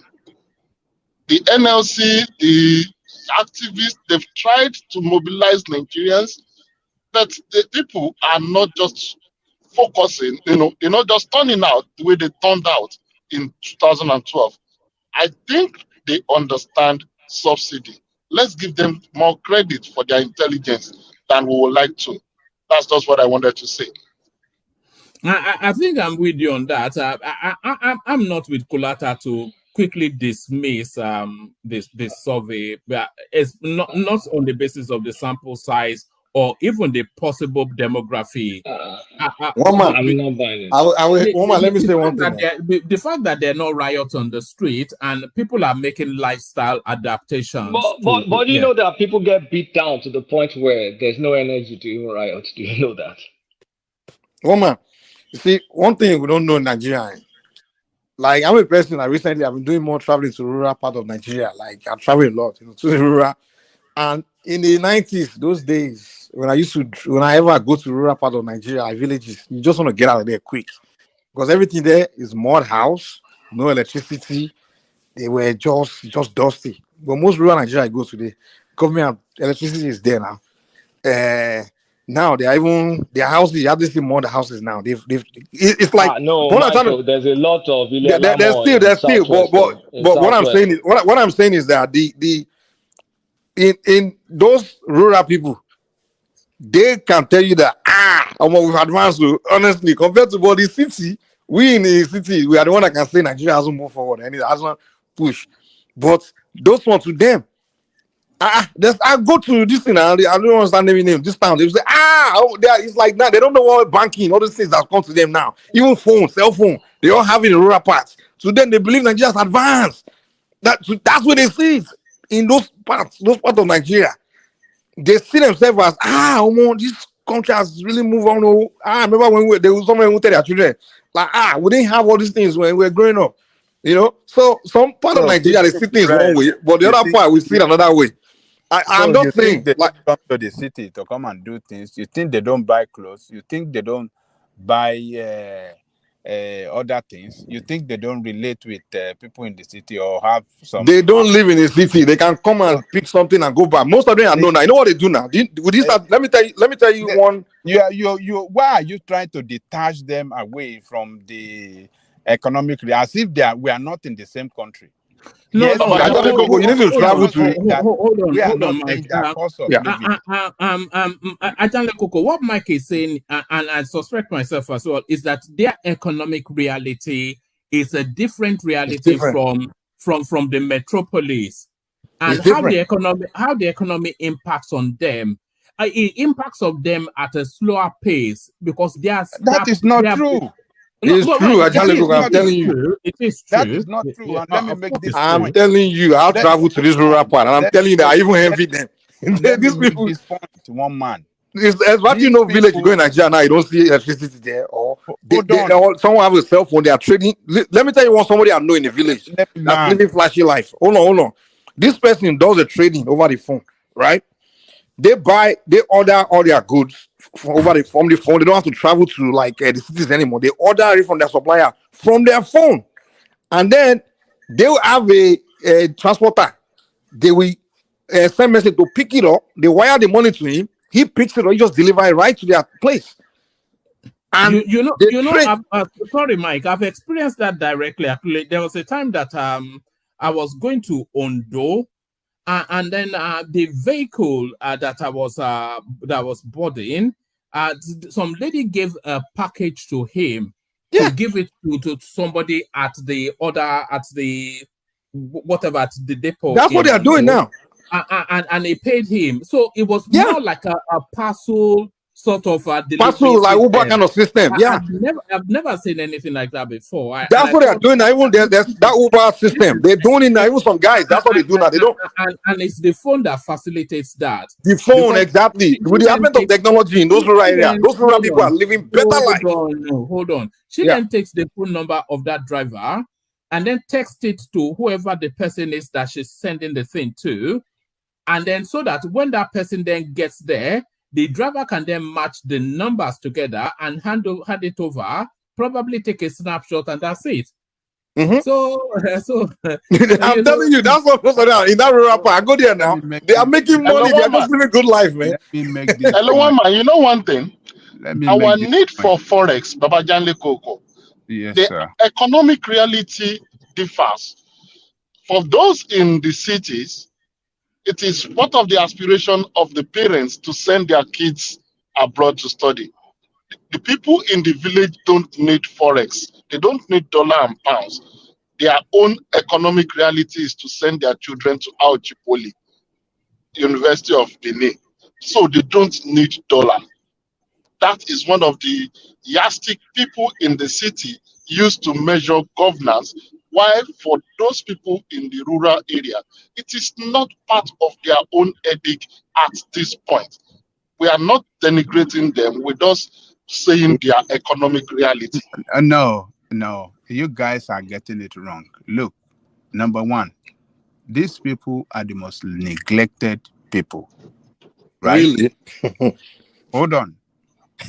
Feel the impact of government in their life. There's no good school in the rural. Is that not the space that gave us good luck, Jonathan? Up to PhD level. One thing I have to say about this Buhari government. Let me learn now. Okay, go ahead. There's no good school there for their children. There's no good health service there. And these people there's no pipe-borne water. There's horrible road. There's horrible road. What do they need pipe-borne water for in a village? Oh man. You know, most Nigeria, I don't know about everywhere in Nigeria, but I'm telling you that I do more traveling. What's the last time I went to a village? You're still talking about villages of the 90s. What is the problem, man? Let people talk now. Sorry, Ajanle Koko. These people don't have good road. Even the little farming, the subsistence farming they are doing, they cannot transport. Most of the time, this thing, they get rotten. They can't transport it to make money. So this thing that, they don't feel economic reality, they don't do this, they don't do that. They are the most hard hit. And there's no opportunity in those rural areas for them to improve, no economic opportunity for them to improve their economic well-being. What are you people talking? They are the most hard hit in this situation. Okay, let me come in real quick. I mean, forget about whether they pay for school or they don't care about going to abroad. Even in their own country, they are the most neglected. That's not true. Neglected people. Let me come in. State governors, they have to go and get a vote from local governments and all these areas where there's no villages. They don't do voting. Now, I'm telling you that I've been traveling to rural Yoruba land. Maybe it's not happening in the east or north or so, I don't know. But I've been doing a lot of, when I go to Nigeria, I don't even spend time. But if I spend time in Lagos, maybe 2 days, most of my time is in the rural part. And I'm telling you, this Buhari government, as I'm talking about before, just 4 years ago, some part, every year I go to Nigeria, and the rural, those roads there, in the rural parts. I won't say it's Buhari, it's state governors, the Yoruba, the Southwest state governors. they are performing in the rural part. I'm telling you. Like literally, I know villages that I went like even 6 years ago that they have electricity or good road. The state government put it there for them. Like they put in school, everything is being done in the rural part. I'm telling you. It's being done. I don't know about I would say wait. Around all the rural area. The best thing. Wait now. Let me like you are talking. You didn't allow me. Madam, this thing. What happened in those in the past was that we had that 36 states of military rule, whereby you will put a military governor, you bring one northern guy to be a governor to be the Anambra state governor. You bring one guy from Jigawa to be the Osun state governor, military governors, all those they don't know anything about those societies. They don't relate to the traditional people. They don't relate to anyone. But with this system we have now, this governorship, this local governor system we have now, this system we have, the governors, they have to battle for election, and they have to go to all these towns within their states to bid for beg for votes and things like that. And they have to meet the traditional ruler. They have to meet, and those one will tell them, "Come, in this our village, we need this thing, we need that thing here, we need this thing here." And that's what's been happening. These governors, they know where they need votes, so they've been reaching all because they are from there. They are from those states. They know each and every villages and each and every locality. And I'm telling you that these past 6 years, I've been going to Yoruba and going to these villages that I've been going to.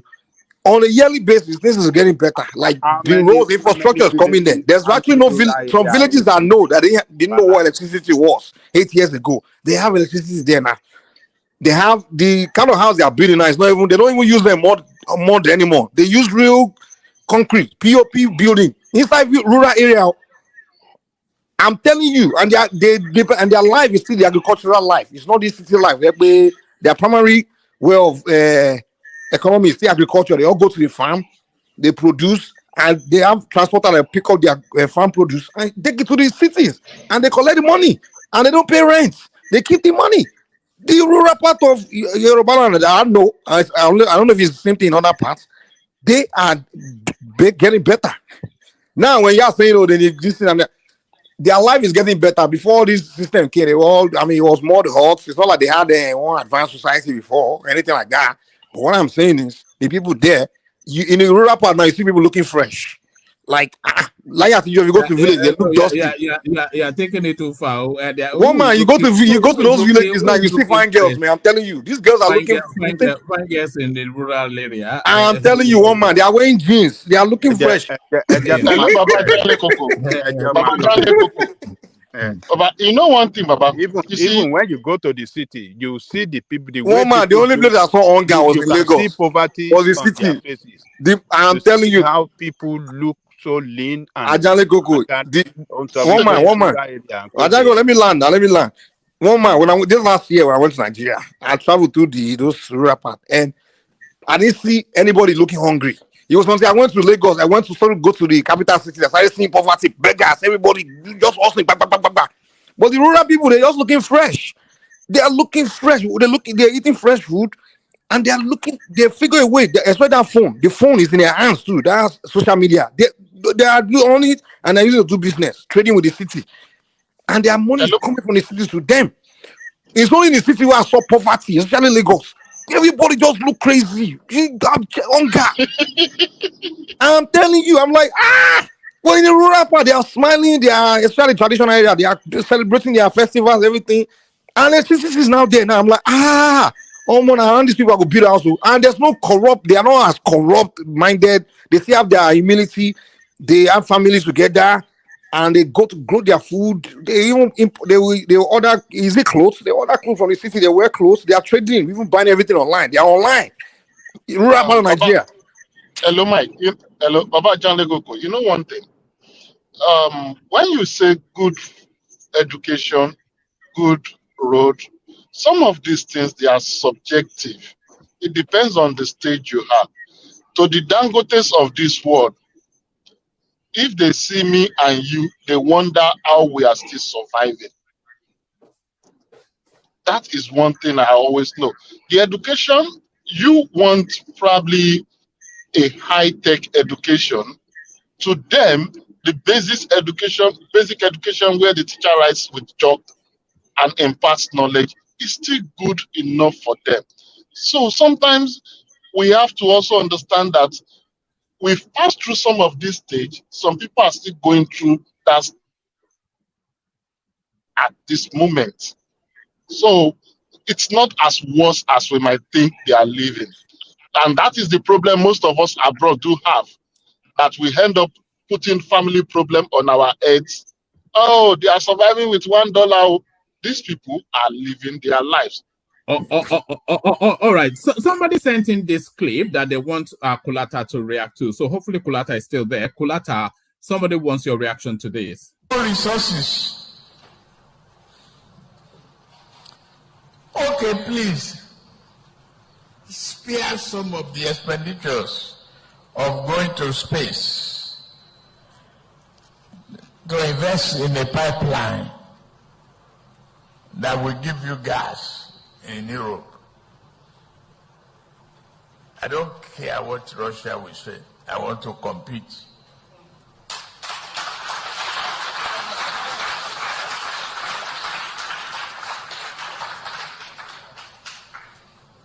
We have the money in the ground.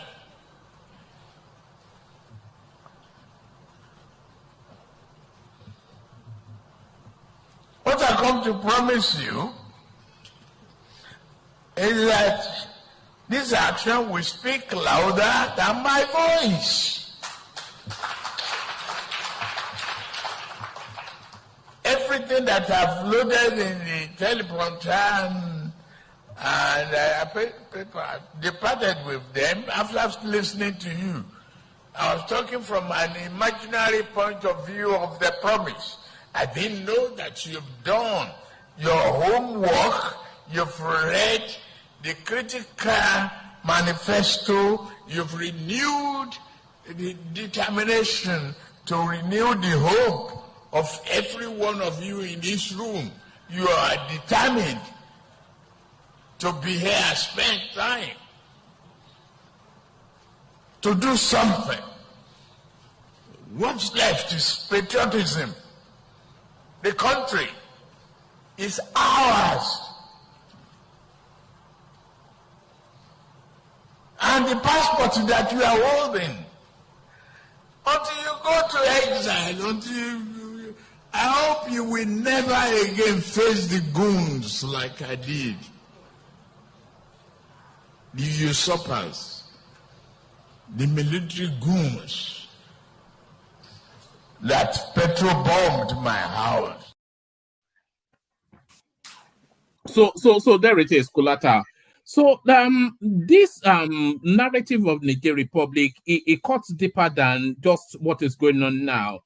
Because that gas pipeline is central to Tinubu'S economic planning. So that's one. And then his loathsomeness for military administration. We all know the reason for it. He suffered from that space. That's two. So all of that mix, and that was as far back as the campaign, which is now fast forwarded to real-time play out now. Well, I mean, the complexity, I mean, I think I was one that brought up this pipeline angle a while back now. It's obvious, like I said, every country that is not fighting for its interest is a stupid country. Will be a stupid country if this pipeline is not the topmost of our priority.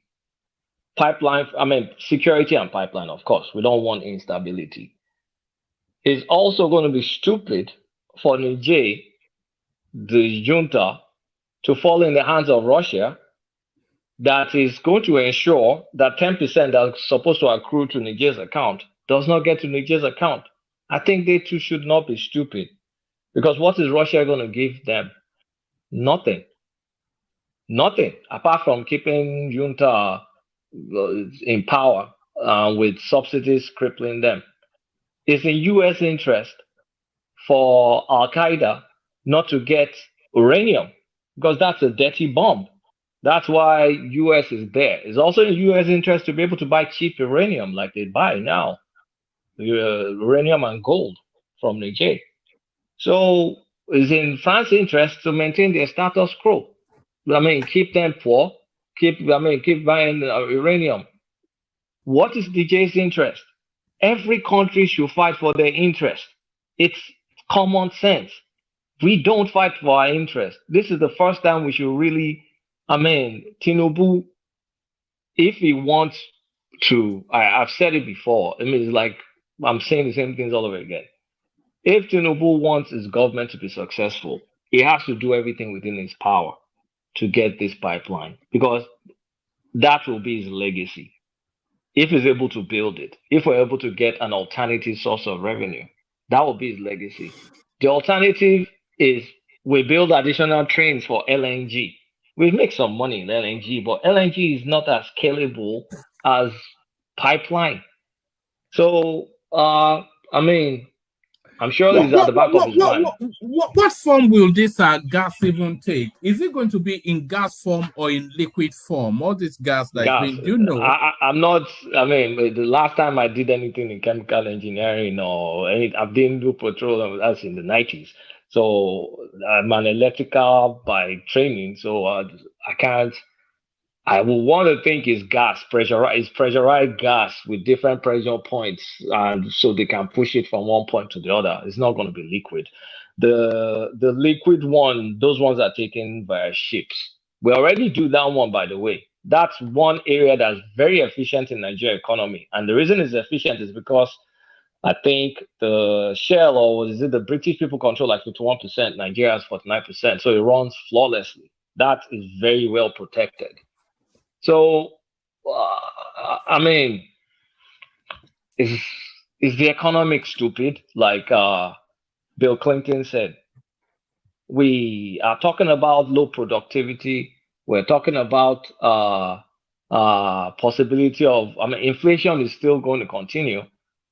So many sources that's driving inflation, from even natural sources like overproduction of babies, birthing too many babies we can't afford. That's just a natural, like if everything status quo, that in itself will push inflation on. How are we growing? We're not productive. We're not able to export anything. We're not even growing food that we eat. We import too many things. We are not adding value, every single thing. And this is gift from God. Just take it out of the ground, sell it to some white people, get dollars for it. That's all. Simple thing you have to do. You don't even have to think. You don't have to think. People are ready to give you money to fund it for you. The only thing you have to do is just to give them your resources. Kulata, you know why they are not doing it? They are waiting for European expertise. So come and show them. You know. It then justifies if it's European, bring it. Just money. The country needs money. Because all this stuff, we talk it up, we talk it down, we talk. We need the money. Like, at least gas, if it's in a pipeline, are they going to be busting the pipeline and now be stealing it like it's still crude oil? Who knows what Nigeria will not attempt? A country where we built second Niger bridge and they've looted every single metal on that bridge. Just to pause you there for a moment, do you know that there were about 3-4 trucks arrested in Kano? Do you know that these people were unscrewing the rail lines and going to sell it for scraps? I saw that too. Now I was like, what do you even use those things for? If you sell it for scrap, are they going to melt it? Are they going to melt it? Of course, now they will melt it. That's what they would do. So there's poverty in this land, though. So look, Tinubu should be focused. First thing, shouldn't fight any war. And I think America too, based on that political article, America sees that place being unstable is not in America's interest, because then they cannot monitor people that may get a dirty bomb. Because if you get enough uranium, you can create a dirty bomb. And that's what, there's insurgency in that area. So if that place is unstable, America will not be able to monitor that. So I think France is the oddball now, because France is like France is like that toddler that you took his cake. They're ready to just mess the whole place up. France is who I fear right now because France seems like they're just losing out from their colonies. So what will France do? France may go for destabilization. Will America let them go? Because this thing is now so big. Because I see the junta hesitant with Russia because if they get involved with Wagner and Russia, they too, that 10% from pipeline will never get into their pocket. That's money for them too, free money coming from Nigeria. So will they go for that? And what will they get in return? Russia is just coming to steal the, sir. I spoke about this few weeks ago about the amount of money involved. In 2021, Europe bought 400 billion worth of gas, $1 billion worth of gas. Guess how much Russia got from that money? 40%. That was $160 billion. So Russia is going to fight dirty. Oh, imagine we just get 20% of what Russia supplies to Europe. We are looking at almost 80 billion. So it's going to be a tall order for Tinubu. And I think the country should focus and support on this, because this is going to be another oil discovery for that country. It's going to change our trajectory for the next 40 years. So, okay, let's be less idealistic and let's get pragmatic now. Let's think about what is in our interest is sustained peace in Niger. All this cowboy stuff to go and bomb there, I think it's going to be a disaster for us. I think, I'm going to say it. I think we should embrace the junta to an extent. Don't push it too far. Because I think whether you have junta now, you restore democracy, there's no guarantees that you won't have another military coup in 10 months. So let's take Niger for what Niger is. A country that doesn't have a stable democracy. All we want to do is just make sure it's not on fire. And they're aligned with our economic interest. I think that's how we should think now. I think all that war stuff, I think we should forget about it. I think we should just try. Hold on, Kulata. Are you saying embrace the junta? Embrace this junta? Hold on. Yeah. I'm saying that. No, hold on. Are you saying embrace this junta or embrace the idea of a military administration in Niger Republic? Because those are two different spaces. Okay. Because this junta, all of them. I'm going to say all of them. Let me take you to where because I may agree with you halfway, but not with this junta, because this junta, they're already somewhat under the influence of Russia. So if we embrace them, they will perpetually be just a problem for us. For reasons that I think the Prime is just giving us figures to tell us what is at play. So we can accept a military administration, a military regime in Niger Republic, but not this one, because we don't have leverage. We don't have leverage over them. We don't have leverage over them for now. I think the junta is trying to buy time. I may be wrong, but I think they're trying to buy time, because I don't think they're fully in the arms of Russia yet. Because that's why there's still a window of opportunity where you see the United States still talking to them and maintaining conversations with them. And also the fact that the U.S. military base is still there. The French one is still there. I don't know if the Italian one has pulled out. So I don't see I don't see a country where you still have some strong U.S. presence, and then you have another strong Wagner in the same country. That's going to be explosive. So I feel while they're dilly-dallying, where they're trying to settle, where they're trying to look at where their alliance is, I think the role we should play is to let them know that these guys, they're coming from thousands of miles away. They don't have your interest. We're the same people.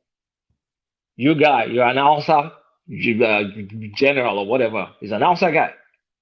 Majority of the Hausa, the source of Hausa is somewhere in northern Nigeria.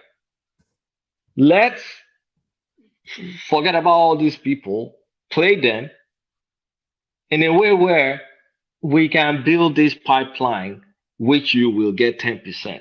Reset their brain, like focus on important stuff. I'm not going to kick you out. You can put a fake timetable. You can put a timetable. It's just to maintain the peace. When you put the timetable there, you blackmail the West because you say, at least you can see I'm going through democracy.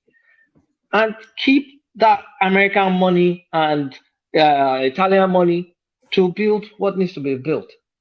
You screw France. If America is with you, you can tell France to go suck on the lemon. But we can't.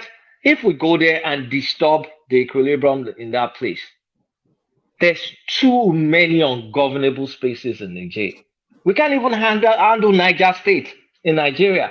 And you now want to handle a country, how many times is the size of Nigeria with sparsely populated places? We can destroy the army, but after that, the chaos that's left. No, at this point in time, that window of opportunity where you can do a quick strike, I think that window of opportunity is fast. It is maybe gone or is fast going. I think we should embrace them. This is not the first coup they're going to do. This may not be the last coup they're going to do, and we'll always be neighbors. So if we are going to embrace democracy, we do it for ourselves. If they're going to dilly-dally, that's them. But we need to partner with them and build that freaking pipeline. Let me ask something real quick. You see, I used to hear a lot in the past that they say these Western countries, they benefit a lot from destabilization, like the divide thing that goes on in Africa, like the wars, the civil wars and all those things. Now, if you guys notice, like since like these countries within themselves, they figure the importance of usually tribal war and those kind of things. Like civil war is almost like something difficult to happen within a country, within these African countries now. So do you guys think now the next move, like approach you want to take now, is to now make it more, is rather than just a civil war, inter-country wars, like nations fighting war against each other? Maybe that's another form of destabilization they want to start creating. I'm thinking that's what these Western countries want to do now. They want to start pinning countries. I think it's France. Before it used to be tribes against tribes. Now it looks like they want to make it. They want to push, change it to country against countries. And usually when this war starts, they usually don't end for a long time. Now, I see some people will look. They will say, when I hear people talking, I'm like, you guys don't look back in history. Usually before this war starts, one side always think, look at what the other side possess. Oh, look at their weapon. They don't have this thing. You can just go there and finish them. But what people don't realize is when the war starts going, it's when the actual weapon will be will start coming in. People don't look at that. You may look at Niger right now and all these countries say, they only have one aircraft or one helicopter. They only have 5,000 soldiers. The same way Jugo was looking at Nigeria army. He said they only have 10,000 personnel. He was already acquiring weapons from France. He didn't know that when the war actually started, British was going to be supplying go on. heavy weapons. So maybe they are trying to set a trap for us. We don't know. The France, America may be trying to set a trap where they'll push Nigeria into it, got this country, go there, boom. The moment we attack, all of a sudden, somebody from the back, they start supplying Niger military anti-aircraft missile and some hard weapons, whereby, first of all, if you strike them now, it won't already start. They want retaliation. You strike their country, they want to strike your country back. They will give the anti-aircraft weapon where you fly Nigerian jet, they will shoot your jet down. Bass. Now, they want revenge for something you've done to them. Now, I'm trying to look for a way to come to your country. Before you know it, we have bloody war going on in West Africa. And the West will like, okay, boom, that's what we want. Now, in the middle of it, they will not come. They will be supplying both sides weapons. They will not come in the middle of it to strike their deals. So this could be the trap they are setting for us, man. We have to start thinking big, We have to learn from the past. That's what they did in the past with the civil war within those countries. They will say one ethnic group, say, look, you can take them, we'll give you guns. Give both sides guns. At the end, they take everything. But so there's something wrong. There's something wrong with sub-Saharan Africa that our leaders, whether it's pre-colonial times or ancient times or now, where it's like, you know, when you watch some videos where they put banana and they unleash monkeys, and you see all those monkeys, all of them just going to rush the banana, all of them trying to grab. Our leaders are slightly better than those monkeys. The monkeys, because, my God. No, I'm serious. It's the way we behave. They do not look after. They don't look for the communal interest. They look for their own interest. At some point in time, it was a mirror. It was a mirror. It was schnapps. Now it is Swiss bank account, favorable, Mercedes Benz. And they use you against each other. And as long as they pay those leaders, they don't give a damn. And if you take time, just step back to see how they're playing you with just putting ornaments in front of you. I mean, all those leaders, and that's all they follow. That's why I say it's like akin to monkey, where you put banana or put sweets and you see them just rushing and following. That's how they've been treating Africa. That's how we lost millions due to slavery. That's how we lost our land, became companies. Like Nigeria used to be what is now Lever Brothers. That's how it became that. That's how till now Niger, that has uranium, is having to rely on electricity from Nigeria, that Nigeria cannot even give itself electricity. You see how fucked up that is? It's just the way the black mentality is, and we have to acknowledge it. Otherwise, we don't know how to think big. You don't know how to think like wow. Mike, let me bring you this thing that somebody just sent in that actually adds some a lot more data to what is in play. This is from Bashir Ahmad. He's not the one sending it in, but he's the one that's put it out into the public space. So Bashir Ahmad, who was one of the lead spoke voices from the Buhari administration, he says, this is a map of Nigeria's Trans-Sahara gas pipeline, which will have a total length of about 4,128 kilometers, which is 2,565 miles, of which 1,037 kilometers will pass through Nigeria. And now, this next thing tells us just how crucial Niger is to us. 841 kilometers through Niger and roughly 2,310 kilometers through Algeria. According to plans, the pipeline will also serve regional and local energy markets along the route. So hopefully that answers your question, Caesar. A mere glance at this map will summarize the importance of stable Niger to our economic development. It is crystal clear that President Tinubu's ambitious gas agenda needs a strong leadership stability in Niger. So now this is the root of that. You know we've discussed this endlessly, Kulata and everyone else, but this is now the root of that gas pipeline. So So there it is, all the way from Nigeria, and then it cuts through then that 800 and something kilometers, crucial in Niger, and then immediately it goes into Algeria, and those are the networks then for Europe.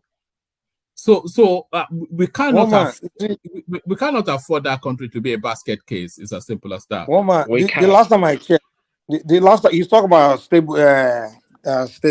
stability, right? The last time I checked, military administration is usually the most, stable. We usually have the most stable country, to be honest. The military administration, because the military, one thing you know how to do is create security. That's one thing I know for a fact. Because when we have military ruling us, I mean, they know how to put anything like insecurity, all those kind of things. They know how to nip it in the bud quick. They don't wait for some kind of process of killing, like we are doing civil administration. You have to go to legislative, judiciary, all those kind of crap. They crush instability, insecurity quick. So you're telling me that our interest is Niger, a stable Niger, and then you're telling me that our military that took over is a sign that there will be instability. When this military themselves are telling you that, hold on, don't worry about all that. You see, a military administration, there's so many things. There's the lack of predictability, that's one, because they don't act to constitutionality, they act to decrees. So, and then of course, there is a lack of continuity as well, because a military administration is by itself a temporary situation, which does not then tell you what succeeds or anything. You know, so you are. Well, I can make the same argument with civil administration now, because the next president, they have to run election again. What if Bazoum loses the election? The next guy that comes in is not in favor of whatever you. Yes, but bilateral agreements are a lot more binding on a civilian administration than a military administration, and there's more predictability to civilian structures. No. I don't think so. Bilateral agreement, I mean, that's country doing deals in another country. I don't think military or civilian. I don't think a country, Niger, we sign contract with Nigeria, then the dictator will now wake up because the soldiers say, okay, now I cut it. No, that's not the way it works now. You're dealing with, of course, that's the way it works. Actually, the more chance of that being changed is probably a new civilian guy that will come in. I don't like it. That's not really an argument, man, to be honest. Like, well, it is, but I just don't want to get into it because So this idea that because we want to be pipeline, no, that's why we have to have Bazoum there. Bazoum is not going to rule forever. Bazoum was elected. The next election, Bazoum might lose. So let's forget this. That's not an excuse to go there, to be honest. The deal with what we need to do is this guy that comes in, whoever comes in, we engage and say, okay, why are you serving our interest? Are you against our interest? Why are you in? Whatever. That's what we need to. But Nigeria, before Tinubu started jumping to the conclusion, they block our pipeline. We haven't even have any conversation about our interest with them. We have not. I mean, let's do that first. Now, it's not like they already call you, say, okay, we took over country now. We are cutting ties in Nigeria. We are anything. They didn't say that. So all they did was just did a coup, which I'm against. We're all against coup. I understand. ECOWAS will say we're no longer tolerating coup. But, hey, it's not what now creating more, turning them to our enemy or creating more problems, going there to shoot up, bombing things, and because of Bazoum, who the hell is Bazoum? I mean, want to go and kill people because of Bazoum to be president? No. I don't think so. I don't agree with that, man. Hello, Mike. And lastly, this idea of Russia coming to block Nigerian interests. I don't think. This last one. Let the prime come in. Yeah. No, before I forget. I don't think Russia interest is to come and make Nigeria his enemy in Africa, because Nigeria is very important to Russia. Trust me. They themselves said it. Okay, go ahead. Yeah. Nigeria is not more important than Nigeria is more important to Russia than Niger. If Russia was ground on that continent, hold on. You talk a lot, but you don't listen enough. Nigeria is not more important to Russia than $140 billion, but are coming the prime. That is the first line I wanted to say, because we all see Ukraine war. There are two things that are really involved in this Ukraine war: access to the ocean and gas. The same gas pipeline that Russia is passing through Ukraine was what caused the problem when they removed the president in 2014, and Russia opposed to it. So Russia will fight dirty. That is why it's going to be difficult for us to out-negotiate them on this issue. We need to really talk with these Nigerian people. I don't personally care who their president is. Even if it's General Satan, please, Mr. Satan, can you just allow us to do this thing? But at this point, Russia is not willing to lose over $160 billion. It's a steady flow of money and authority on the European Union by Russia. So I don't know how we're going to navigate this thing because they blocked Niger, they blocked Burkina Faso, they blocked Chad, they're blocking Niger now. It's obvious that Russia is targeting Nigeria on this issue. Yeah, I don't know why this fallacy. It's not a fallacy. Just sit down and look at the map. First of all, you say the pipeline is the reason Russia invaded Ukraine. That's not true. The pipeline is because of Ukraine joining into this military issue. It's more of a defense. And secondly, secondly, Russia is supplying Western Europe. I live beside Russia. I know what I'm saying. Okay, explain to me why the pipeline was the reason Russia invaded Ukraine. Ukraine will stop. Okay. When this whole issue started in Ukraine, it didn't start yesterday. It started since 2014. When the former president, which happens to always fall in line with Russia's demand, he was trying to, the former president was playing between the West and Russia. When the guy was kicked out, Putin understood, and Ukraine was demanding for more energy. Then it wasn't in the best interest of Russia. And the second thing was the Black Sea. Russia doesn't want to be blocked away from the access from the ocean because they have their military base close by. No, we're talking about the pipeline. I'm telling you, those are their major thing. Estonia. Russia, wait, the pipeline, real quick, before you move to what that pipeline, I want to pin you down real quick. So you're saying Russia's pipeline is afraid that Ukraine will, Russia pipeline to Europe. To Europe, exactly. Let's not get into Let me ask you now, let's not make it rowdy. Wait. Russia is supplying Europe, right? And Europe, Ukraine also want to be ally of Europe. So why will Russia not be worried that Ukraine will stop their pipeline supply of Europe? I mean, it doesn't make sense, man. Like, I mean, Europe interest. It's in Europe. Wait. It's in Europe interest for Russia to supply them gas. So now, why will Russia not be concerned that Ukraine will block their supply to Europe? It doesn't make sense. That's what I'm trying to tell you. Okay, this is what the situation is.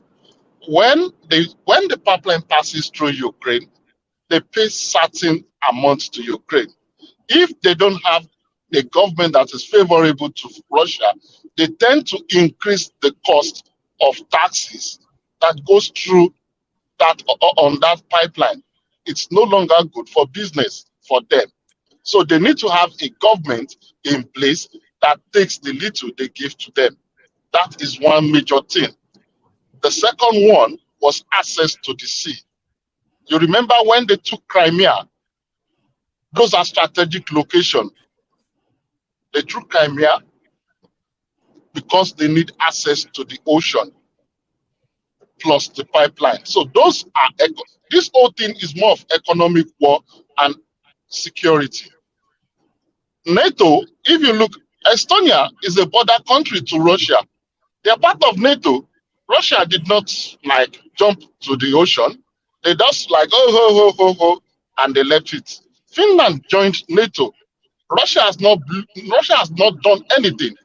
They've just hey, please don't do this. We don't like this, because there is no serious economic cut on this matter, and they always know that the government in this Eastern Europe will still listen to them. These are funny politics coming up in this part of the world. I hope I made some things clear. All right, brilliant.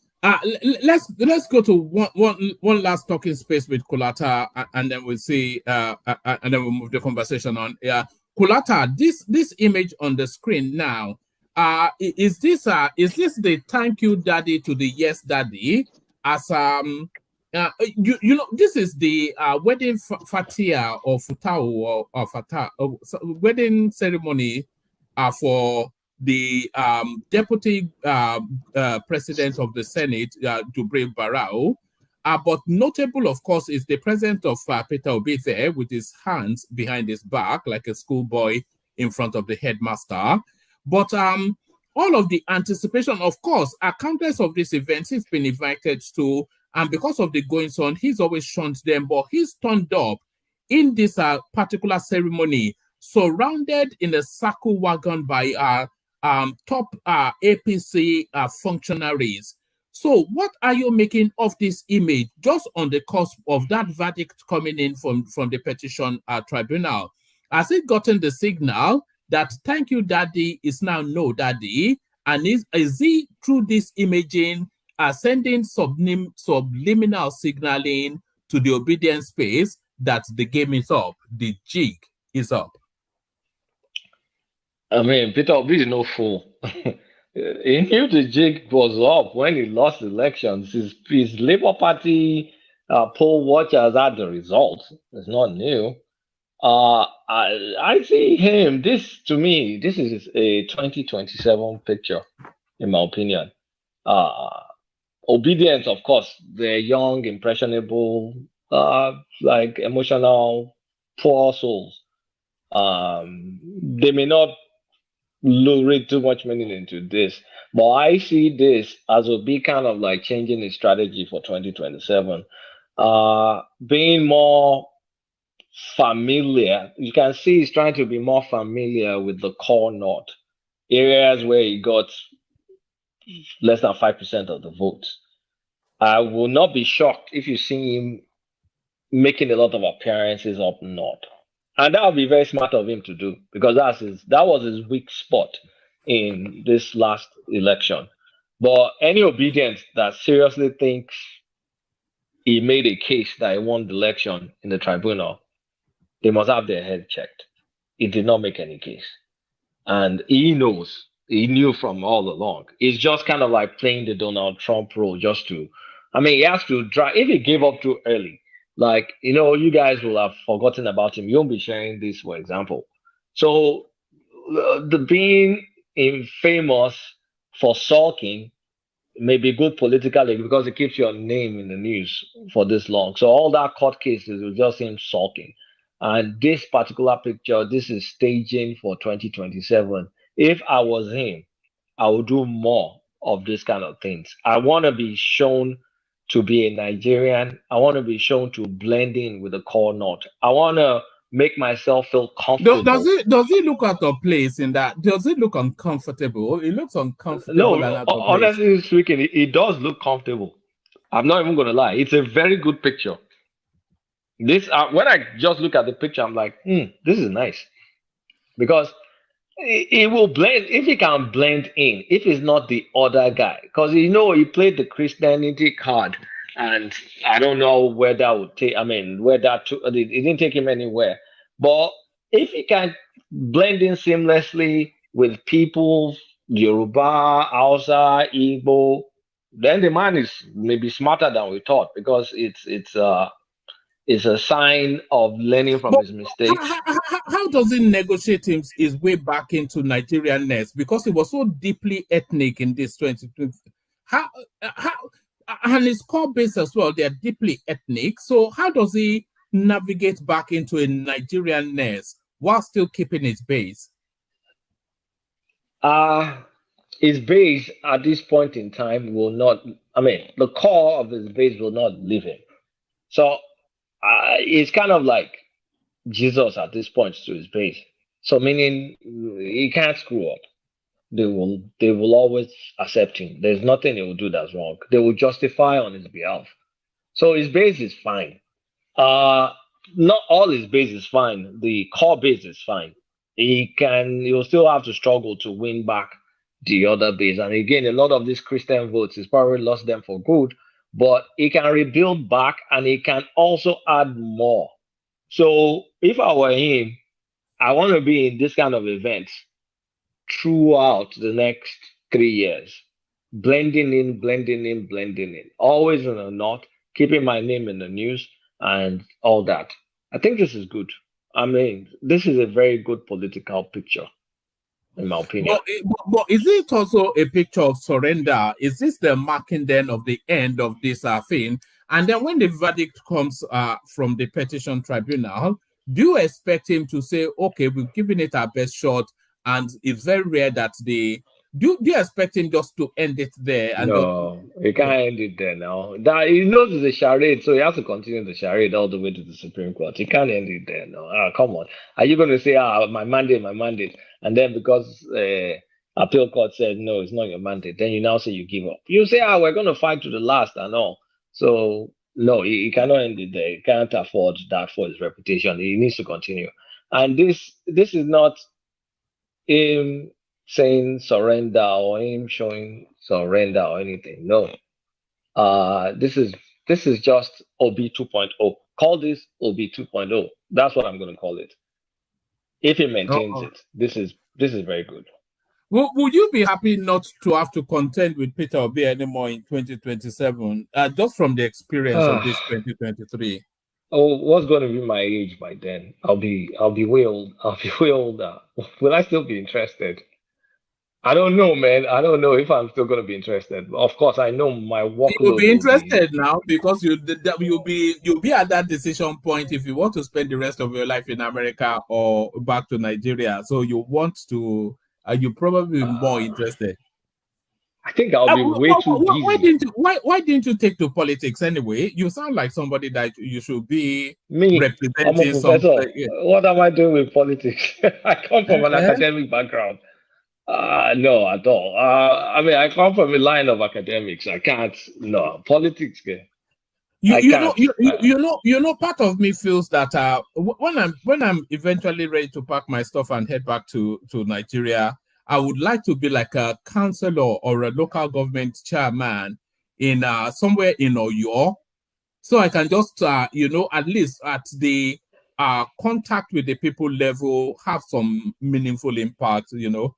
Not even a Senate or a House of Rep, or just councillor. I wouldn't object to that. Maybe what I can do is maybe become a critic on TV or something. I have a way of affecting people. as we can see. I go on Dr. Damages, the same thing. Like, come on, one man that's supposed to be my home too. Why do they hate you so much in Dr. Damages, man? Like the way I don't know. The way they talk about you, if I didn't know you, I would think you're one devilish guy. That's Mike. Who do you think is more hated there, Kolata or myself? I think it's Kolata, man. No. The thing is, it's two different things. When you show up is when they have problem with you. Like sometimes Kolata is not even there. It's not even in the comment section. I'm not there. And I'm seeing his name. They are saying that Kolata. They just type in Kolata. I'm like, the Kolata is not here now. They're just talking about the guy. Every comment I read. Controversial person. I don't even know. I don't get it. Like, I don't know what I say or how I say it. They even describe you as one dumb person like that. They will say the guy is dumb. That dumb Kolata. That dumb guy. And then I would think it's one retarded guy they're talking about. But then when I hear Kolata talk, I'm like, the guy's not dumb. The people are saying I'm more hated than Kolata on no, your own. When they hate is when you show up. When you show up is when they have problem with you. But they don't talk about you when you're not there now. Because even before I started making fun of people, they're like, but because you just sometimes you watch some of those things and you see like, but I'm not here now. What's up? What did I do? Like one man, you still join them to step what up. But since I stopped going a while back, but it's just like I don't know. Like some people just take your matter. It doesn't. Those people have zero emotional intelligence, man. When one man show up like this, thank you for saying that. That they've taken the fun out of it because you are there to troll them. But if you are trolling somebody, they have to be in on the joke for it to be fun. But they don't get it.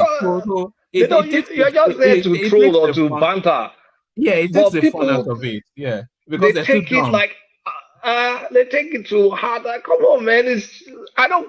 As soon as I leave here, I'm gone. It's finished. So you just had a bit of a chuckle with them, and then you go and have tea or something. And then you drink wine. You go live your life, but someone is still ruminating about you on damages. I think their heart is so broken about Obi that election, man. That their heart is very broken.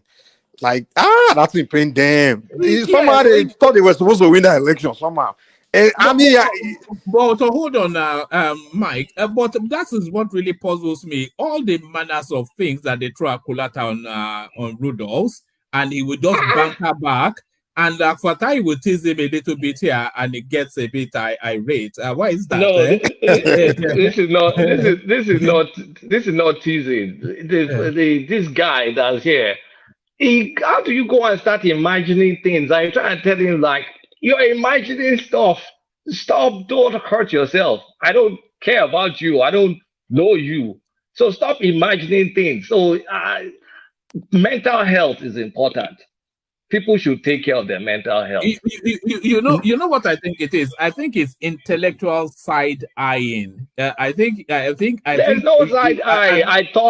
There's no side eye. I've been here before. You are too high functioning, highly educated people, and it's somebody has to sit on that seat. So there's nothing like that. We're not in the same level in life.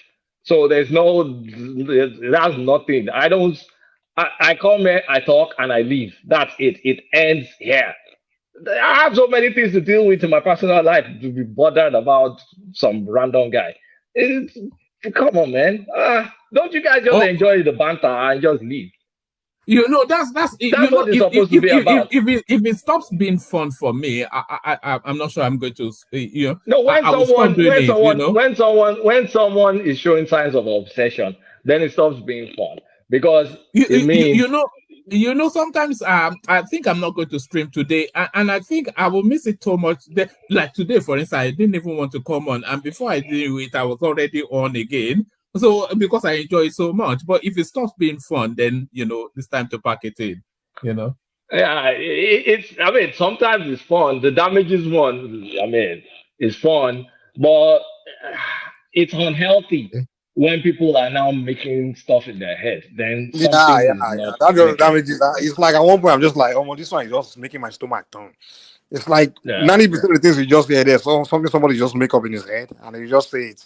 And when then you're making stuff in your head, then it's beyond banter now. It's beyond. Remember when this? And then nobody will challenge it. Remember when they said you were being sponsored, that your education was sponsored by the one thing that I react to is when someone comes to lie against me. I can take if you yab me, I do not move. You can curse my mother, everybody. I don't care about that. But as soon as you make something what happened to that woman that comes and swears at everybody? I was wondering though. I hope she's okay. I hope she's okay.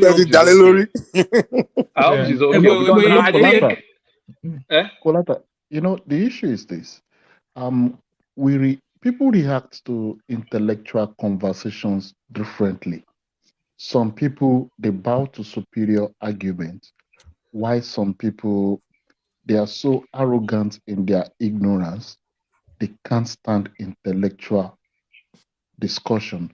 When you come to them with logic and facts, they are so emotionally engrossed in their naive opinion that their reaction is to be violent to you. Why some other people tend to seek tap from your wealth of knowledge. On this platform, I particularly visit here for a few people's opinion.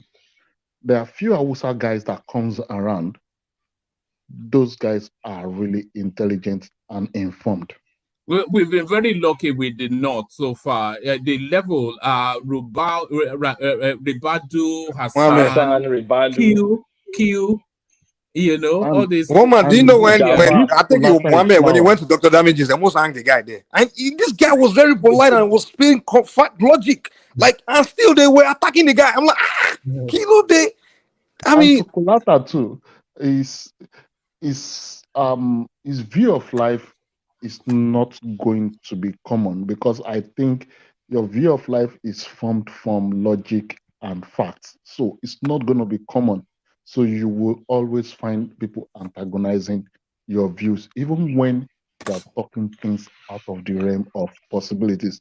If someone thinks that Obi, that has about 5% vote in the North, is going to win an election in Nigeria where almost 50% of the vote is in the North, and there is another strong Southern candidate, I think that person has simple problem with mathematics and logic. Logic.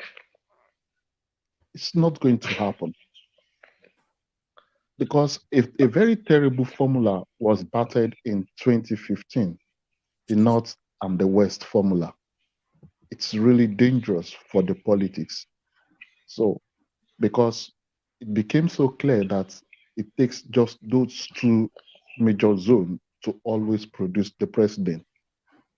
And the South has seen that thing. Wike whipped his people into falling in line in order for, to secure the region for him and for his people. So Wike, the South has keyed into that bat, while the Southeast is opposing that flowing river. I hope people with more logical and mathematical skill can tell people in the Southeast, let us look at this arrangement. How do we fit in? Except we are ready to play opposition party. Otherwise, it's going to be a tough one. Do you know how I say Kulata? This is how I say Kulata. I say Kulata. If you know, you know. But this is how I say Kulata. Anytime I think of Kulata, this is what I think of. Do you know who that is? Spock. Yes, everything is illogical. It's a logical captain. So it's illogical. So that's Kulata. It's completely devoid of any of the emotions. Do I sound like I have autism or something? Like I'm not autistic. Look at that. Spock from, maybe I will change your name to that one of these days. Spock from Star Trek. You know what, man? This guy, Dr. Damages, like Rudolph, like the guy, I've known the guy since the time he was in Science Reporter with Shore. I would think the guy, the kind of person I saw him to be, now I begin to think like, what kind of human being is he now? Because how can you sit down? I don't know. I just can't do it where I can sit down. A group of people will just be lying right in front of me, and I just keep quiet and just allow it, like without questioning. I can't tolerate lies. That's the only thing. That's my weakness. Like even me watching the show alone, like my stomach started to pump because it's too much propaganda and lie. Shall I tell you one thing? It's a YouTube thing. You see, it's a YouTube thing, and it's an engagement thing, and it's an attraction thing. So that narrative that they propel in on Rudolph's, it has a lot of, because that's the same narrative from Niger Media, from Niger Watch, and then of course, depending on the refinement of the host, but it's still the same narrative, and it's like a honeypot to bees. It just pulls them in, and then just as on Niger Watch, but Njeje doesn't tolerate it that much because he's a more cerebral sort of space. But that sort of narrative is like a honeypot to bees. It pulls them in, but then you can't overtame it because you chase them away. So he just has to let it doesn't tame it at all. And what makes it even worse? That's his traffic now. So why would he even give those liars the more voice? Like you allow them to speak more longer. Like this guy will literally telling the biggest lie, and you're giving 5 straight minutes to talk. Mike, but then when someone that's more honest, more clear, more logical, and more it don't talk starting in there. I'm like, come on, dude, what you give the liars more time to talk? Hello, something happened sometimes ago. I went to one of the platform, probably Niger Watch, and they started saying, Emeka, you are here again. I'm like, I'm not. Who's that guy? Yeah, King Emeka. That's it. Remember King Emeka during the spreadsheet days. Emeka, you change your stuff. I'm like, and I put on my camera for you people to see I am not Emeka. Someone was swearing that he is 100% sure.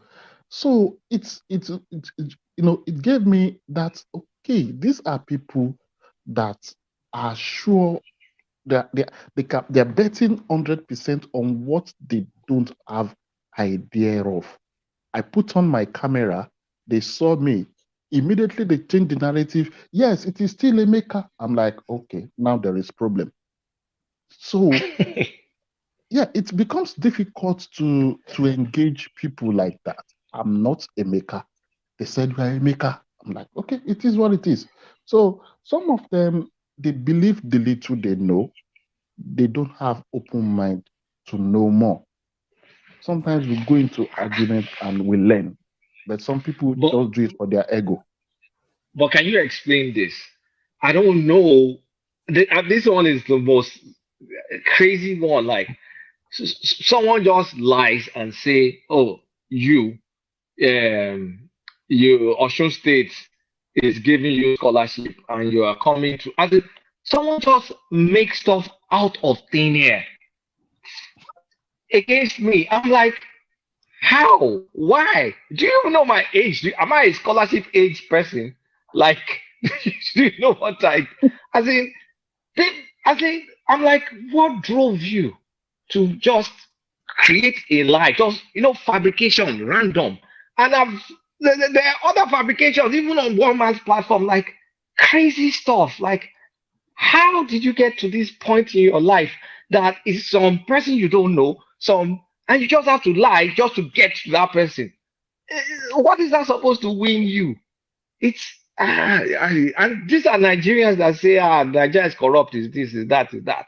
But you can't just formulate something to assassinate character of someone you have no freaking clue what that person is or what that person does. Is it that same guy that said you got scholarship from Osun State? He goes around saying that I told him that I grew up in Oyo. I've never set foot in Oyo in my life. Yes, I'm from Oyo ancestrally and proudly, which I say all the time. But curiously, no, I think I've actually been to Akimori once in my life. But apparently I grew up there. But he just sits up and fabricates stuff, and then they say, Tinubu is a thief, and this is a bad. But look at your own character. Like, honestly, this YouTube live that I bumped into, it's insane. I want to ask something from you. Yeah, I've been longing to ask this question. In the United States, a drug case can it be settled out of court when you are in their custody? No way. Hell no. Drug case? Hey. No way. No way. Oh, the best that can happen is if they use you to get the big dealer. But it's not some settlement or anything. I mean, let's say you are a pusher for what's the name of that Mexican guy? Yeah. But and again, we analyze. I read like months ago. I read the case, brought the case to one man. We digested it. I mean, maybe mid last year or something that we analyzed it. Like brought the case out, read the case, went through it. They charged that guy's bank account. It's just a civil forfeiture, and they've ended the case without prejudice, meaning they can never bring it up again anymore. So, the second question, a follow-up. If I'm a drug dealer and probably I have a transaction with one man, maybe $500,000. Why not with Colata? Why me? You have the transaction with Colata now. Yeah, I look like smoke now. No, be drug dealer.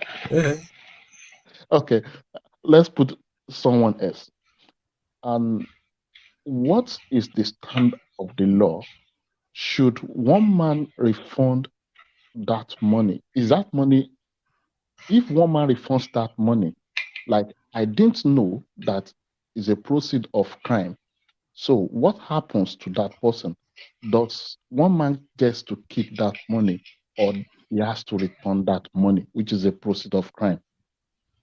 He has to return that money if it's a proceed. If it's a suspected, that's the thing. That thing gone is not the constitutionality of it is kind of like one way, because some states will say if you can't find me directly guilty, because it's suspected money, it's suspected proceed of a crime, so it's not proven. So that's why they could not indict the man.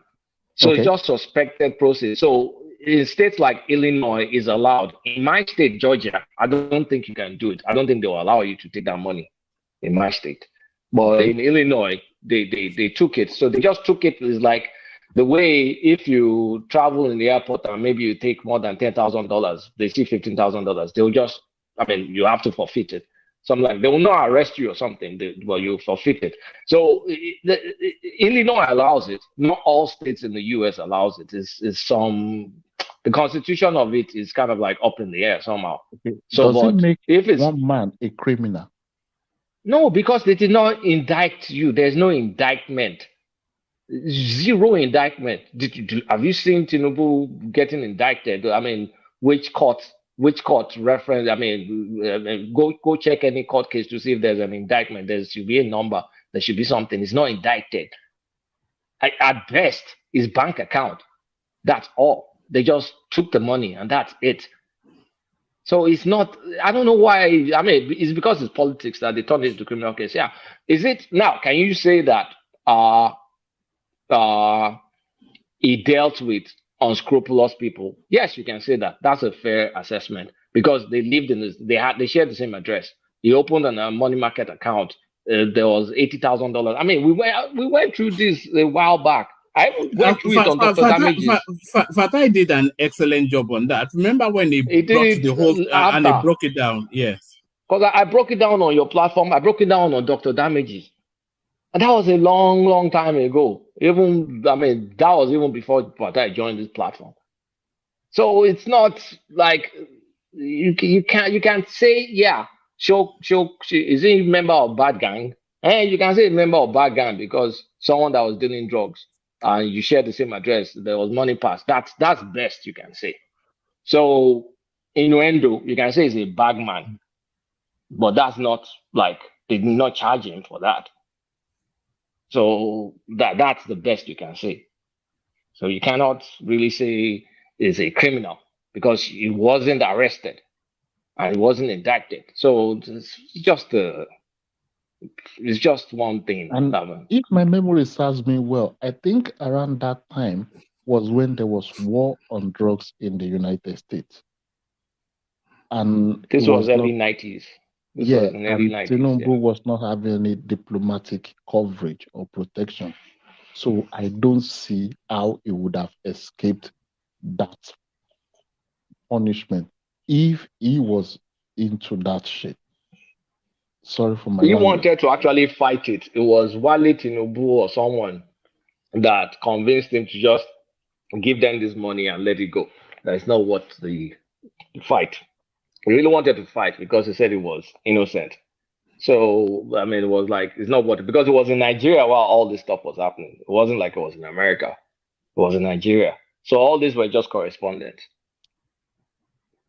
So it's like, I mean, it got tired because after dealing, I explained it here, explained it on Damages. I just got fed up of it. Like, I mean, anybody talking about it after, I just tuned off because it's what more can be said than what we read from the case.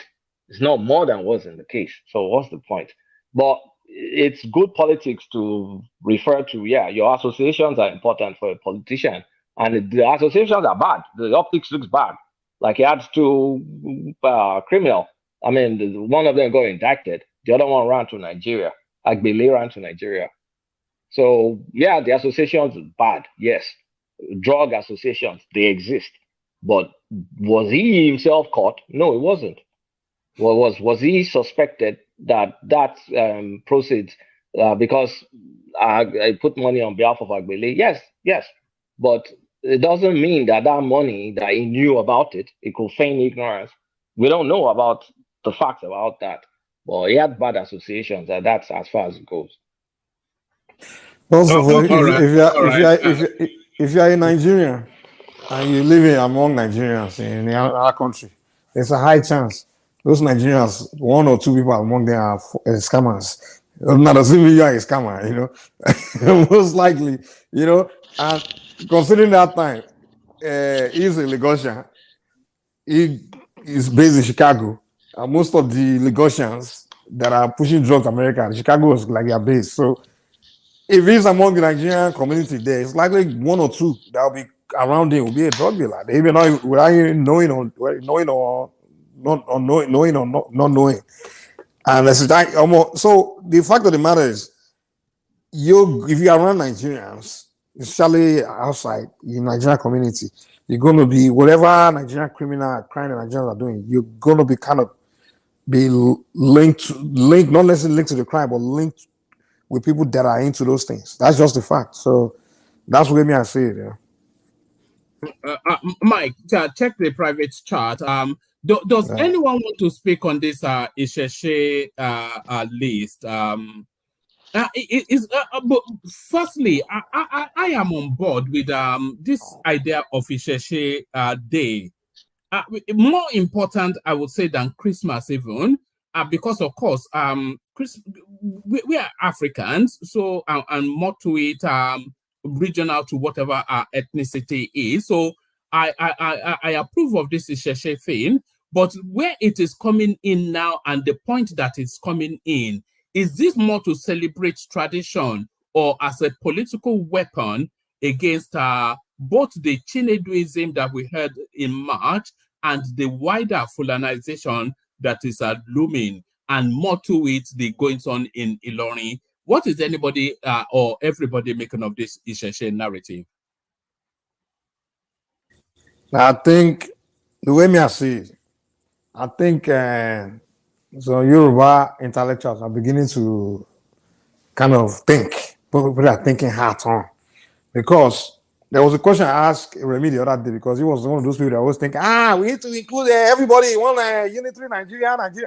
I'm like, okay. The question I asked him was, do you believe we should eliminate ethnic group, like just eliminate it, and maybe replace it with whatever Nigerianism or whatever Nigerianism is? We say a definition of Nigeria, culture or anything Nigeria, because what Nigeria is to me is English, British. That's what it is. He said no.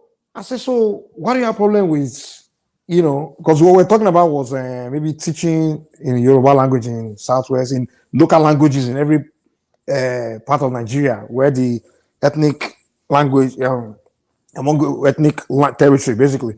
So now what I see is the Yorubas in Southwest, like I said, begin to ask them that question, like, okay, where are we heading to? It's 100 years from now. Is this area going to be what it is today? Is it going to, where are we heading to? I mean, and where they realize was that, wow, where we are heading, it looks like it will be a time where people that will be pretty much in this space, it will no longer be a Yoruba space. And it may be a situation where some people may take time and just say, hey, we want to eliminate this ethnic group, or this ethnic group doesn't even exist anymore, or this ethnic group doesn't really have what defines as a nation is in a land, right? In a territory, and territory, language, and other things. So when your territory becomes no longer your territory, or it's not territory, you can say this is mine, then your ethnicity is already being killed. So what I think these guys are coming to realize that, hold on, what the hell is going on? One way to preserve your territory is to preserve your culture and your things that define that territory. In northern Nigeria, they will do everything to preserve their Islamic culture. They will do it. In Kanu, they will make sure it's bad. The Sharia, Islam, you dare not do anything that will threaten Islam. So that's what makes that northern Nigeria. So if me, Yoruba, go there, or Eastern or anybody from other part of Nigeria, go to those part of that northern Nigeria, that place, you always know in the back of your mind, in this place, this is an Islamic land. You always know in the back of your mind. So you won't even get to that point where you want to say you want to be a governor there, or you want to be telling them it's no man's land. They always tell you, this is Islamic land. You understand? But in Yoruba land, if you celebrate your culture, you make in this land here, this is the tradition of the land, this is the spirituality of the land, this is the thing of the land, and you celebrate it, you do openly, you have a day for it, so anyone that comes there will know that in this place, this is their thing here. You understand? So that's what I think this guy begin to wake up to. Yeah, but Mike, can I contribute now, Mike? Oh, sorry. Let me just ask a quick question. Why are Ilorin Yorubas not ashamed of the history? Is ignorance of their history? Sorry, of their history. Why are they not ashamed, or why are they ashamed?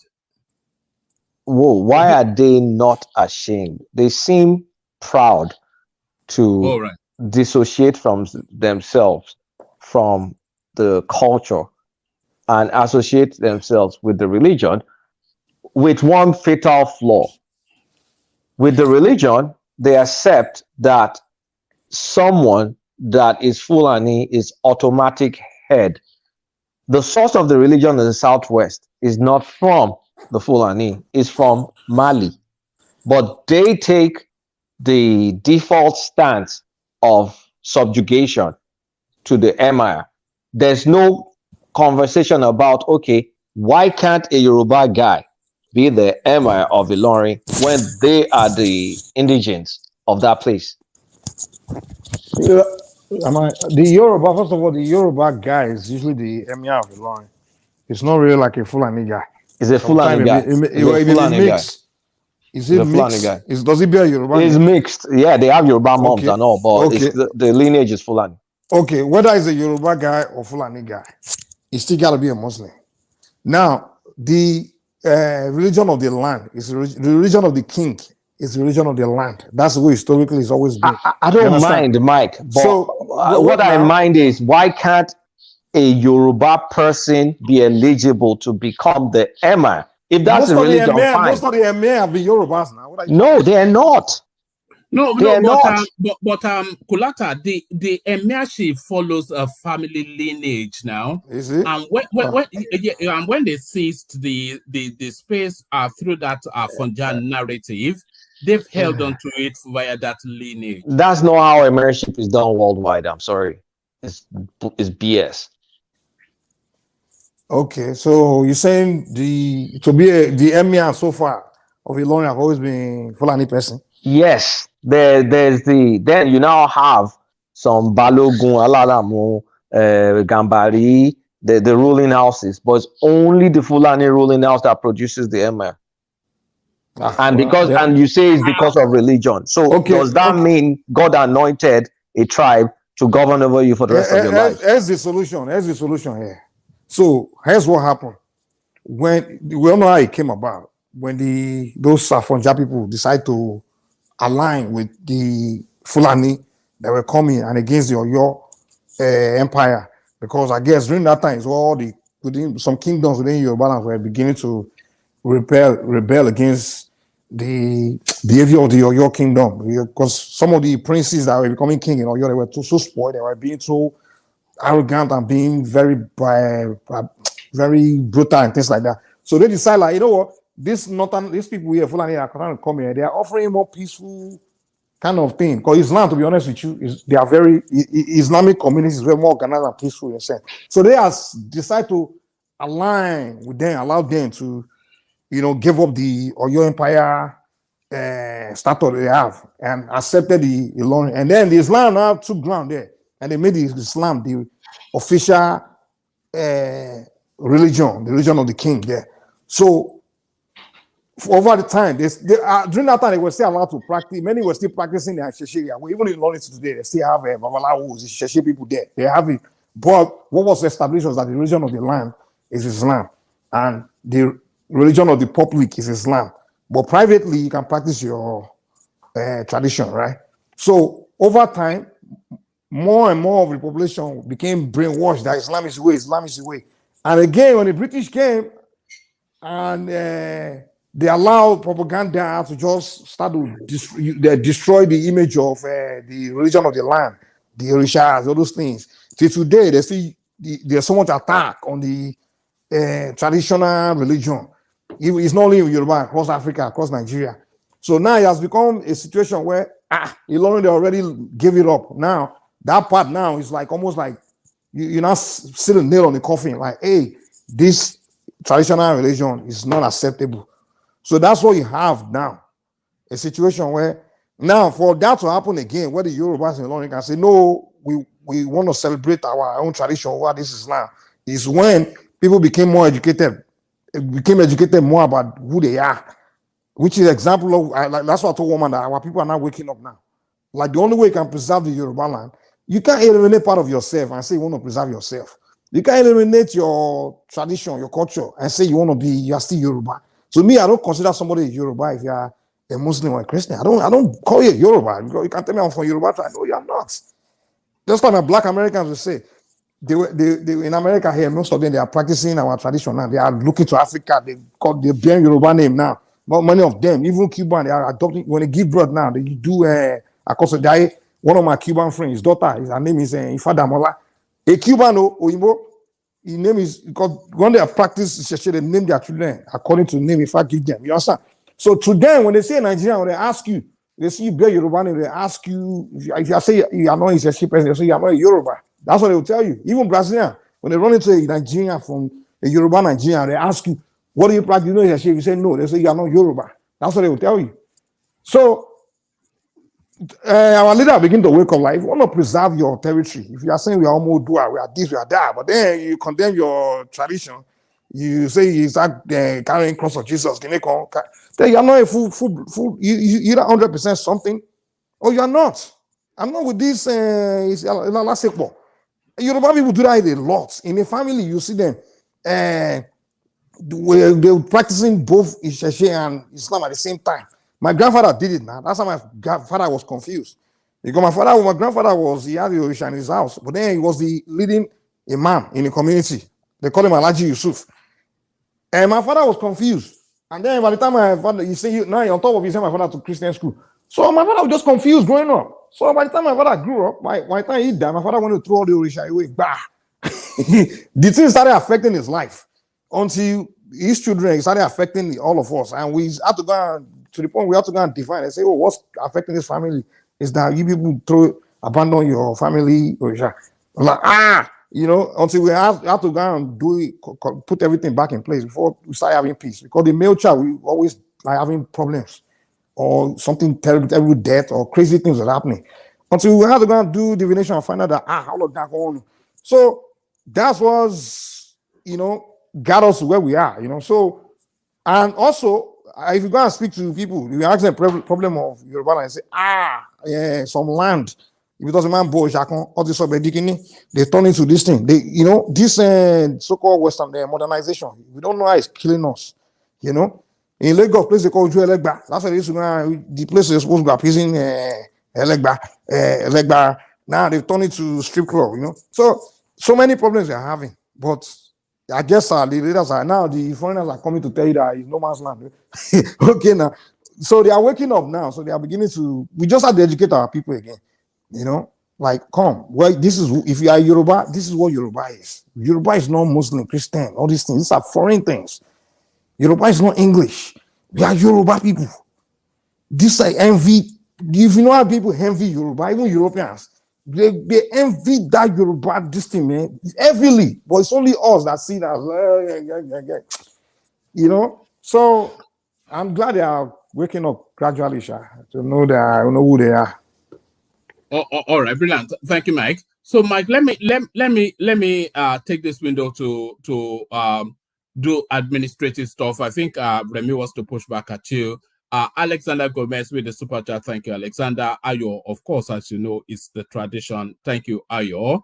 And then Olatubosun Oshunleti. Olatubosun Oshunleti, he joins that space as well. So there is that. So let me hand over to Mike to wrap up however the remaining of the session goes. So thank you one and all. Rejoin us tomorrow where the conversation continues, never stops. So I'll leave you here and hand over to Mike. Mike, you have to allow for voices that are different from yours. You have to let opinions that are different from yours have their say. Or let them land a point. No problem. Because as soon as they start to speak differently from you, you beat them down. Don't beat them down. Let them speak. Mike, to you, and manage the interjections as well and voices cascading over each other. Thank you, Mike. To you. All right, who wants to go, man? Who's going? Yeah, Mike, I want to interject before. Good morning, everyone.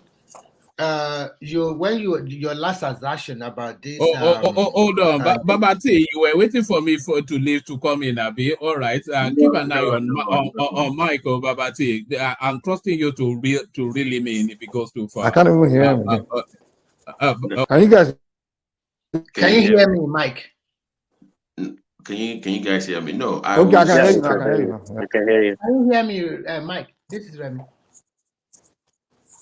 Yeah, I can hear you. I can hear you. So you are talking the last time that about when we talk about using our language for instruction as language of instruction, and I think you quoted me wrongly. I didn't agree. What I'm just trying to say is that if every ethnicity have their own language of instruction, that would bring a lot of trouble, because the Ijebu people, they are Yoruba, or it's not the same thing like the Yoruba of Oyo or the Yoruba of spoken in Ekiti. And also, if you look at the South or all over Nigeria, they have different kind of language, although there might be some similarity. So how do you... No, hold on. We have what is called... It's just dialect. No, it's called Yoruba Jumolo. That means everybody has a dialect. I have an Egba, I have Egba, you have it.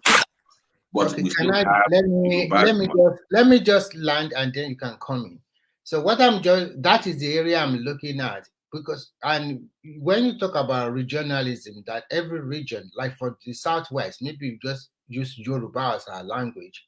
Then I made mention of the South when they don't have uniformity like the Yoruba have, because the language spoken in rivers is totally different in Delta or even in Edo.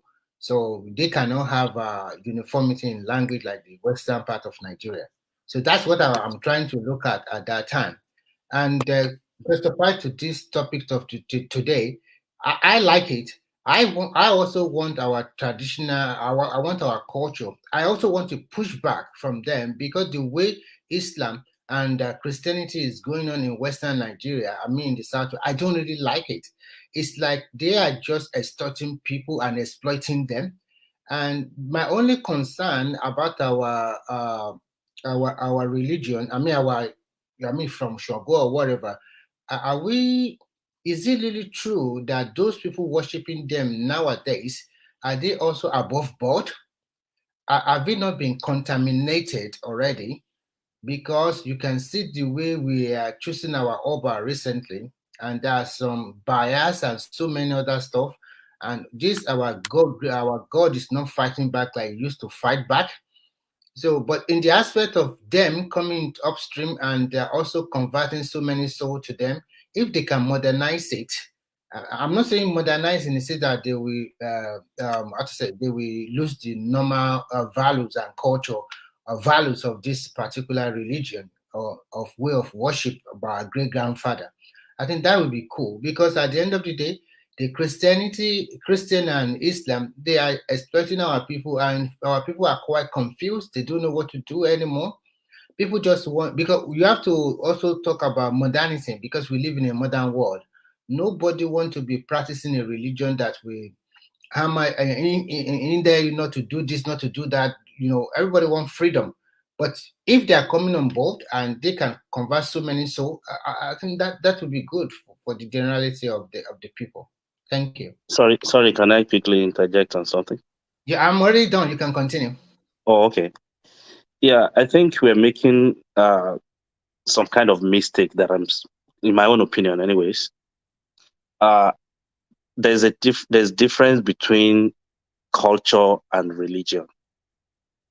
And when you think about all these things that we're saying is our culture in Yoruba, majority of them people are arguing that it's a culture. Majority of them are like religion, not even culture. Can you give us an example, please? Okay. In Yoruba land, we have people that are Egungun, like they're people that are Shango worshipper, Ogun worshipper, the Obatalas, all those different brands. Those are not culture, they are religion in Yoruba land. And if you're talking about culture in Yoruba starts from mode of dressing, the way we do our things, the way we used to live. Those ones are culture, but we are mixing them together. What's the definition of culture? Culture is basically the way of life. Okay, so but it's different from the belief. It's not a way of life. It's different. No. It's different from the way you connect to God. Even in Yoruba land, in the same wait. What is what I'm saying? You might like I'm a Yoruba guy. I might practice Yoruba culture. I might wear all this kind of clothes that Yoruba wears, but my faith, my belief might not be the same with what the other person that is also a Yoruba is doing. Mike, so Boshel, this is wait, my brother. Let me. Can I interject here? It's not a matter of Boshel. I'm just saying the reality. We are mixing it together. Even people that worship Ogun, they don't worship the same way with people that worship Oya or people that worship Shango. It's different. But they are parts and parcels of Yoruba culture. They are all part of they are Yoruba. You might say those are the Yoruba religion. Hello. And wait, whoever is that, hold on. Let him finish. Go ahead. Yeah, you might say, okay, those are Yoruba religions, but those are not Yoruba culture. Culture is different from religion because those things are the way that each of them believe they are connecting to God. It's different. Do you know that you guys give me culture is something that unifies? Sorry? Do you know how Yoruba culture was formed? Do you know who created the Yoruba culture? What is they don't create culture? Can you also please hold on? Can you also no please? Can you also explain what you mean by Yoruba religion? I'm confused. Maybe okay. Yeah, please. The religions that they practice in the Yoruba land, we might say, and even when you look at it, most of this religion, they were not something that were practiced when the Yoruba, or you can say, oh, this is like when you trace back the origin of Yoruba, because Shango, as we would know, was like maybe 200 or something years ago, right? There was nothing like Shango in those days when Oduduwa was still alive. First of all, nothing like. Let me clarify because you're going too far. First of all, Agbole ló máa ń ṣe Agbole. So it's not like everybody does it. Agbole will say, okay, in this Agbole, this is what we do. And like me, no, that's Oroile is different. No, let me finish. Because you were discussing dressing earlier. I cannot wear anything that is dark. And it's tied to my own spirituality. So the argument of, your culture is one way and spirituality is different. No, they are intertwined. You can't separate both either. You can't put them. I know you guys that are religious, all these foreign religions, trying to separate both. You cannot separate the Yoruba religion and the culture. It's intertwined together.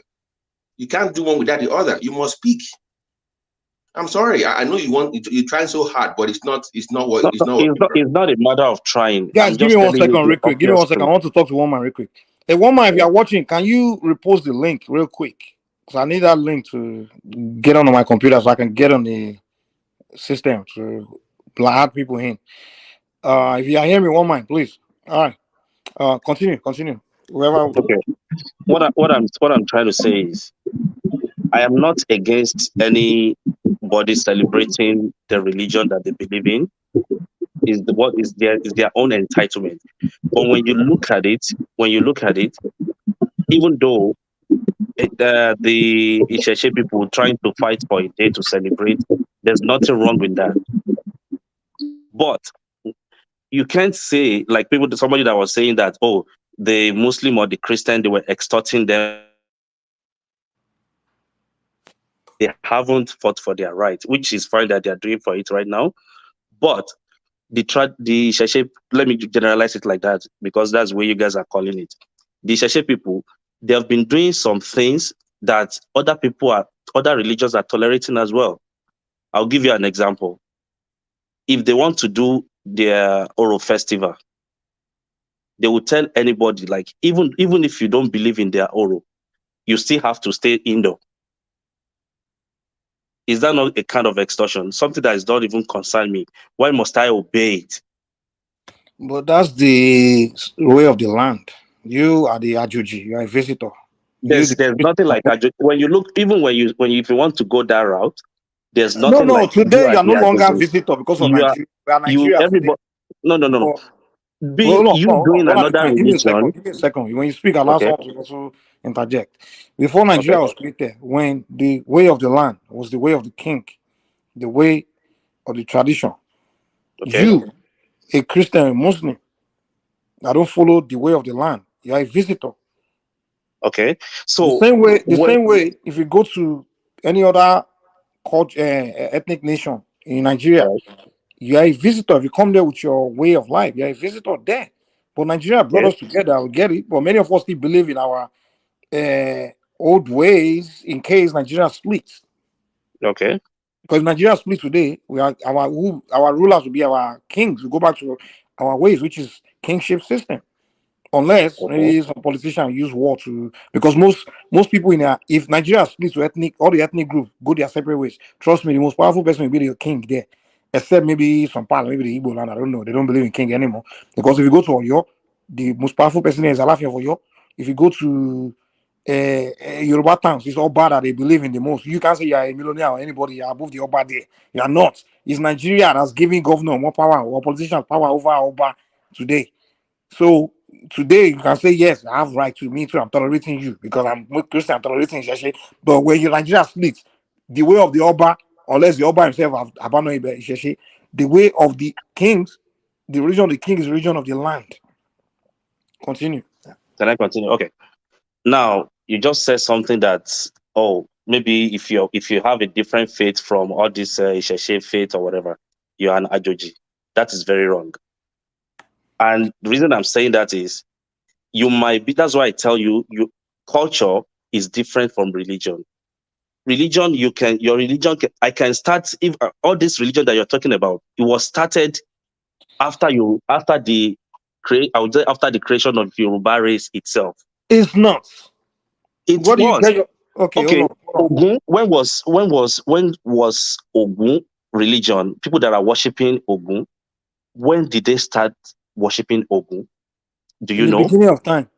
It wasn't. Give me okay. Based on what is your knowledge? Ogun what is the never source of your knowledge? Himself. Okay, before we start arguing blindly, what is the source of your knowledge? I'm telling you, I've read a lot of. Don't tell me what you're telling me now. What is the source? I've read a lot of stories. Mike, can I ask him a question? Because he said, Please do. How do they establish a town in Yoruba culture? How they establish a town is... No, hold on. When you go somewhere, and maybe you are the first person that got to that place, you started living there as... No. Oh, no. Oh, man, Jifa Benny. Oh, man, Jifa. Mike, they don't know now. That's the problem. You are wrong. This is the problem, Mike. People come here and just say things they don't know. Okay, let me tell you one thing. Let me tell you one thing. No. You cannot just go anywhere and just Just establish.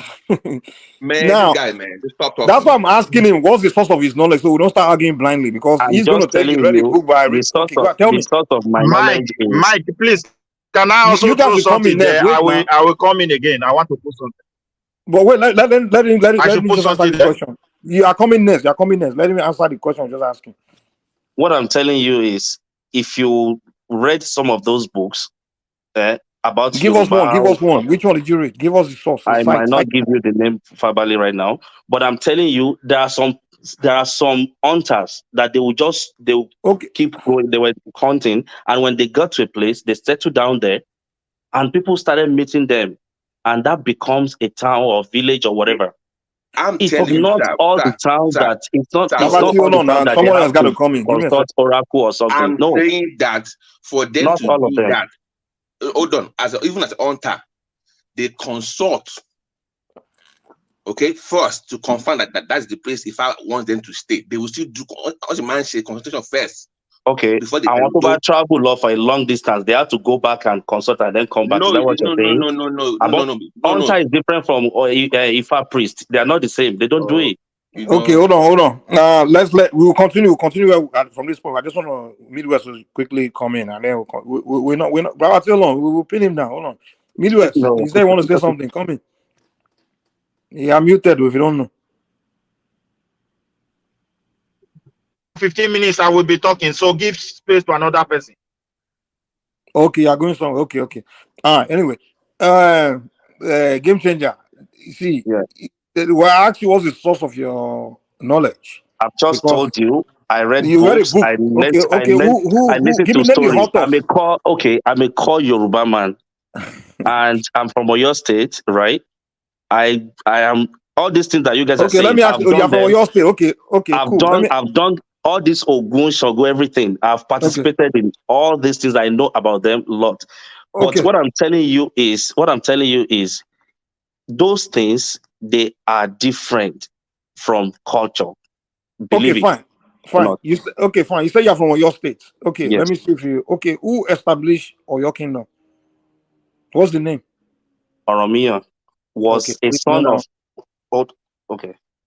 Okay, cool. Okay, we asked you what's your source. And I was just telling you. You see, if you trace the lineage of Shogo itself it's a like maybe great grandson of Oromio. And this Shogo, they started worshiping him after he passed on. Okay. Listen,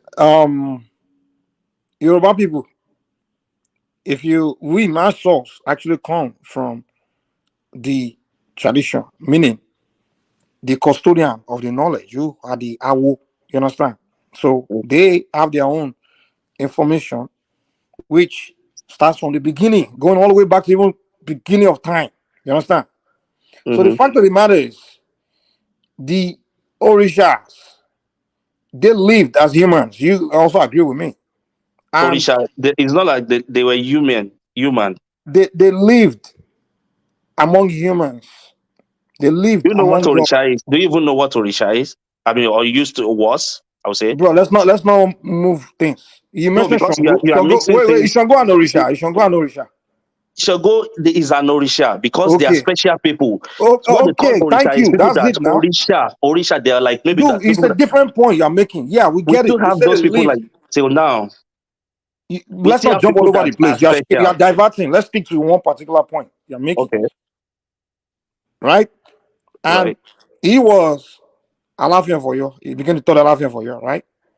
Now, before, yes. Okay, yeah. He was born. Now, in a tradition, now, today, they call, the reason I'm trying to tell you this is because in our knowledge, the Orishas come and go. They come and go. They didn't only exist once.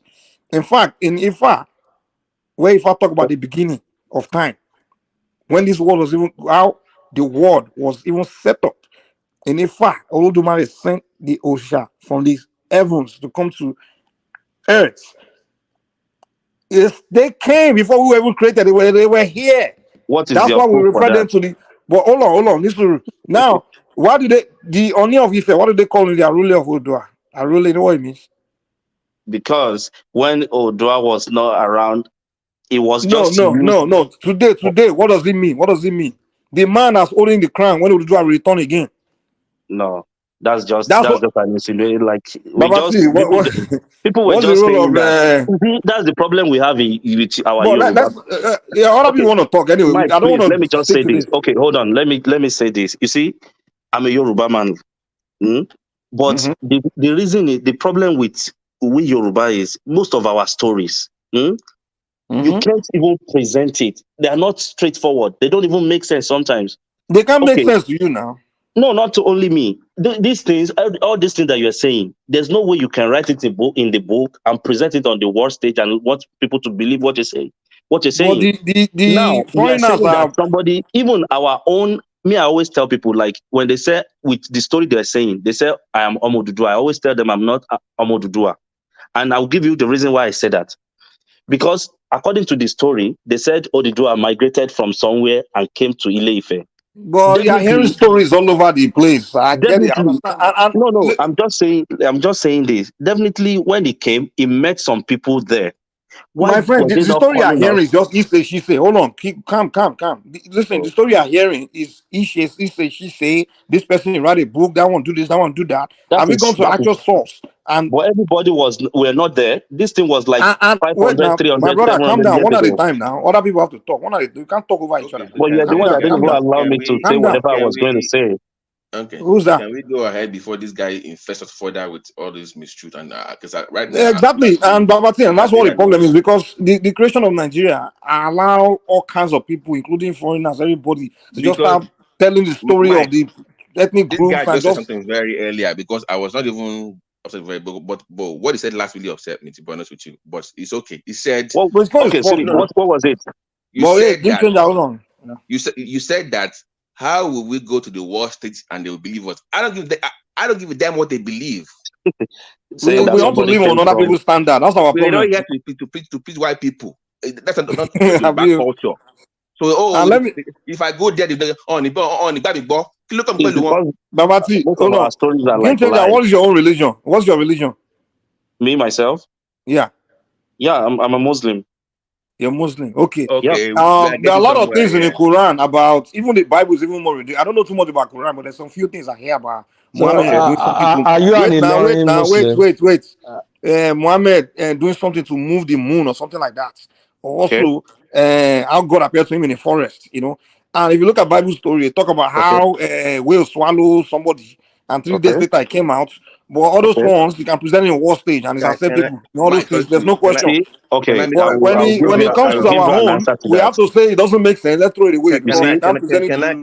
Guys, wait. Can I make my point real quick? Because please. So earlier on, he said culture is the way. Because I hate using the word religion. To be honest with you, in Yoruba context, it's more spirituality, not religion. But just for the sake of argument, let's say religion, right? And he said, well, it's the way you dress, the way you eat. Well, unknown to him, your spirituality sometimes actually dictates what you can eat and what you can wear. So when you say oro delay, where do you think that oro delay comes from? From the spirituality. The deity tells them this is what you should do, this is where you should go. It's still linked to your spirituality. You cannot separate your spirituality from the culture, because most of the time it comes from there. This is where you go, this is what you do, this is how you dress, this is what you hear, this is what you not see. Don't go there. It gives you direction. It's still part of it gives you that direction. So this idea of separating spirituality from culture is laughable to me. It's laughable, man. It's inseparable. I don't know what you are talking about. And this idea of we must, if you go on the war stage, they will not believe us. Like we have to please them. So let me now tell my story to what it will be believable. Who gives a damn what they think? What do you think is the point? Not what they think about you. What do you think about yourself as a people? This low self-esteem having attitude is what I like about sometimes. Can I say something? Because everything you just said now. The other people that are here, if you guys want to talk, let me know. So I'm not keeping you quiet. Well, go ahead. Yeah. Okay. You're talking about Oro Idile, right? Have you ever, if you are Yoruba, I would like you to be honest enough to say this. I know a lot of people that have their Oro Idile, the way they do their Oro Idile or whatever. Have you ever seen any of them call it their religion? That is the reason why I never even use the word religion. Because you are mixing it. No. I said I hate using the word religion, but I said for the sake of argument, I will use the word. For the sake of your argument, you are the one that call it religion. We never knew it as religion. I've never called Oro Idile religion. What I mean by religion is the religion is how you Yoruba religion now. Oro Idile is your way of life, right? But religion is how sorry, for those that don't know, what is Oro Idile? How you connect to your creator is religion. Can someone explain Oro Idile, please? I can explain it to you. Oro Idile is like a tradition of a particular family or a compound that they do that is specific to them. Like, for example, some people, when they give birth to their kid, all the kids when they give birth to them, maybe they have to kill one of these animals and maybe give them the blood to taste or something. And some people, they have to put them in water. There are so many ones. They are different. Stop, please. Please don't do that. Let me just tell you what it is. It's a covenant. Don't try to explain. It's a covenant with deities that you've made with as a family or as a community. It's not forget what you're saying. No, it's a covenant. Please, let's know what we're talking about here, please.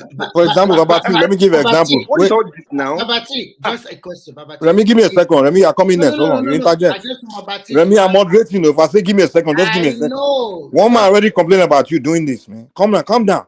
when I say give me a second, just One listen, man man. complain about me. Why do you have to say No, that? no. This thing you do, like when people want to talk, just have to force your way through. You can't do that. Okay, go ahead. You don't do that, man. As I already said, you will speak. But what you mentioned something, I wanted to say, like you mentioned about covenant. For example, Oshogbo and do Oshun Oshogbo that they do that festival every year. It was a covenant the Oshogbo people made with Oshun deity that they would do every year. So does it mean other part of Yoruba don't worship Oshun, but the Oshun demand the other part of other part of Nigeria. Other part of Yoruba land. The Oshun also demand that other part of Yoruba land have to do it. No, it's just a covenant Oshun made with that particular town. Same way with each family, it may be a covenant that deity made with that family line. Now in that family, this is this. But anyway, go ahead, Remy. I don't want to go ahead again. Another speaker can talk. Because you said somebody. Sorry. No. Your man didn't complain about you, but he just said this thing about like you like to force. Don't say that now. Don't say that. Okay, anyway, man. Why should why somebody should complain about me? That No, it didn't. Maybe I put it in the wrong way. I put it in the way where it didn't do it. It didn't particularly complain. Say you particularly. He said. Mike. So Mike, no, I don't want one man to look at like I'm speaking about one man in the wrong context. I think I did, but one man didn't specifically come and say Remy. He didn't say that. He just said people like to push him, and then he just say particularly some people, but it's not just you. Like I'm also going to take. If I join one man, I'm also going to take him up on that because I know that if he say I should stop, sometimes I will stop. And sometimes, this kind of discussion, sometimes what I just want to ask Babati is that this deity you talk about, does it including people having a birthmark? A mark on their face? I don't know whether it's also delays that. That's the question I want to ask so that I can take it along. Okay, so let me reply you. If you mean Bere, yes. The tribal mark is different. It's still covenant, but that one is more of a community stuff. The Bere is more Agbole related. So all those things are not the covenant itself, but there are things to keep the covenant. So it's like me saying that, okay, you work for me, right? Mm-hmm. I employ you. Mm-hmm. That means you must come at 8 p.m. in the morning. I pay you a Friday. Those are things you do after the covenant. They're not the covenant, but for you to keep the covenant, they are the rules that you must keep. So when the guy earlier, Game was talking about, you must bring somebody, these are not the covenant. There are things you have to do to keep the covenant. So if you really want to know what the community did, ask yourself, any hotel or Agbole or Abayin that is how you know the source of that covenant, not what they are doing right now. Okay. Just to clarify. I think the issue with Yoruba people is that our great grandfather does not pass down the history very well. No. They did, Remy. But I want to want more. Yeah. So we don't know it is wrong. No, you don't know what you're talking about. It's there. You have to look for it. That's the difference. Remy is well composed and kept with among the Awo people. You just have to be close to them. They will break things down to you. Like they keep it and they specifically pass this information. This is like a within the Awo family. It's like since the day you are born, you are being taught all these things. Like the knowledge is there. It's just that most of us, we are away from that society. We are into the Western society. So that's why we are not aware of it, because we believe everything we have to learn has to be in a book or in a classroom or has to be on TV and things like that. That's why many people that are away from this community think it's lost. So can you consider that Western education, like for my family now, what I learned when I was growing up is Yoriki. That one, I know our Yoriki very well. And because my grandmother from my father's side used to use this to greet the children and when we cycles up. So would you consider that this Western education have eroded most of our culture? Because a lot of people even dislike our tradition and culture in preference to other religion or Western education. So what can you say about this? And what do you think we can do to... Remy, can I shock you? And I know Michael can even confirm this time about to say. More people, purist of Isheshe, are not even up to half of people that practice Isheshe. People that practice Isheshe the most are people that are so-called Christians and Muslims behind the scenes. Yeah. The purists themselves, but they will not tell you in public. But behind the scenes, they practice more. Of course, we know that most of them, they are mixing up, especially in Yoruba land. They just mix it up. They are just, they will front another religion in front of you. But when you go deep with them, you know they mix it up a lot. I gave the example of my grandfather earlier. Go ahead, Sha. I know. I'm trying to say, I just want you to know that because of the education, Western education, and because of other religion brought to the western part of Nigeria, I mean the Yoruba people, let us because nowadays you can see a lot of people like this issue that they want to do. I do not say anything bad in it because I see it as worshiping our deity and so many other stuff like that, and I like the way they practice it. But if you talk to other people from this area, maybe other Yoruba, they will tell you, I hate them, I don't like them. They are too evil. They are too. So you can see, even between the two religions, you can see that sometimes what baffles me is that you see some Christian, when they see some people, they'll say, oh, I can't believe you're a Muslim. You don't talk like a Muslim. It seems you're a Christian. So there's this, I don't know, in Christianity in the West, in Yoruba land, they see themselves as more superior than Islam. So, and anything that is white or good is Christianity. Anything that is evil or bad is Islam. And when you talk about the Isheshi or the local tradition, they will see them as the Satan. That is even dark side. Don't even go there. Demonic. Yeah, thank you. Yeah, thank you, Kolata. So I find it very, very, and when you go deep into some Yoruba culture or Yoruba people, you discover that nearly more than 50% of them are mixing it up. You will see them go to Babalawo, they will go to Afa, they will also go to Pastor.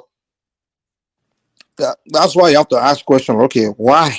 Why did this come about? Oh, why? I don't know. So that's why you are here. But listen. That's why you have to go back and look where we are coming from.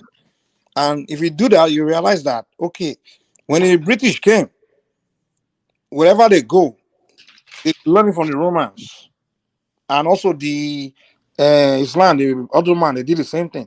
When they want to conquer people, the first thing you do, you have to give them your religion and also wipe out their own.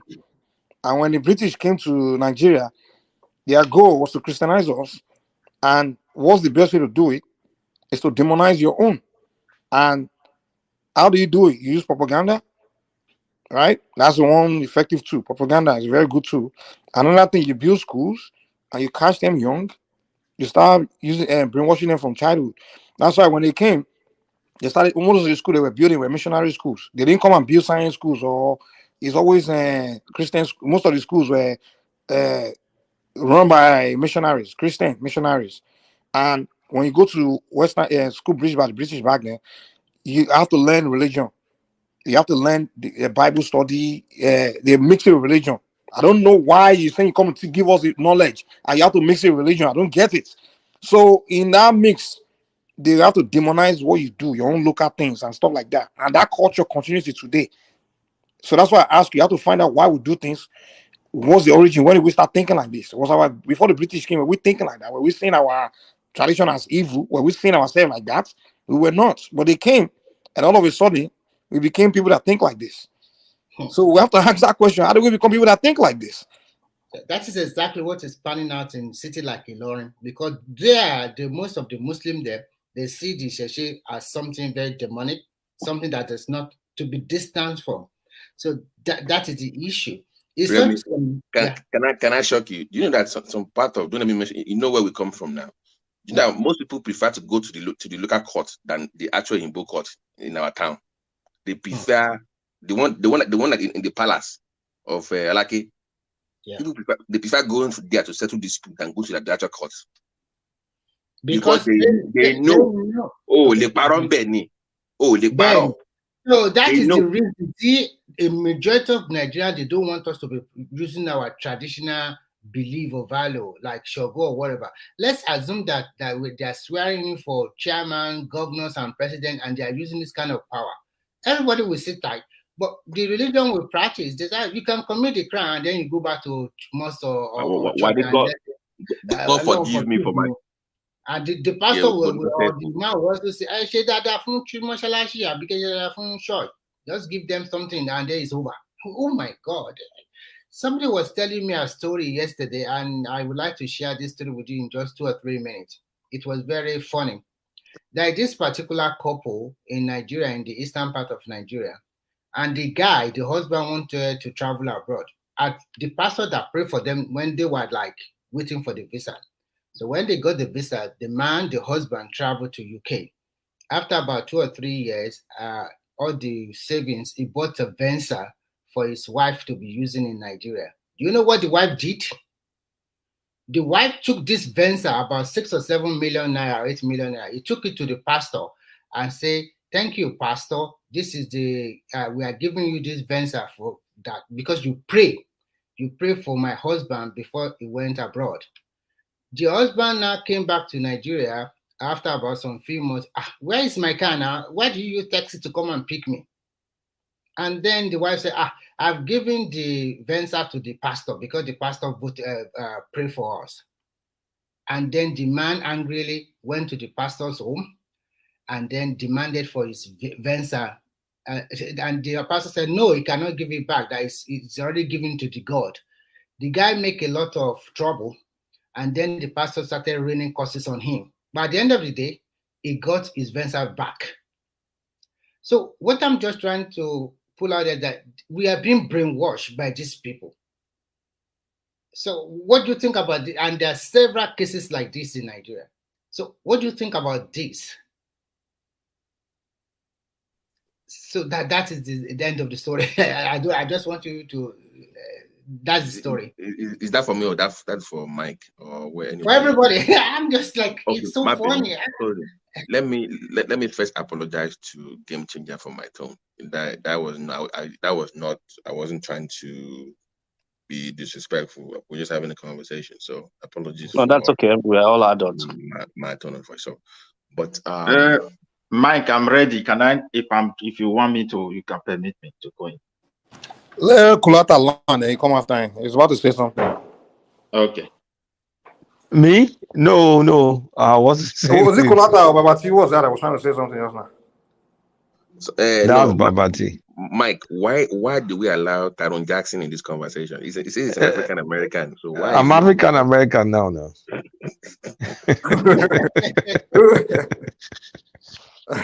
Okay, so funny. So Kolata, you don't know Orisha. You are asking a question to Babati. No, honestly, I'm not gonna lie. I'm not that deep in Yoruba. My mom, she grew up in the southeast. My dad, I'm not that. That's just the truth. I'm not that deep. That's why my wife is not Yoruba, so I'm Tyrone. Just call me Tyrone. I'm pan Nigerian. I'm very pan Nigerian. No obedient. Me obedient. All of my jet. No, it's the junior Atiku of Nigeria. So I'm very Nigerian. I think Midwest wanted to come in. Midwest, yeah. Yeah, my brother, I agree the whole house. I was hearing those conversations about culture and religion. And the thing is this, we cannot say we know the history, how those religions came perfectly. But one thing we cannot deny is that every culture you see with people, the religion shape it for them. So if you look at the western part of Nigeria, most of those things you see they practice, and maybe also the Bende people, the Benin, and some other tribes, the other ethnic nationality, it is the religion that shaped them. And in most cases, when you have this Oba and the chiefs, it's because of those religion. Someone have to be the head of those religion as well. So occasionally, the king can also appoint some people Because most of the people you now see today, they call Oba, they call this name. It's just this 18-something year, 80-something year, they started, claiming those titles. Some of them were appointed to deities. So they control some powers in some areas. So every culture you see or tradition, for example, our marital style of something, it is the traditional religion that shaped it to that level. Likewise, the Western part. So for you to separate that religion from the culture of the people is going to be very, very difficult. That is just the fact. Because when the Roman came to Europe, they changed the culture of the Europeans. I went deep into Swedish history that even before the Roman came, man can have two wives in the ancient time. Yeah. So most of the European countries. So it was when the Roman came, those cultures started going down. They started putting cultures of Roma down because they go with their religion. And that is what the British did to us as well. And when they came, as that my brother said, they gave money to church to build schools for us. They finance it. And the first thing that school will teach you is the religion, their own religion, to shape the people, because they know the religion will shape their way of life. So, like, frankly speaking, it's very unfortunate that the problem of Nigeria is very big. Because when I look at my country, I think people who plan for that country, they want to harm some certain people. That's why they give some people the brain. I don't want to mention name, to start putting some structures on ground. Look, for example, if a king, the governor is not the one creating king, it means they want to destroy the culture and the value of the people. That's why they plan all these things, because it's beyond what we can just perceive easily. Because the other day I was telling people that, look, I don't see Tinubu as a bad person, but I feel being a president of Africa country, once you arrive off it, there are top secret files that perhaps you will see. Like British all their life, they were indirect. They never come direct. And when they were leaving us, the structures they put on ground will still remain indirect. It's not like French something. So, okay, if the governor is not the one creating kings, then the culture, the tradition and identity of the people is gone. That's just the fact. It's just a matter of time. There will be crisis. There will be confusion, because there is no history you can attach to those people. They have to use propaganda now to start creating history for those chiefs and those kings. So I think we cannot separate our own we have from our religion. It boils down to the way we relate with one another, the way we greet, the way we settle issues. It is those traditional religions our ancestors were practicing that shape those things. How our communities were designed, and things we should forbid. I want to tell you, this Christianity we are practicing, I can say Dausa, it was from Benin, the man that really championed it. When you go back to his message, he has nothing to preach from the Bible that was not in the Benin, apart from don't worship idol. So my ancestors did not read Bible to know that adultery is forbidden. And likewise the Yorubas. And they did not read the Bible to know that you have to pay a dowry for marriage. They did not read the Bible to know that when you should respect your elders. They did not read the Bible to know that you must honor your father for your days to be long. So the tradition we were having and the religion, it was so unique. And the way they have tempered with it, going back, I don't think we can fix it. Because most of the things we now call our own religion, I don't think these were the things our ancestors were practicing. And the Christianity we practice today is not the one they brought for us. The Islam my people are also practicing is not the one they brought to us. Africa is at the Middle East are moving. But you see the way our people want to practice their own, the way they so to is that when a Muslim is in your presence, just as that my brother said, he will see like a Christians and the rest like demon. When a Christian is there, he will see the Muslims and the rest as demon. When a traditional person is there, somehow the tradition tolerates both of them. They don't actually demonize them. They just feel you can practice what you want, because the tradition themselves were not so unique together. That is why you see some people will do this, what they will say they want to do now. Another community will not do. If you go to one village, there are some idols they have. You can't see it in another place. And they will, because of that idol, you that is even of the same ethnic nationality, you go to that settlement, they will tell you, oh, so place you don't go, as far as you are still a stranger. Or so thing, you cannot do it here. Or so thing, we forbid it here.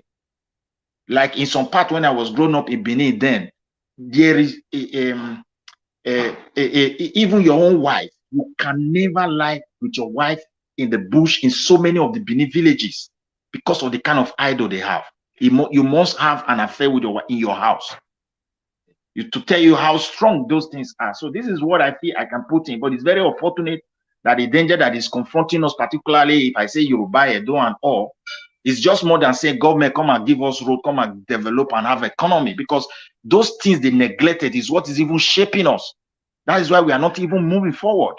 Because when our people were rooted in the tradition, they walk in cooperation, they walk in unity, not just this individual where we compete with one another and strive with one another. Most of these villages were built in togetherness. And a youth will grow up, he want to marry, the whole community will put heads together. His father will bring their resources, they will build the house for that person. And he will start his life. Go and find out our few years ago, I'm talking about now.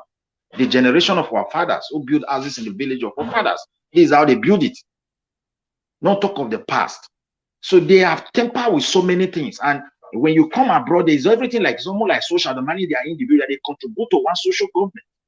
And the government also try their best to reach out to everybody. That's why there's no jealousy. And that identity you have, they give you right over your land that has been in existence before they even create the modern day name we call their countries. Because most of them were also different. But everything is taken from us. People are converting our people into different things. They are being distracted. I think we have embraced this Islam and Christianity enough. I don't want to put the traditional something there. That we really need to ask ourselves a question. That is this thing really helping us? If it is not helping us, is it the religion itself or the way we practice it? This is my summation, because if I look at the way we band, we cast, man, and evil is just ruling. When I was growing up, I don't see 14 years old boy having the courage to say, I want to remove somebody's, I want my person. I hear you see them, they are fighting, you go and separate them. This time around, 12 years, we tell you, I will finish you, and in a minute. Those things that we used to keep our community together, we have neglected them. So it's a strong something. Anybody that want to argue the religion is different from culture, you can say because now we now have Christianity, and the Christianity, the danger is that we don't even know its culture. Because the way they put it, it has no culture in Nigeria. It's our traditional culture that is shaping it, and is even affecting that traditional shape. That is why everything is in total mess today. Marriage, when I grew up, adultery was not as common the way it is today. People want to do DNA, they want to bridge it. Fucked up. You see, some of them will now start confessing. Pastor is the father of my son. The woman will now start confessing. The fear of the tradition was there. You send a child message, he will come back with truth because he don't want to disgrace his family. Where are this structure? We don't have it again. And I think all these things should be put into perspective and let them look into this constitution, particularly the one they gave to us for this 1990 date. I don't think it can build that country. You cannot just silence our traditional leaders who are you call them traditional leader, who are how will I put it, the head of that tradition. You now put them with, don't back their activities with the constitutional laws. You don't even protect them and the tradition and culture that they access to left for their hand. You put it in the hands of a governor, like the total mess we are facing in Edo today. And I use my own state as an example. We are in a mess. It's beyond our imagination that someone will behave like this and will be acting this way. When he said he's an Edo person, everybody is in shock. And when they are destroying those things, they will tell you we are building it in a new form. And that new form we have been building since 1990 date, and nothing is happening. It all boiled down to that same tradition. Let's bring one Ojuju from Yoruba land and put it in Oni Palace and tell those governors to go and swear and see whether things will not change. Take what we have and take it to the palace of Benin and say, Governor, go and swear if you want to steal our money. Whether he will not be conscious when he's spending that money. And we use Bible to swear is not our own. We use Quran to swear they are not our own. Even the Bible, who is fearing God now? How many pastors preach the fear of God?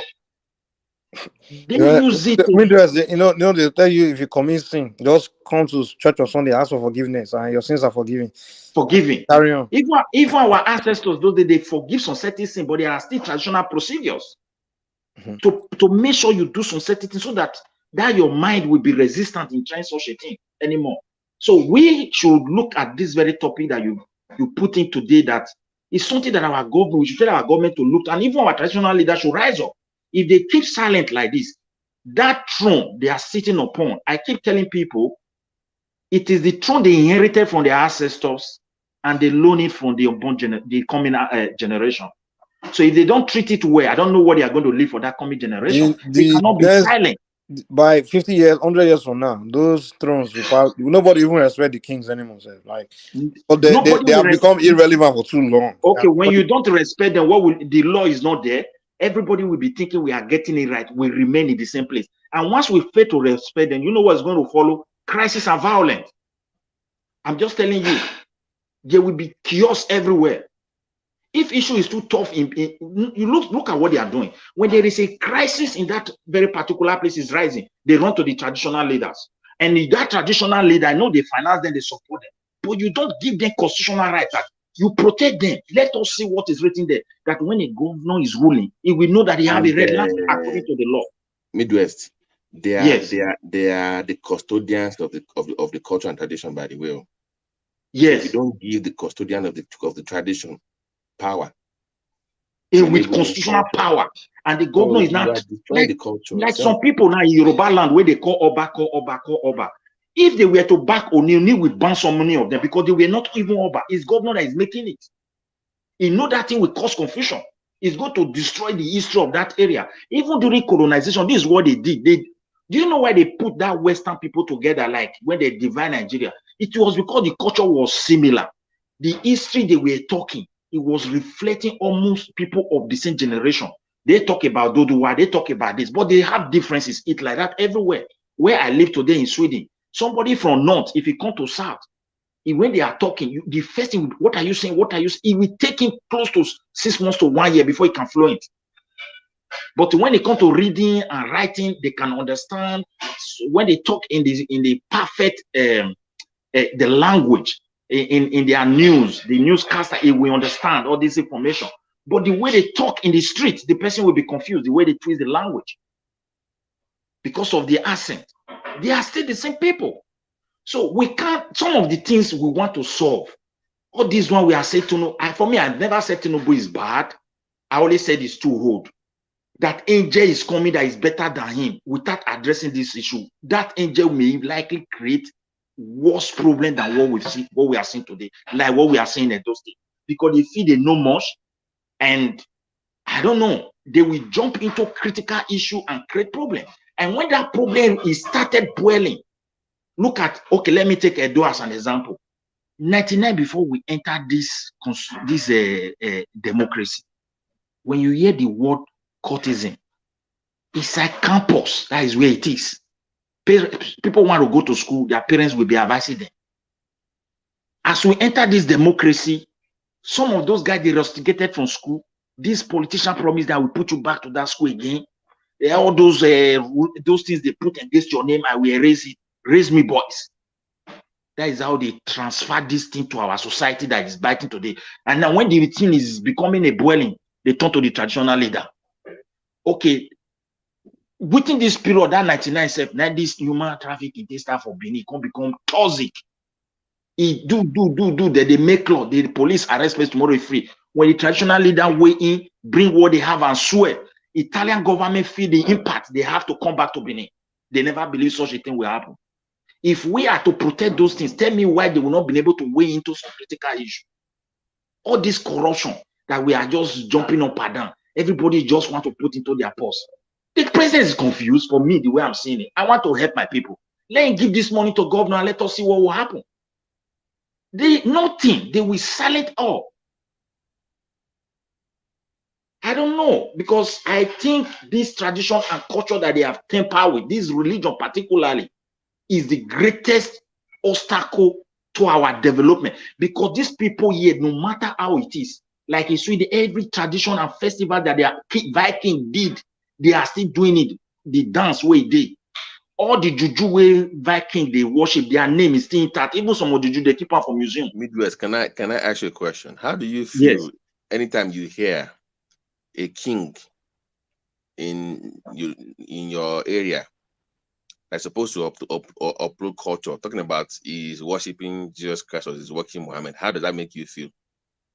It makes me feel sad because these are just first generation, or I can put it that way. Their forefathers did not even hear those kind of things, and they were very good in mind. It's not the Bible and Quran that make Yoruba and Edo people. I can talk of this people. We are similar in culture to know that there's heaven, there's fire. My great grandfather did not need Bible to tell his children that there's a from a Benin language. When you die, you go and meet God. When you do bad, you go and meet Satan. They know what is called Satan. Even they have Ojuju in Benin, they call Satan, and they keep it far away. I don't know whether you understand that. So there is a way they used to go and worship those kind of juju. They want to worship, they go burn things and some rotty things. Now they go there. They not even they pray. Say, save me. They get the way they do their things. They just give her food. So they made that something of angel of this type exists. So we have allowed so many things. Like for me, if I see Yoruba today, the other day I saw a video, a Yoruba children. The one that are Christians were throwing stone against Muslims. The one that is Muslim were throwing stone against Christians. People of the same descendant, people that have united together, and the religion is getting deeper. The culture is being eroded, and the one you are giving to them, you think is good. Another people will come and hijack it. Look at Fulani bandit everywhere. Even their leaders can no longer control those people. Sorry, game changer. Did you say you're from Oyo, and did you say you are steeped in nativist practices, Ifa and divination and all of that? I could hear you trying to explain all of that to Babati to introduce him to native ways. No, I wasn't into Ifa. This is what I said. Like all these Ogu, Shogo, all those things. Those are the things that I have practiced with those guys that did it when we were like really young. So I know what all those things entails and what they do.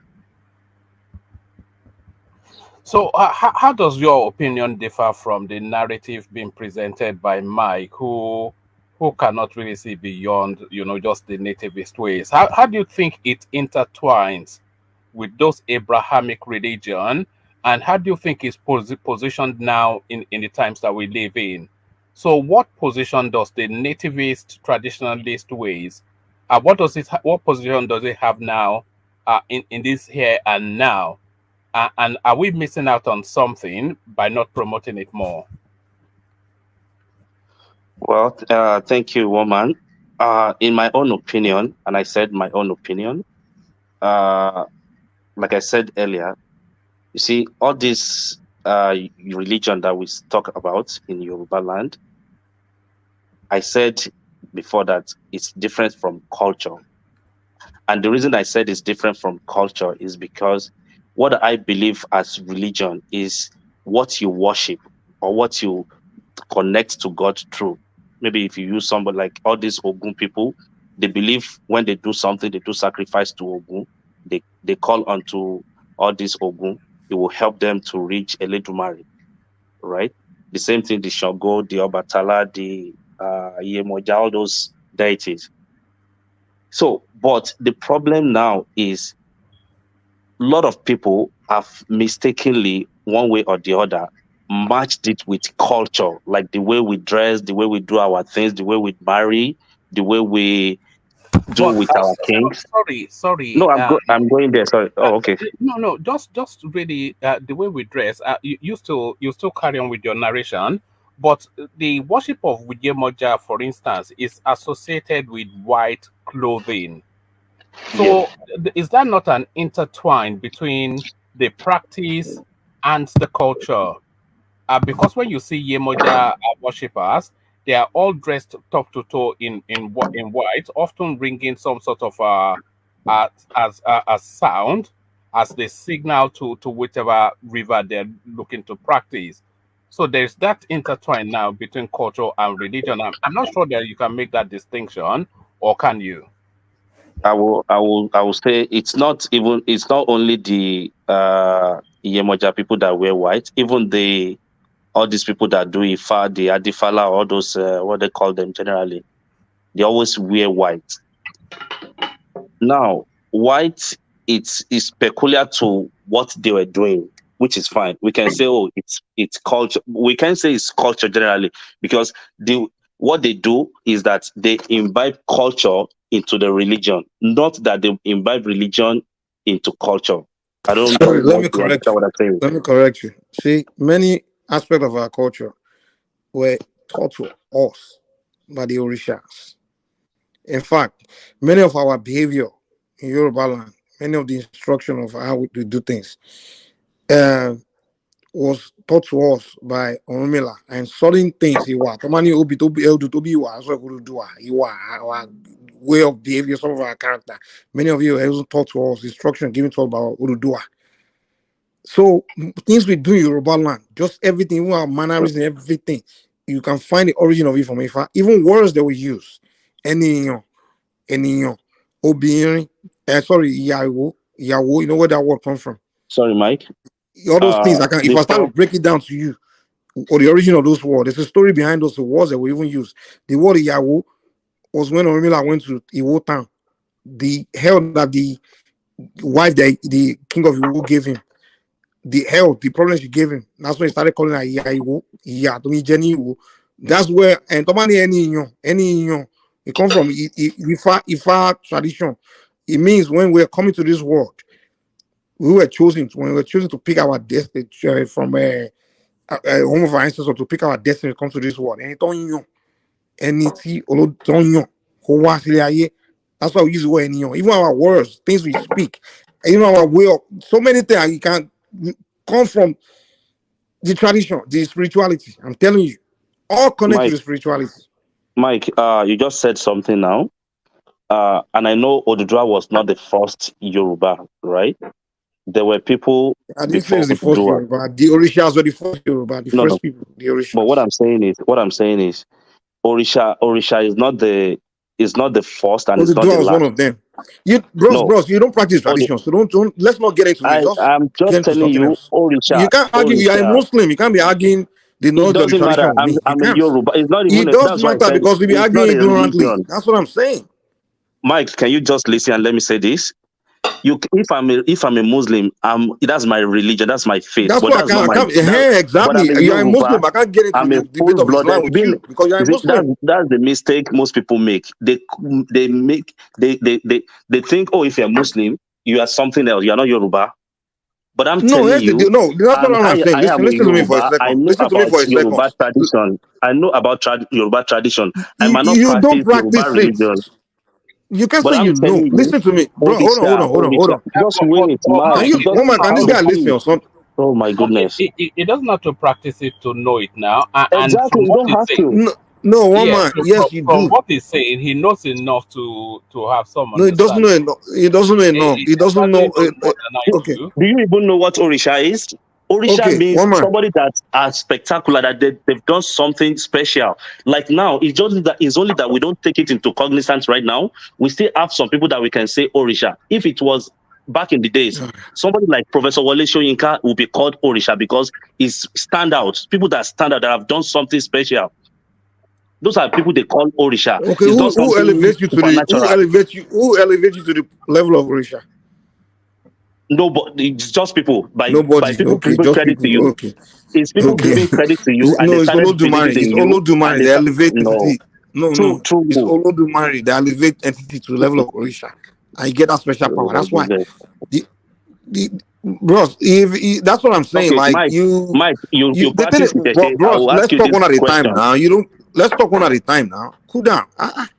It's like you just keep. You are a Muslim. I can't get the issue of Islam and be debating with you. I'll be found ignorant. Those of us that practice tradition, live in knowledge with us. You don't start arguing with us and debating with us. You don't practice it. You don't learn it. You didn't grow up in it. So what you are just speaking based on some things here and there. And then you begin to debate with people that are actually in a tradition and know that actually it's our schooling, it's our education. And that's the problem. And we are telling you, just stop it. Because you are just speaking out of ignorance. Mike, basically, this is the point to Game Changer. Not everything can be found on Google. Not everything is online. So those looking up stuff online or what. And most of those things on Google online is just one ignorant person that journey together. I always laugh when people talk about, this is what is Orisha, this and that. That's not even. But Go ahead, Mike. Don't even let me go ahead, please. Because this guy. I mean, I know, man. It's very frustrating, man. Like, it's like people that they are not in tradition. They don't practice it. They just read one book here and there, reading by one reference, something, or one individual, one ignorant person, one person that just gather whatever, something, and just post it online or write a book. Because I've read many of those things, and it's like completely misinformation, you know. And then some people will read it and they think they have learned something, and then they will come. So Mike, for instance, now you have a child, and you now do Akwatejaye and says this is the way the child should live. That is affecting the child's life, right? Which is his culture, right? So I'm not saying you can. It's intertwined. That is, one man came up and said this thing I said earlier. It's inseparable. That's my argument. Now you guys can go further and debate, but the idea of trying to separate it in the Yoruba culture, I'm not discussing different other cultures or religion because I don't know about it. But in what I know, even any town, because I asked you, I specifically asked that question on purpose because I wanted to test the level of understanding about these things. Even the town that people live, even the name of those towns means something spiritually. There's a reason they name those towns there for a reason. So even the name, the food, what they eat, how they live, how they sleep, is based on their spirituality. So how can you then separate that culture that comes from spirituality from that spirituality itself? That's my disagreement with you. This is my first time meeting you on this platform. Hopefully we'll talk later. But that's just my own bone of contention. Now, if you are Yoruba and you say you are Yoruba and you don't want to subscribe to that spiritual aspect of it, most of you that are even spiritually yoked to this to these deities, unknown to many of you, you are spiritually yoked to many of them, and the thing is affecting most of their lives too. So, I don't want to do this stuff. I don't want to do that. So but it's a lot to even unpack tonight. But hopefully we have another session to discuss it. But over to you, Mike. Let me just stop here. You know, some people are dafa fún tẹ pé inú dúró yọ pé nǹkan ìwọ kan tí kò ń ṣe family wọn ìwọ yẹn ló affect. That is the reason why Mike. That is why I asked him earlier about Oro stuff earlier. Remember, I asked him earlier about that. That's the reason I brought that up. Because so many people. And if you don't, if you don't even get that basic concept, how can I debate with you? Why are we even debating?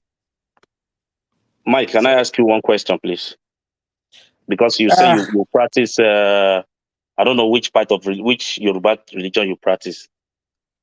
Don't worry, man. Don't ask me a question, man. I don't want it to go somewhere. No. I'm a little patient for. You know a lot of things, and I want to ask you this simple one. Let's not push it further, man. Let's just because people know me. I'm a very personal, little patient. I don't argue from a just ignorant angle, and just if you want to do it, Babati, go ahead. He has more patience. You only can push on with the debate or whatever it is, but I'm not going to get into it with you because I can't stand when people just want to be engaging me, arguing with me blindly, and when they are not proficient or what's the word in something, but they want to act like they know it and just want to. I just can't do that. I have very little patience. You can't do that with Babati, and he can continue with the debates, but with me, trust me, just leave it alone. If you want to learn from me. Can I ask him a question? Can I ask him to your question? Are you there? Yeah, go ahead. I'm not scared. I like him. No, I'm not scared. He's fine. But okay, so the Yoruba culture, as you say it now, obviously it's changed over time, right? So that part of Yoruba culture that you subscribe to, the one you call culture, I think we can both agree that it's been eroded upon over the years, right? It's not the same that strong anymore. How can we bring that back? So I'm just going by your own logic now of not subscribing to spirituality, just the cultural part of it. What can we do to bring that back? Why you still remain Muslim or whatever you call it? Just for the sake of argument. I'm not trying to, but how can we bring that back? Like being a Muslim is my faith. It's my religion. I'm not discussing your faith now. You said since I still remain Muslim. That's why I'm saying that. Right. But the culture, the Yoruba culture, right? I still uphold some of this Yoruba culture, right? I practice it, and I'll tell you, right? Brother, hold on, you're missing my question. I said the part of it that has been lost, that we have abandoned. How can we bring those things back? Can you tell me one that has been lost? The language, where you have children nowadays on Yoruba soil that claim to be Yoruba and cannot even communicate properly in the language. That's part of culture, right? Right, you're right. And we are losing that where we have all these kids that cannot even read and write. Back when I was growing up, we went to the best schools, but we were still writing and we had to make sure we even put everything on it. But now you have kids going to school, they can't even write, they can't even read, they don't even speak it. So that would be an example of what I'm talking about. How can you bring that back in your own? At least we can actually have something very positive. Thank you for that question. Okay.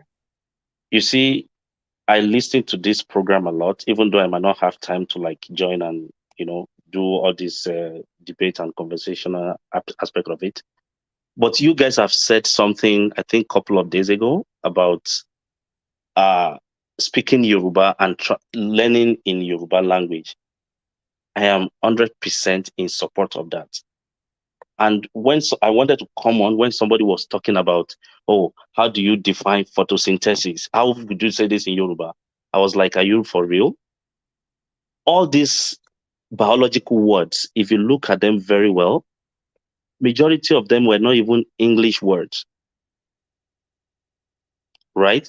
So some of those things will be created and will be used. By the time you start teaching them, we will incorporate them into our language and they will become part of Yoruba language. So teaching people, when I went to primary school, most of the subject that I was taught in primary school was in English. Was in Yoruba. I learned most of my subjects in Yoruba, except English. And that helped us a lot. Because some of those things, I could still remember them the way my teacher was saying it then. So the problem with we Yorubas is that we don't value our language. And that's why when you go to any government set up in Nigeria or whatever in Yoruba land, you speak Yoruba to them, even though the person is called Yoruba, he might not even answer you. He might keep talking to you in English language. Whereas in the north, if you understand Hausa, you don't even need to speak English in any institution, be it in banks or whatever. They speak their language because they value it, they cherish it. So the only way we can bring it back is for each and every one of us to try as much as we can to speak it, to teach our children. And if there's a way we can fight for the government to have a way of using our local language as a means of getting instruction or teaching at schools, I believe that will be the best thing, and it will help our language. It will help us very well. Please let me put something there, if I'm permitted. Yeah, go ahead. Sorry. Okay. You use the Yoruba's language and the Hausa language as an example. Let me tell you the difference. It's not because the Northerners cherish the language. The Northerners, they have mastered the act of their language in reading and writing before the coming of the British. They already have schools where people go and to stay and learn. And two, the Western education, they did not embrace it the way the Yoruba embrace it. The third one is the same tradition we are talking about. We have weakened our traditional instruction, try to reduce their value, and that thing is affecting even our language and affecting us as a Yoruba or as a Bini or as Urobo, whatever a tribe or ethnic nation we may fall into, whether, like as you said, Yoruba, they also have some part that, there's a way they speak their own. So it affects us. This is the real factor. That is why we must go back. Oni should not address issue and say inshallah. He should stop. Because his forefathers of that throne never used that word. Or one Oba or Ibini should not come and say in the name of Jesus. Because they never use that name. Can you at least can you at least agree to that, game changer, that the king of Yoruba land or Benin should not be seen worshiping foreign gods? Even when they worship, when they address critical issue that affect the tradition, there's no way they should say inshallah or in the name of Jesus. However, in some casual way, they can relate on that, because these names that they are calling were not the name that established this throne of their ancestors.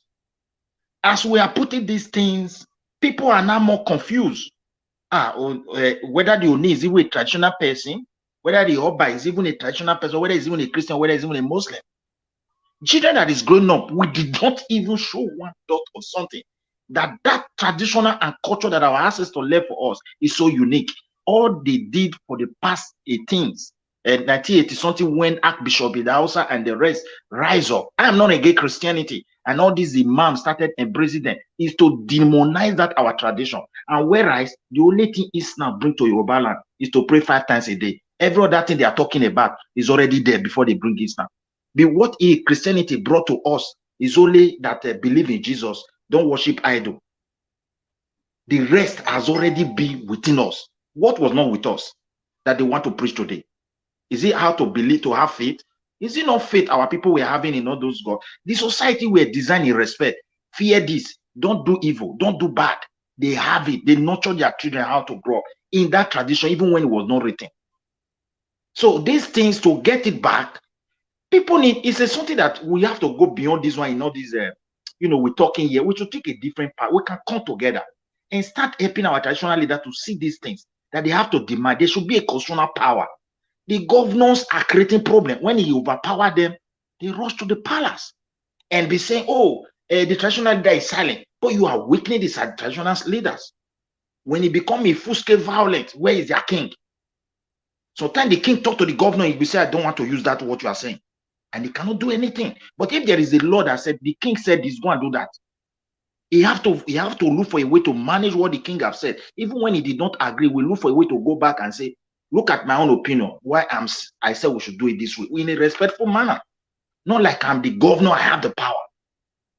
So we in the South, we are about, let me just tell you, if like the Northern, look at their tradition. If they put that value, because they have mixed it with their faith of Islam, and that value still remain. That is why their people must embrace that language first. So our own, we have diluted it. Your Professor Wole Soyinka, among all the certain people, he takes of Nobel Prize. He know they speak Yoruba because those people grow up with the tradition of the land. That is why it did not affect them the way it is affecting this generation. And even older people are not even the one destroying the generation, because they don't, as my brother said, you go to some office, you speak Benin for a Benin person. I went back home, I was speaking Benin, all the children, they cannot speak. The one that managed to understand is only English, they will reply me. So don't even understand. Midwest, I was crying. Midwest, let me even shock you. Me from a ruling house in our own culture. Imagine me going to a ruling house, having a family meeting. All the small princesses. Imagine coming from a royal house and you cannot speak Yoruba. From a royal family of the culture, and you cannot speak Yoruba. We have gone far. I see what we are looking at. The British knew what they were doing now. They came with a plan. Their plan was to destroy everything, man. And you see, when people, when they want to kill something, they can put 100-year plan in place, 100-year plan in place. Yes. They say, okay, by 2050. When they came, the SAC didn't submit to them. Like in 1950, they will be like, by 2050, this thing will be gone. They did not submit to them. They put a plan to make sure they weaken those people that did not. They are still afraid. Do you know how terrible that is? To me, I feel bad though. And when I ask their parents, my cousins or whatever, they're like, they go to private school now. I say, what? So what if they make you king or they make you queen next to you? So you say, go and find an interpreter for me. Abi, that's what you know when I wake up to this as a problem is when I came to America, I started meeting my relatives that were born here. that, you know, one became like just don't know the language, the culture, nothing. These kids, when they became adults, they are crying because they feel lost. Like they Brother, feel. don't you see what happened to Babo in Lagos? Babo, I don't know, cannot pronounce his name. This Vivo. Okay. Oh, yeah, Look, yeah. my brother, if, for example, his father allowed him to embrace that Yoruba language, that would have helped him in that election. That would have helped him a lot. You see it now. And he would, and if his father also allow him to that Yoruba culture of respect to penetrate him, he would have gone far. There are so many few statements you make with your arrogance. Everything ain't there about you. The career. That is why someone that want to leave must be careful. Those things you call anyhow. Some people in Nigeria, tradition don't make sense to them. But they don't know that small words you say about those traditional leaders, tomorrow your career is in trouble. All their people will turn against you. These two things, his parents deny him, and now they are regretting it. And that is the real thing that play against that guy. If not, he would have gone far, or even win that election. I see, because he himself, the way he presented things, as if you don't even see Yoruba culture, like what we are talking about now. Those kind of people are the problem. You have it in every tribe. He did not grow up to value that Yorubaness. Yeah, and now he paid the terrible price. Sorry, you see, these things started long way ago, even from our schools. I remember when I was in secondary school then, I learned some of my subjects in Yoruba in primary school. But in secondary school, they started telling us we should not speak vernacular. They tagged Yoruba as vernacular to the extent that if you speak Yoruba, they beat the hell out of you. Do you know when that one happened? Go and check. It was when the military started seizing power. That's the genesis of our problem. And most of those military guys that were in charge, they were from North. A military governor in Benin, Onyega, Yabio, I don't know, Mark Onyega, cancel Ekpoma University, said school too much in Benin. He canceled schools everywhere. People don't even have a place to go to school. That everybody, some people have to be going to farm. All these things are still affecting the land today. These are the things, like people talk. That is why I keep praying. This, if another region person sees this power in the name of military, we have gone. All these things we are talking about, they will make sure they put another thing on ground to make sure the next generation to come. If you talk it, they will tell you, I beg, go and sit down. We don't need that. Because people are doing nonsense today. The most painful thing is that when they do something that is not good, you from abroad, you try to tell them, they tell you, no, we are not in a modern life now. In other words, which modern life in Europe or in America? Someone is coming from America, he's telling you this one is not good. You are saying you are in modern life in Nigeria. And you said that modern life is how Oyibo is doing it. Someone that live with Oyibo is telling you, no, it's not supposed to be like this. Midwest, even the food, they've abandoned their food and they're not eating pizza now. Yeah, they've not even even the clothes we wear. You see a lot of people wearing only jeans. To even wear agbada for some people, it's really, really like, I don't know. They don't even want to wear it. People just wear jeans, wear shirts. That's what they believe. Also look, as this my brother said, you say we can separate. There's no way we can separate religion from tradition. Those days, if a Yoruba married woman dress, will you not know from her dressing? You will know. That is when the tradition, based on their religion, affected them. When my mother in their days, they are growing up, married woman, you know them by their dressing. Today, do you know who is married or is not married? And most of those women that were married, because of their dressing, even when they are beautiful, nobody put pressure on them. They see them as something that belongs to someone. They don't develop that appetite. Nowadays, woman said is married, you see half of her breast. When she turn back, you can't see how God they create her back. The mind not go to enter. That's why many things are happening in the office. Midwest, person with mind, they go club. Married woman, they go club. Okay.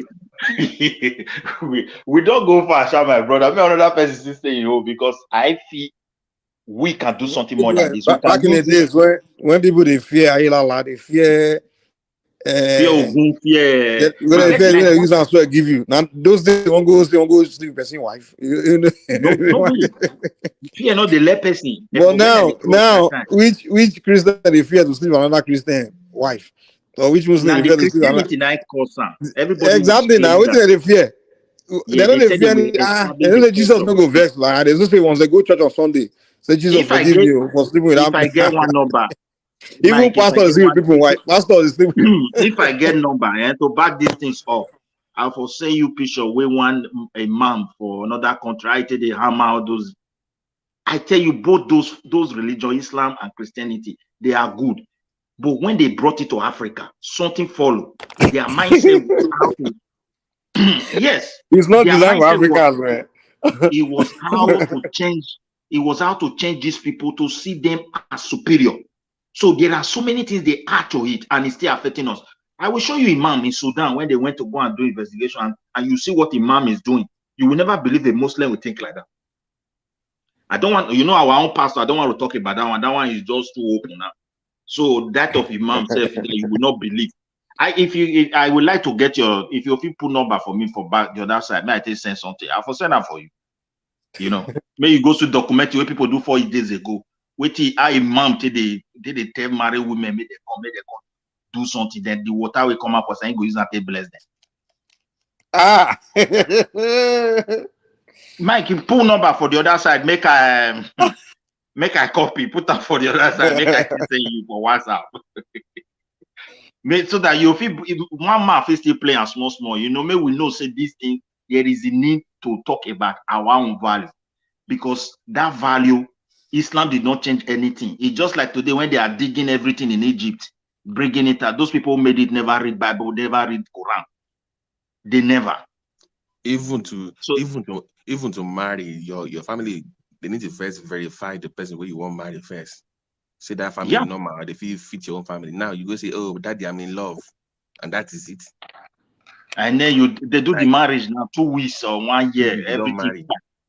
Don't pack over. Why not go divorce? Why not go divorce? No fear of God, no regard for tradition. How will people be able to marry? You know, I keep asking this question. You see, you know, like we go see Oyibo way of life. We say na civilization. You understand? Civilization. Just emulate what we do. For our culture, girls suppose, you know, keep himself for you, for marriage at least. If not, at least the value we say, if you want submit yourself to a man, the intention is that okay, you are submitting yourself to this person, say one marry him. But in both culture, go and date. They call something called dating. You understand? You date. Yeah. You know what I'm saying now? So now you start dating at 15. You don't date this one, get this boyfriend, you don't break up with you, get another boyfriend, don't break up with you. By the time she turns 25, we won't marry. You go don't date at least. You know, about 15 boys, we don't break up with us. So waiting be 15 boys. You don't get like 15 different boyfriends. No, the first he don't meet my way get 16 plug. He don't meet my way get 8 plug. Maybe the man we want to marry or get 4. You know, say well I go there. You know, when we had to grow up, see, when we had to grow up, it was more like now. You know, say we don't use that word boyfriend, girlfriend those days for Nigeria. Now it's a new thing, right? You know, say those days when you don't grow, when you start getting like what the woman like, she go begin to talk about it will become my husband. You know, it's like they are getting together for the purpose of okay, they are going to get married. That was the mindset. That was the mindset. But today it's more like okay, now fine boy, now fine okay, I can't become my girlfriend. They are just now dating. It's not like they are dating, say they are planning to marry anything. They just want dates. And okay, so now you are dating. I was telling to one of my young niece. She said, "I'm my boyfriend." Now you get. I was okay. So okay, what's the purpose of this boyfriend? Just you know, dating now, just like each other. Okay, so where are you going with this? She can't even tell me that. Okay, we are dating because we are planning to get married. So she said, "But that's normal thing now. Everybody." She didn't tell me say it's normal thing. Everybody have a boyfriend, girlfriend. I said, no, don't finish. I said, okay, when that boy give you breakfast, don't come and cry, because first of all, you didn't discuss, say, you are dating him because you want him to marry you. Now, when the guy don't give you breakfast, go stand at that girl when you on dates. Don't come and be crying. Because that's what you guys think these days. That's why most of the girls today are crying, saying boys are bad, man. Because they don't get sense. During our mama age, they don't just submit themselves to man without the guy having planned to marry them. You understand? Well, today when I just want to get boyfriend, and then you are crying that they are breaking your heart. Which boy they go reject girl? Let me put this one. Let's even say you want to get boy. Okay, let's even say boyfriend is okay. Normally, you're supposed to bring the boy to come meet your parents. Just you wanted the person. If the person not saying no, do want do anything serious, that person will come and say, this one get parent though. This one serious. So the person will come out. Parents. So I always tell girls here, if you want to know who is serious, even if it's boyfriend, that person has to meet your parent. They'll say, what do you mean? They must be my dad. What do you mean my dad? The value for that, they don't come out self. They don't even value their parent like that anymore. We don't turn Western. We are Western people now. We are British. We are no longer. We are not even the Western. Mike, look, I was talking with somebody. He said our Nigerian men, they know. He said they know they respect. Hello. We are hearing you, sir. Hold on. Let me just last real quick. This one. He said we not our men know they respect our Nigerian women. The many things we they do. Our men know they like to do we they want make them behave like African woman. It was not just describing our own traditions that our mothers were slaves. I said, okay, come. The Oyibo you are pointing to, their men are good in doing it. Is their marriage working? Like where I am now, there's nothing like marriage. It's boyfriend or girlfriend, and they go decide. Before you go here, say they do that marriage. Out of all the old people they live together, may I say 1%, now I go do that kind of thing. The rest is they call it sambo. Two partner together. There's a way they do that law because the law of that they are married, they not fit change that because religion affect them. Now from Bible. That's why this guy that is saying that we should separate that. No way. That religion, now I draw that marriage you see in Europe here where they can say one wife, want this woman right now. Inside Bible, they drag all out. So when they want to go to Parliament, it's like no going area. So they now decide when they see their children, nothing to take register they are living, they can't put living together. Whole land, almost 95% of people living together. In Spain, the same thing. Are there men not doing that or Igbo something you are talking about? So, Mr. Dewale, you can come in. Thank you, sir. I was just trying to chip in with that topic of girlfriend and boyfriend. What we have now is, I think we've inculcated this Western style of, doing things abnormally. I was telling my wife yesterday. I said, "Well, look at this. You dress and you say that, and you have your cleavage up to where you have your nipples wide open, and I'm looking at you and you are calling me a pervert. How does that justify what you're trying to achieve? I mean, your chest is wide open, number one. So what is the purpose of opening your chest? For me to look, isn't it? So, but if I stare, you said I'm a pervert and call the police on me, right? So you remember up to today, if you go to our public beaches in Nigeria, hardly you will see our ladies wearing bikinis and all that. Have you guys noticed? Guy, forget to go to Landmark. They are wearing it now. Landmark, yeah, to Jari. I said go to Lekki. Hardly you will see our guests wearing that. Have you noticed, Babati? They were wait. We've been talking for hours about culture. Now when they talk about guests, now that time we come up. That's my yes, that's when you came up. Go ahead. You see, it's about Jembe. You have to, all those girls in the. You have to. Those are the area that human being must leave, or else once you see there's no girls around, that means Jesus Christ has come back. So that's why I think life move around when there's girls. But unfortunately, our culture has really, I won't say dwindled, but kind of eroded completely. But at the same time, I just the level of immorality, and we're trying to justify it, as if it's adding value to us, and it's not. We call it civilization. Yeah, you have your cleavage wide open, and you said I'm a pervert. How does that even make sense? back in the days, if you do that, even the auntie at the book will say, go and cover that up now. They will shame you. They will shame How you. can you even do that in Adubo in the first place? You can. Maybe you take the clothes out and change at your friend's house, and and if not, who is going to associate with you? Nobody, because it's going to be a shameful thing, And this idea of proposing and bending down on one knee, and whose idea is that in the first place?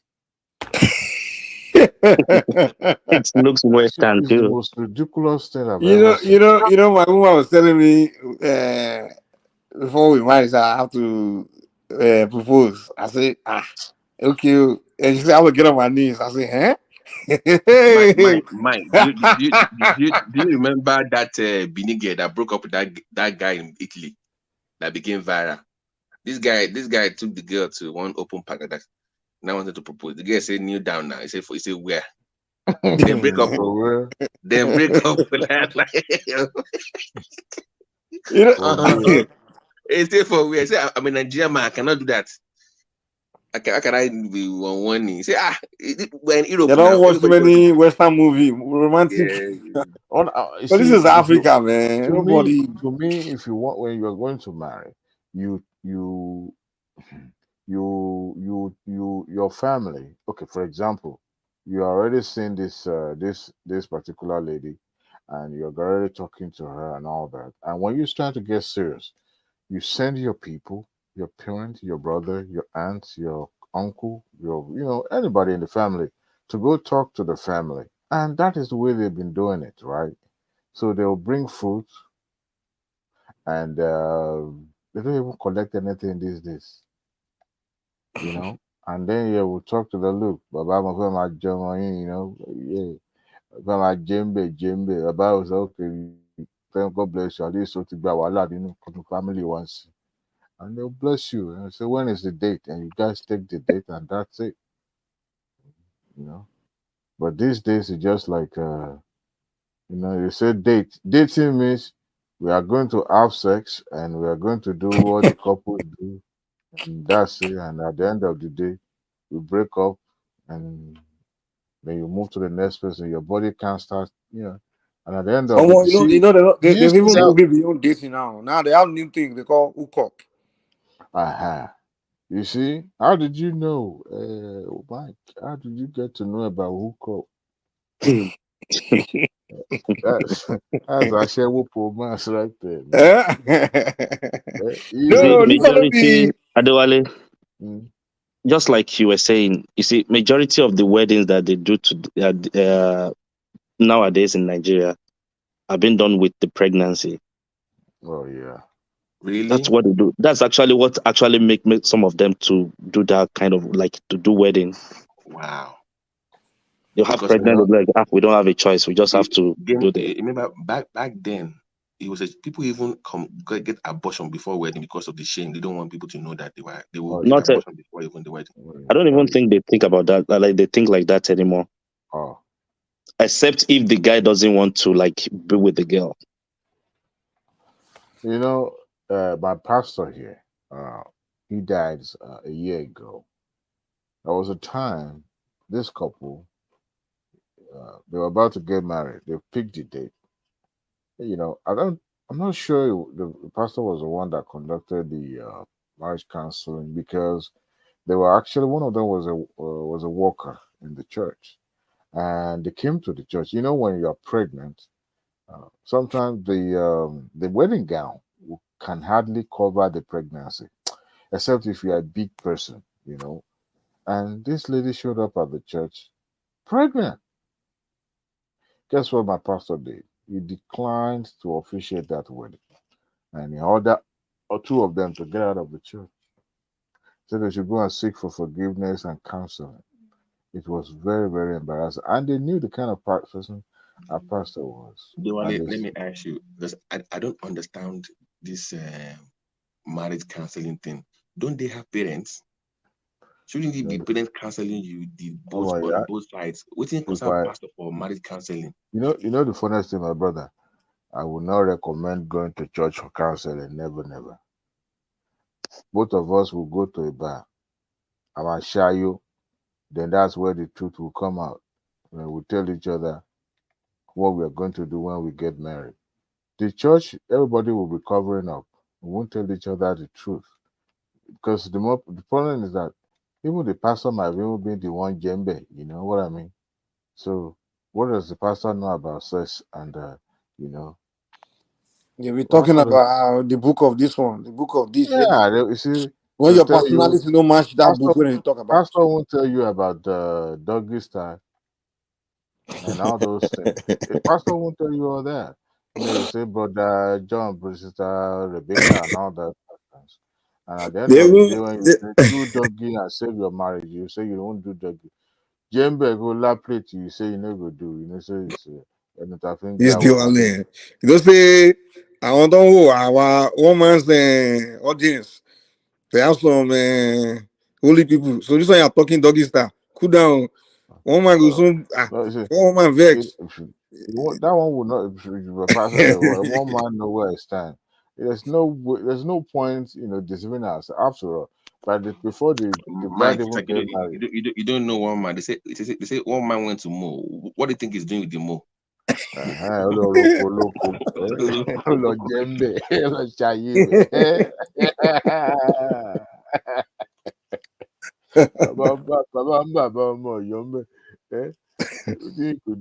The bottom line is that all those things, all those shenanigans stuff, at the end of the day, Akubalo Manfa in a marriage. Look, do what is best for you. You see, they said that I forgot how they say this thing in English. That you see the person that is like you, and one thing is that if anywhere you can't hide it. And I know people pretend a lot. In marriage is even more difficult because you're talking about two human beings that decided to come together to form family. And at the end of the day, it's tough because when I see young couples these days, they see, especially when I see them on TikTok, and they're acting as if all those white people's love, and I have to kiss you every second to show my affection towards you. I would be like that. These people are crazy. Don't they have beat? They're still buying flowers. Yeah.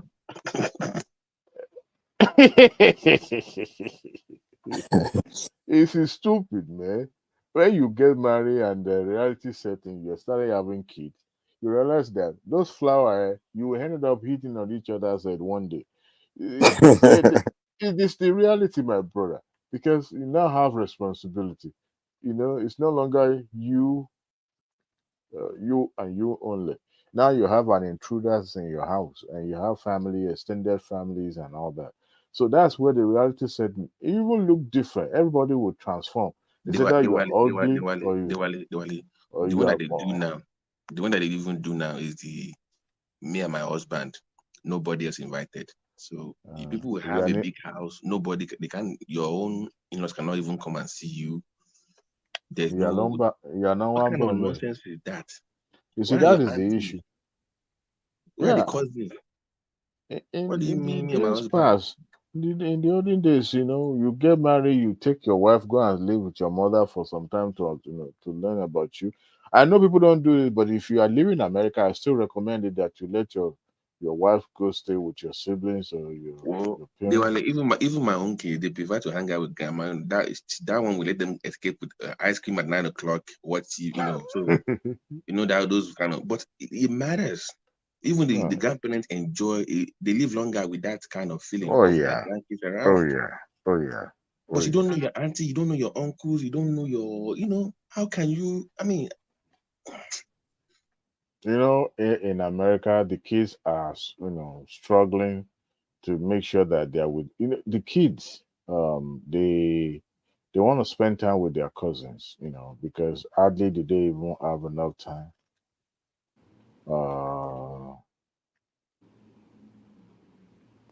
Sorry, they even have the parents goes to work and they also go to school. It's only the holiday that they have time to. But on weekend they want to visit cousin and they want to. So if you have kids like that and you want to make your family just me and my wife, me and my husband kind of a thing, how is that helping your kids? You know, they will not become a lone ranger. You know, You you know, don't that's the without. culture of the Oyinbos. They live like this quiet, solitary life, just And individualism. the Me, parents they'll be will so not. quiet, and we start copying their way of life, and we think we are No, don't get me becoming. wrong. There are some things I liked about their lifestyle too, but just not like me and my husband type of thing. I'm not like I'm not a fan of all those things. Well, I know that Mexicans or Latino generally they have similar culture when it comes to family Generally, orientation. have you seen a Mexican patient when they have their family come and see them in the hospital? Oh boy, Yeah, 40 people go show up for that room. Go say, where did all these people come yeah. from? I'm telling you, it's just like they come in droves, Let me they're like troopers. You know, let me tell you a story. One time, that was a long time ago though. I was I was I was a CPS. I was 2000 and it's been a while. Like almost it's almost 10 years I guess so. I was CPS and there was this Pakistani parent. You know, the man whooped his son and the son called police. So I was the one that responded to that call. I was there. I was making assessment and all that.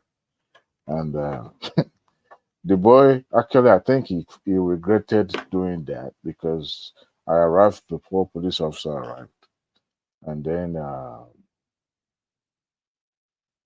and I assessed and I realized that there was no evidence of what do you call it of child abuse or anything like that. And I was like, oh, okay. But in this situation, call has been placed, so you can't just dismiss and write your report and say this and that. So they charged the man to the court.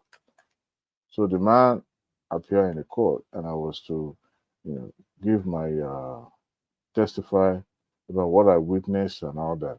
But before then, I'd gone back to the house again to, just to see how everything is doing. But the boy was already taken out of the house. And I think that was when the boy started realizing that he has done something terrible to the family. So on the day of the case, finally, the you know Paki people now, they're like Indian.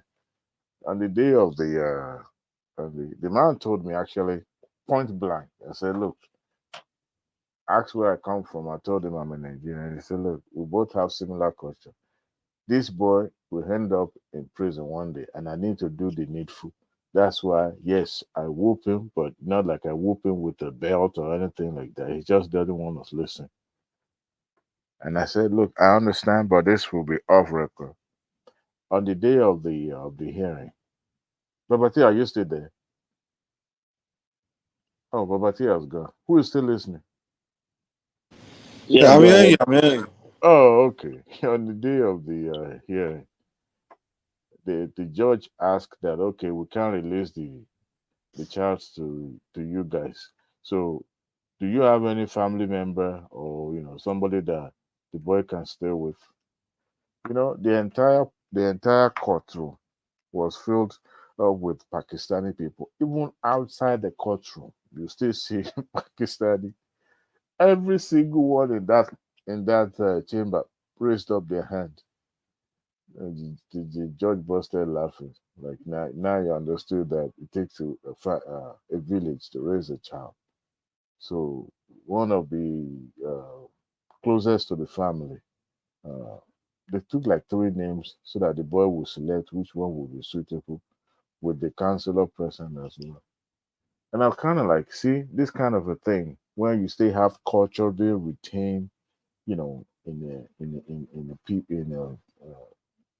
the family. The Pakistani man felt that there's no way, I have to whoop this child. But they all came out, in numbers.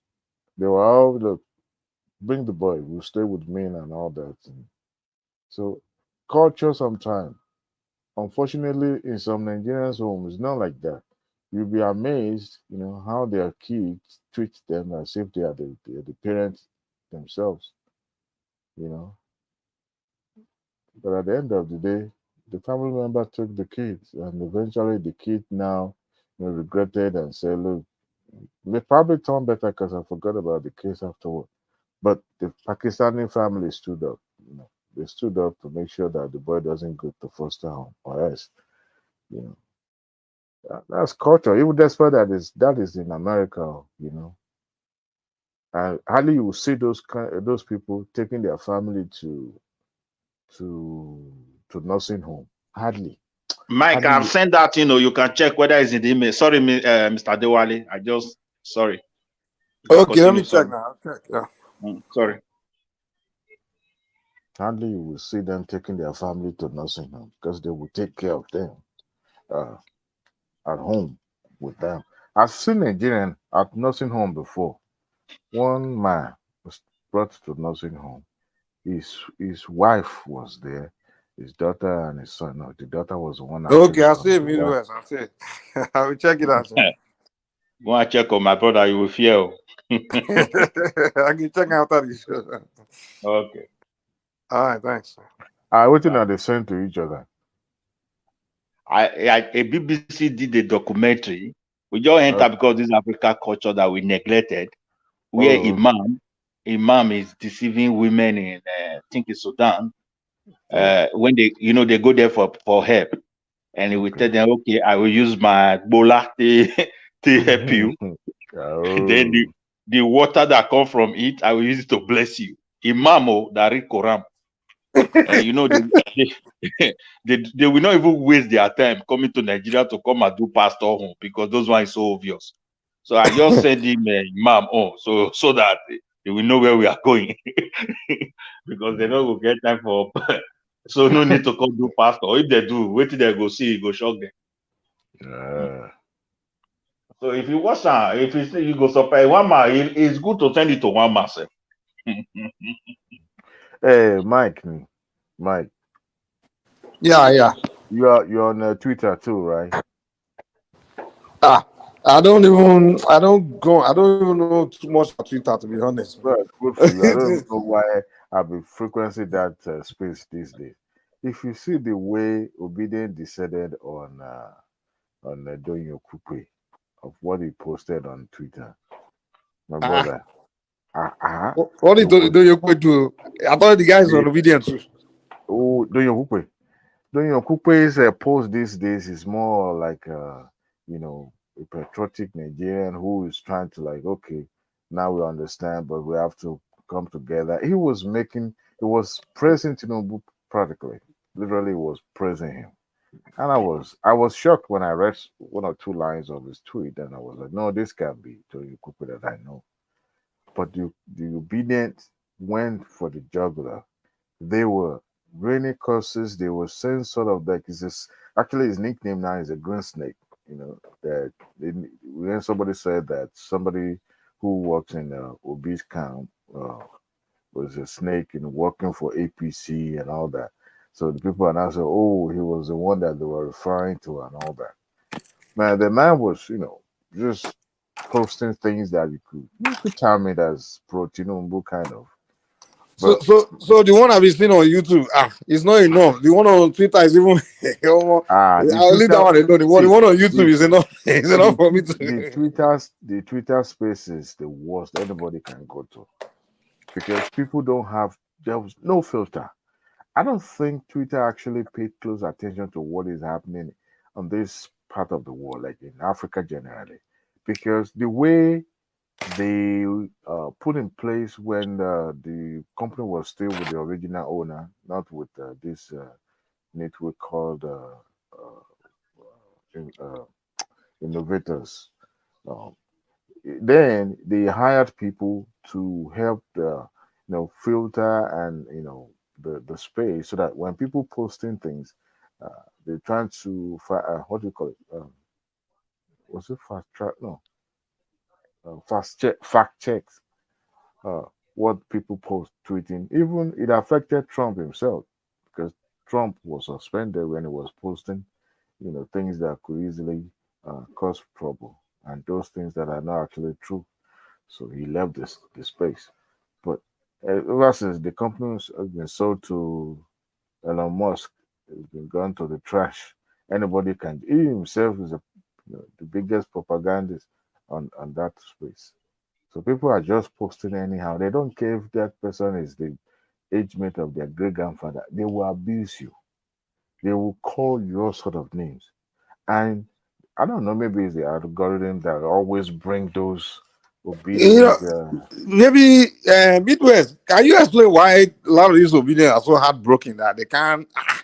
It's like the thing you have to know is this: the youth were so disappointed in the previous administration. But they know Obi did not win. Why but they know that's the thing. It was an election like. I don't want to talk about winning here. I want to point to something like as Mike asked me. I think that pain someone keep calling me. Yeah, right. Of Nigeria not meeting up with the expectation. I know everybody is having broken heart. That is one. But second one is the natural attitude of. It's also boiled down to this culture we're talking about, tradition of particularly people of eastern part of Nigeria extraction.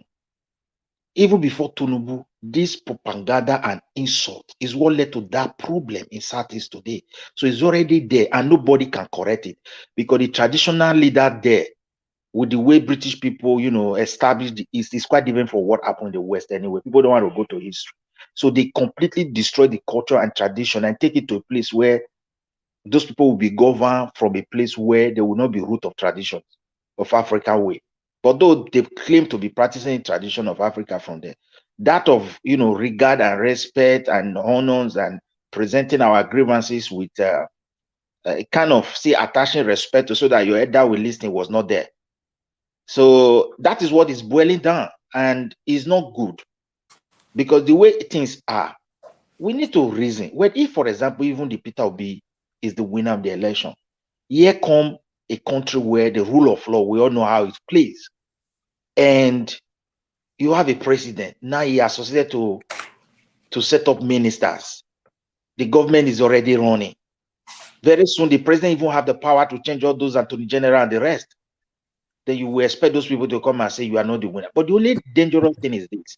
And I think even as Tinubu is there to protect us against this kind of, something not happening again, they should change the constitution, provide all the necessary tools, the necessary material that when election is held, anybody is not satisfied. There should be a very short period of time to look into it and pass judgment before you swear in the president. Because wait. So for one, because of obedience, I need to change something. Two, you're telling me that wait. Two. Give me a second now. Two, you're telling me that if they would have passed the judgments before Tinubu was sworn in, which we all know that the judgment would have been in favor of Tinubu. No, which it would have been right away because if it's a clear-cut case that maybe you'll be one or something like that, then wait. Let me round up a little bit, please. Give me a second now. That won't have changed anything. They will even right now. They will be okay. Go ahead. I'm not talking about Judge must say Peter will be one. That's not what I'm presenting before you. Or the judge will say Tinubu did not win. The judiciary system of a country, it should be designed in a way that when people look at it, they really see it as the final for them. I don't know whether you understand. And that's what I'm obedient to. Not just for obedience, not just for obedience. Against future election, against future activities. It also boiled down to the I want to go clear this one. Okay, yes, go ahead. You can call me. It boiled down to these the way they handle Emefiele, the way they handle Kanu. That is now, it made people to see our judiciary somehow. When Kanu ran away, what stopped the judiciary not to judge his case? Okay, let's look at it this way. I quite agree with you. Those two people you just mentioned now, Emefiele and Nnamdi Kanu, are first. You see, those two cases are different from electoral. I mean, you agree with me that it's quite different from electoral issue, right? Yes. But you know, once the government declare you number one public enemy of the state, yes, everything they can find in the book, they will throw it at you until you fall. Now, you know, I knew even when the court declared that Nnamdi Kanu was acquitted. I mean, the judge himself, I think it's from the southeast or south side. I'm not so sure, but it's not from the north or southwest. It's the southeast or south side. okay, And when that court, that the pronouncement was made, I knew for a fact that the federal government is not going to let go because yeah, they know who this particular person was and still is and what he stands for. So they will find everything in that book to make sure that they keep him. Probably right now, I see him like a political prisoner who, at the end of the day, he was able to negotiate himself. He will end up like Showore, who was once placed, restricted to Abuja only, but now he was allowed to travel outside Abuja, but cannot travel outside the state. So they try as much as possible to reduce that influence that you have, and it reflected in Sowore's political outcome during the last general election. You could say that people are no longer, Obi took some chunk of his followers, right? So yeah, those two people have their cases. Emefiele is not a prisoner is not a political prisoner. Emefiele is a criminal. Emefiele is not just an enemy of the state. Emefiele shot himself in the foot. So where he found himself today, he dug that pit for himself, and he has yeah, himself to blame. So yeah, apart from the dubious monetary policy that he introduced, him and Buhari that he introduced, not that the policy wasn't okay, but it was introduced at the wrong time, and that will make that policy the most stupid, the most I don't know any other adjective I could call it. So apart from that, under his watch, what federal government is dealing with and CBN is dealing with today, if he had put in place plan and policy that are able to safeguard our currency, other monetary issue, we won't be, yeah, going back and forth with the bureau de change and trying to rescue yeah, currency and all that.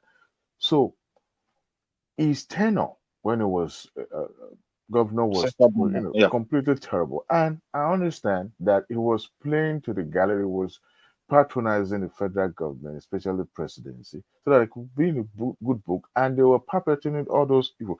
And I tell you this, of all the 14 count charges that was filed against him, at least 2 or 3 will stick.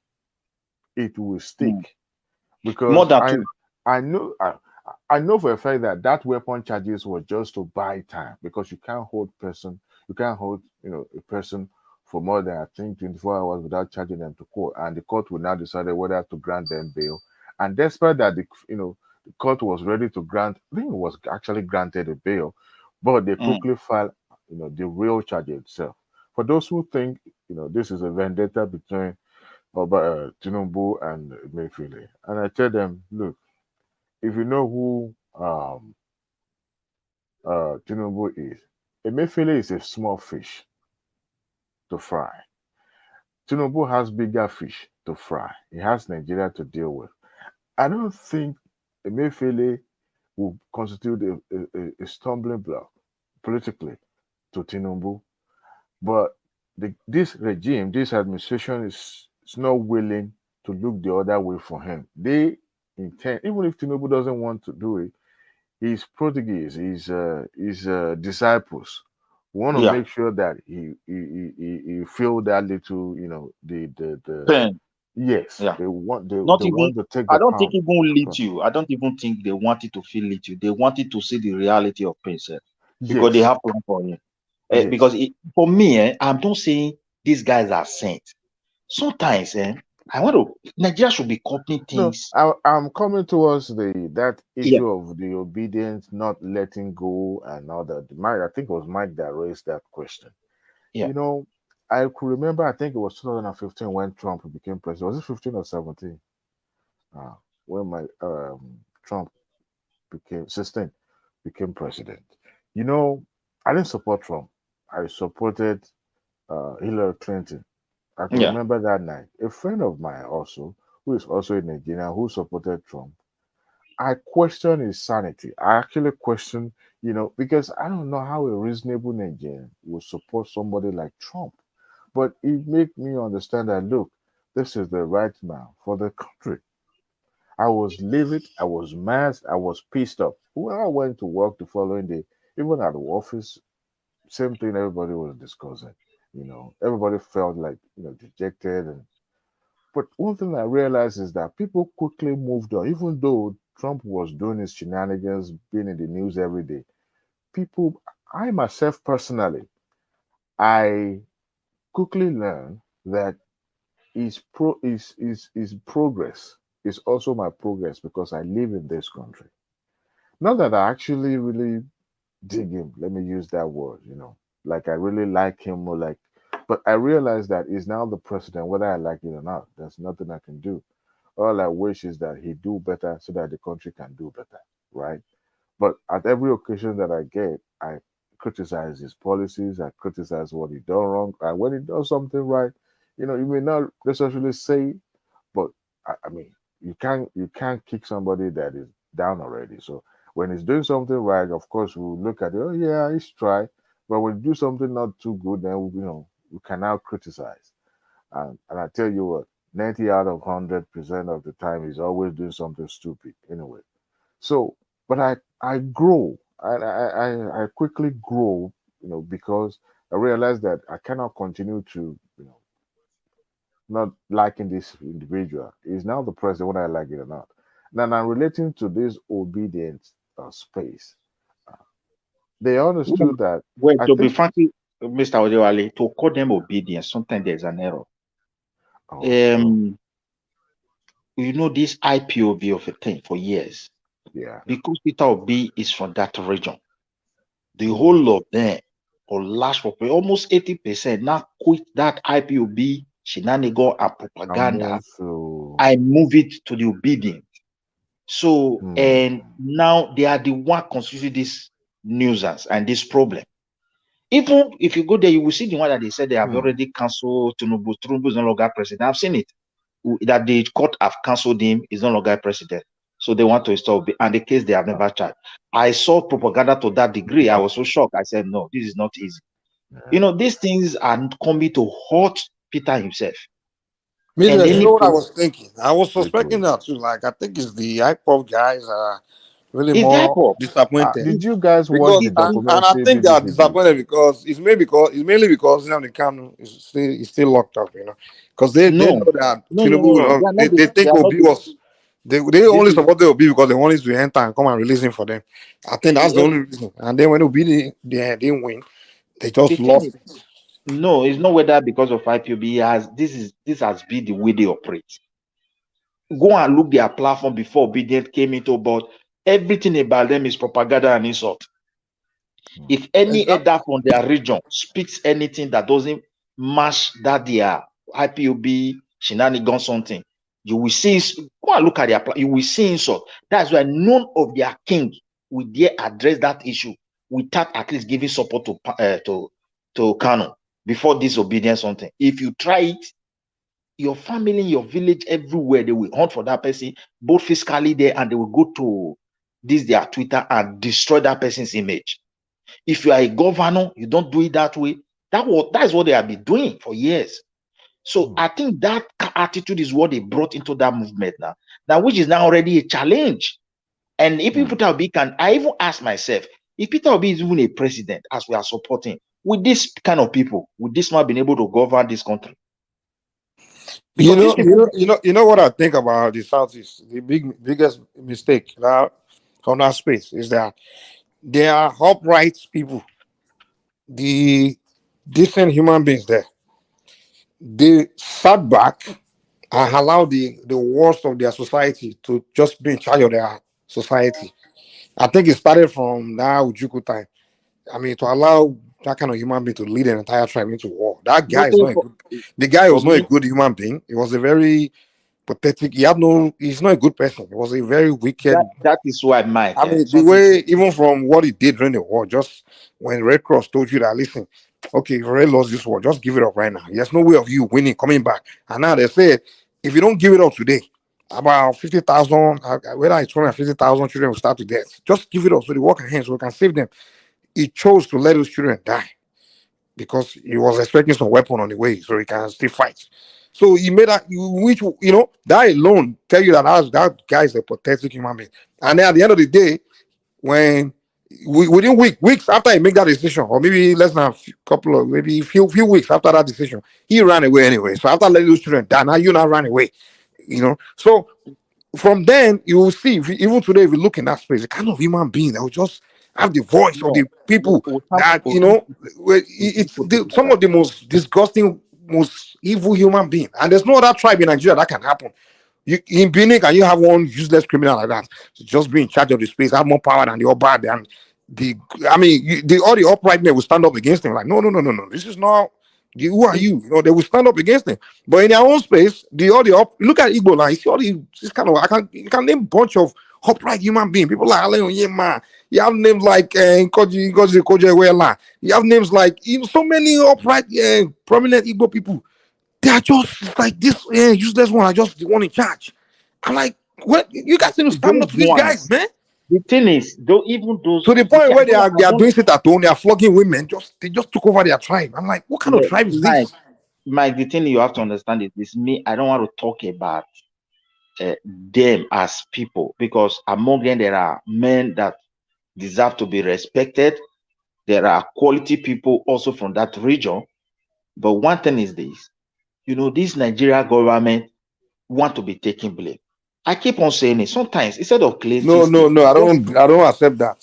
You just mentioned something. Wait, man. Just say they are wait. You said they are respectable men up among them and things. And if those men sit back and allow the useless one among them to run their space, then those men are not. They are not to be. Come on now, Mike. Look at what I'm trying to present. We know that is bad, but you cannot leave your space to go and tell them how they should deal with their issue. What made them those titles and big positions is the ability to say, look, this issue deserves truth and we must speak truth to it. We have allowed Nigeria to be designed in a way where people feel that Nigeria is just only the problem of everybody, that you are not giving me right to assess and which is true. If, for example, we have a regional government that contain them, they are to mind the resources and there's true accountability. I don't think they will have anybody to blame whatever is happening in their place. If they want to divide that place to 100 states and they have the resources to run their state, it will be good. So these issues still boil down to the government. And I feel they should look into this issue from different angle. That's part, I don't want to even talk about it again, because let's go to this obedience. But what is really happening within the obedience space is that IPOB people are now the one, hiding behind this thing and be raining in so try to design a propaganda, and that propaganda will definitely backfire. It's just a matter of I think Tinubu is already getting settled down. People will follow them up, and propaganda. The bad thing is that when people now realize that I don't know if you watched there's a documentary during the election period. It was a documentary that was done by the BBC. In that documentary, they showed how all the political party used influencers and bloggers, to change the narratives in a public. And then we're told that some people were actually put in one place, like a call center kind of a thing. They gave them some data, and they log into every space on social media, whether it's a YouTube or anything. They just antagonizing and going against people and just saying things that are derogatory. BBC actually carried that documentary, and I was like, they actually speak truth to what because I wonder how come every now and then you say something and all you see is obedient every angle.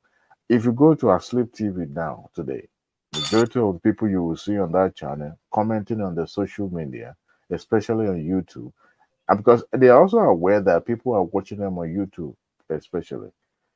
Most of the people you will see on that YouTube. Mr. Dewa, let's look at it from, why I refer to judiciary in the initial stage. If the necessary materials and tools are there, before they even sue any president, the judge will do their job. I just strongly believe that. Now, for example, that the case is no longer there, what would they be doing inside that YouTube, Twitter, and be insulting somebody that is already? It's because we still have a case behind the president, and many people international don't even know why is it happening.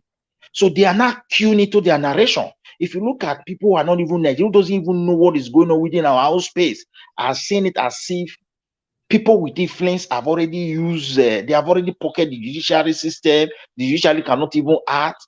Election is over. They swear president in when he's having a case.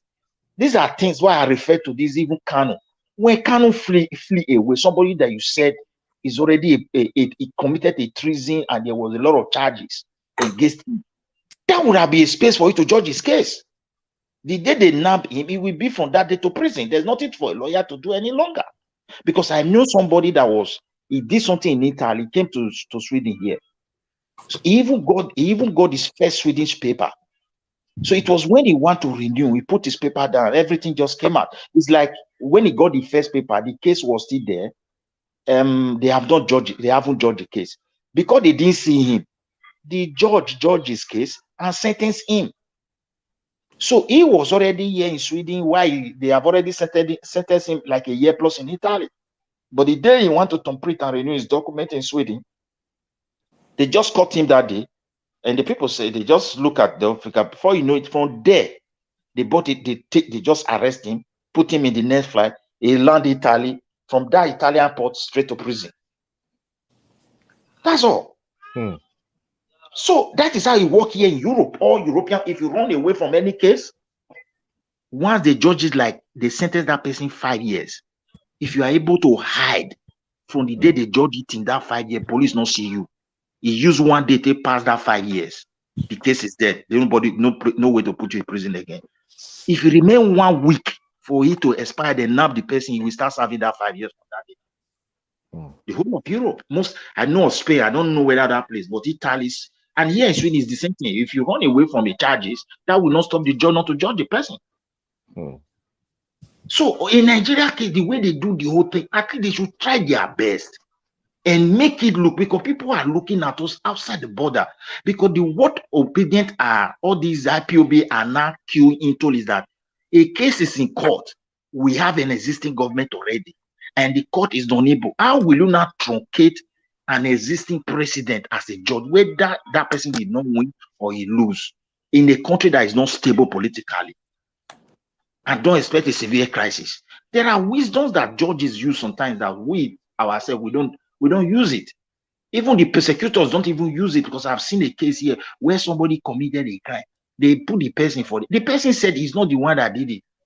The way the lawyer presented everything, there is conviction that he did it, because there are few things that convince that maybe he's not the one. They set him free because they don't want to jail innocent person. It's even better that they set that criminal, that person free. I tell the police to make sure, say, this kind of area, they make recommendation for them. When you are presenting somebody before us, you must go into these details. Yeah, the prosecutor was so angry, but yeah, the judge said he should go. So these are things. Yeah. That billboard is everywhere, and that campaign of all eyes on judiciary, we are looking, all eyes is on you. I think they would have just ignored that something. I don't know why they put those things. Either it should not be allowed, or it should be allowed. I think it was put up there by the people like you and I, living abroad. I want to believe so, because I'll say something diaspora, coming up at the bottom of the billboard. And you see, that's the even trigger something that I wanted to talk about again. To me, that is more like bullying the judiciary when you are now, going to the public to mount pressure, public pressure. The case was not in the public court. It's not about public opinion. It's about what those judges see, the evidence that was presented, and the way they argue their case. Then they will now make it, based on merit, not just to hoodwink them, to force them to make, a remark that they themselves know that because they put their life in. Midwest, see, there's something, maybe you don't operate from Twitter. There were some people on Twitter already profiling the families of these justices. One of them said that one of the judges' daughter sells clothes in Abuja, has a boutique or something like that. That if his father make good pronouncement, that they will flood that store and buy off everything in that store. And if it goes south, they will hear from them. It's not just one. I still have the screenshot on my phone. Somebody actually screenshot it and said I will keep it for the future reference. And those are the kind of people that, that will always put those information out there on social media. For me, I'm a little bit worried. Even I if they watched the show today. Yeah, you can imagine them profile. Yeah, so when you have a billboard that said all judiciary all eyes on judiciary, on the judiciary presidential election tribunal, it begins to wonder.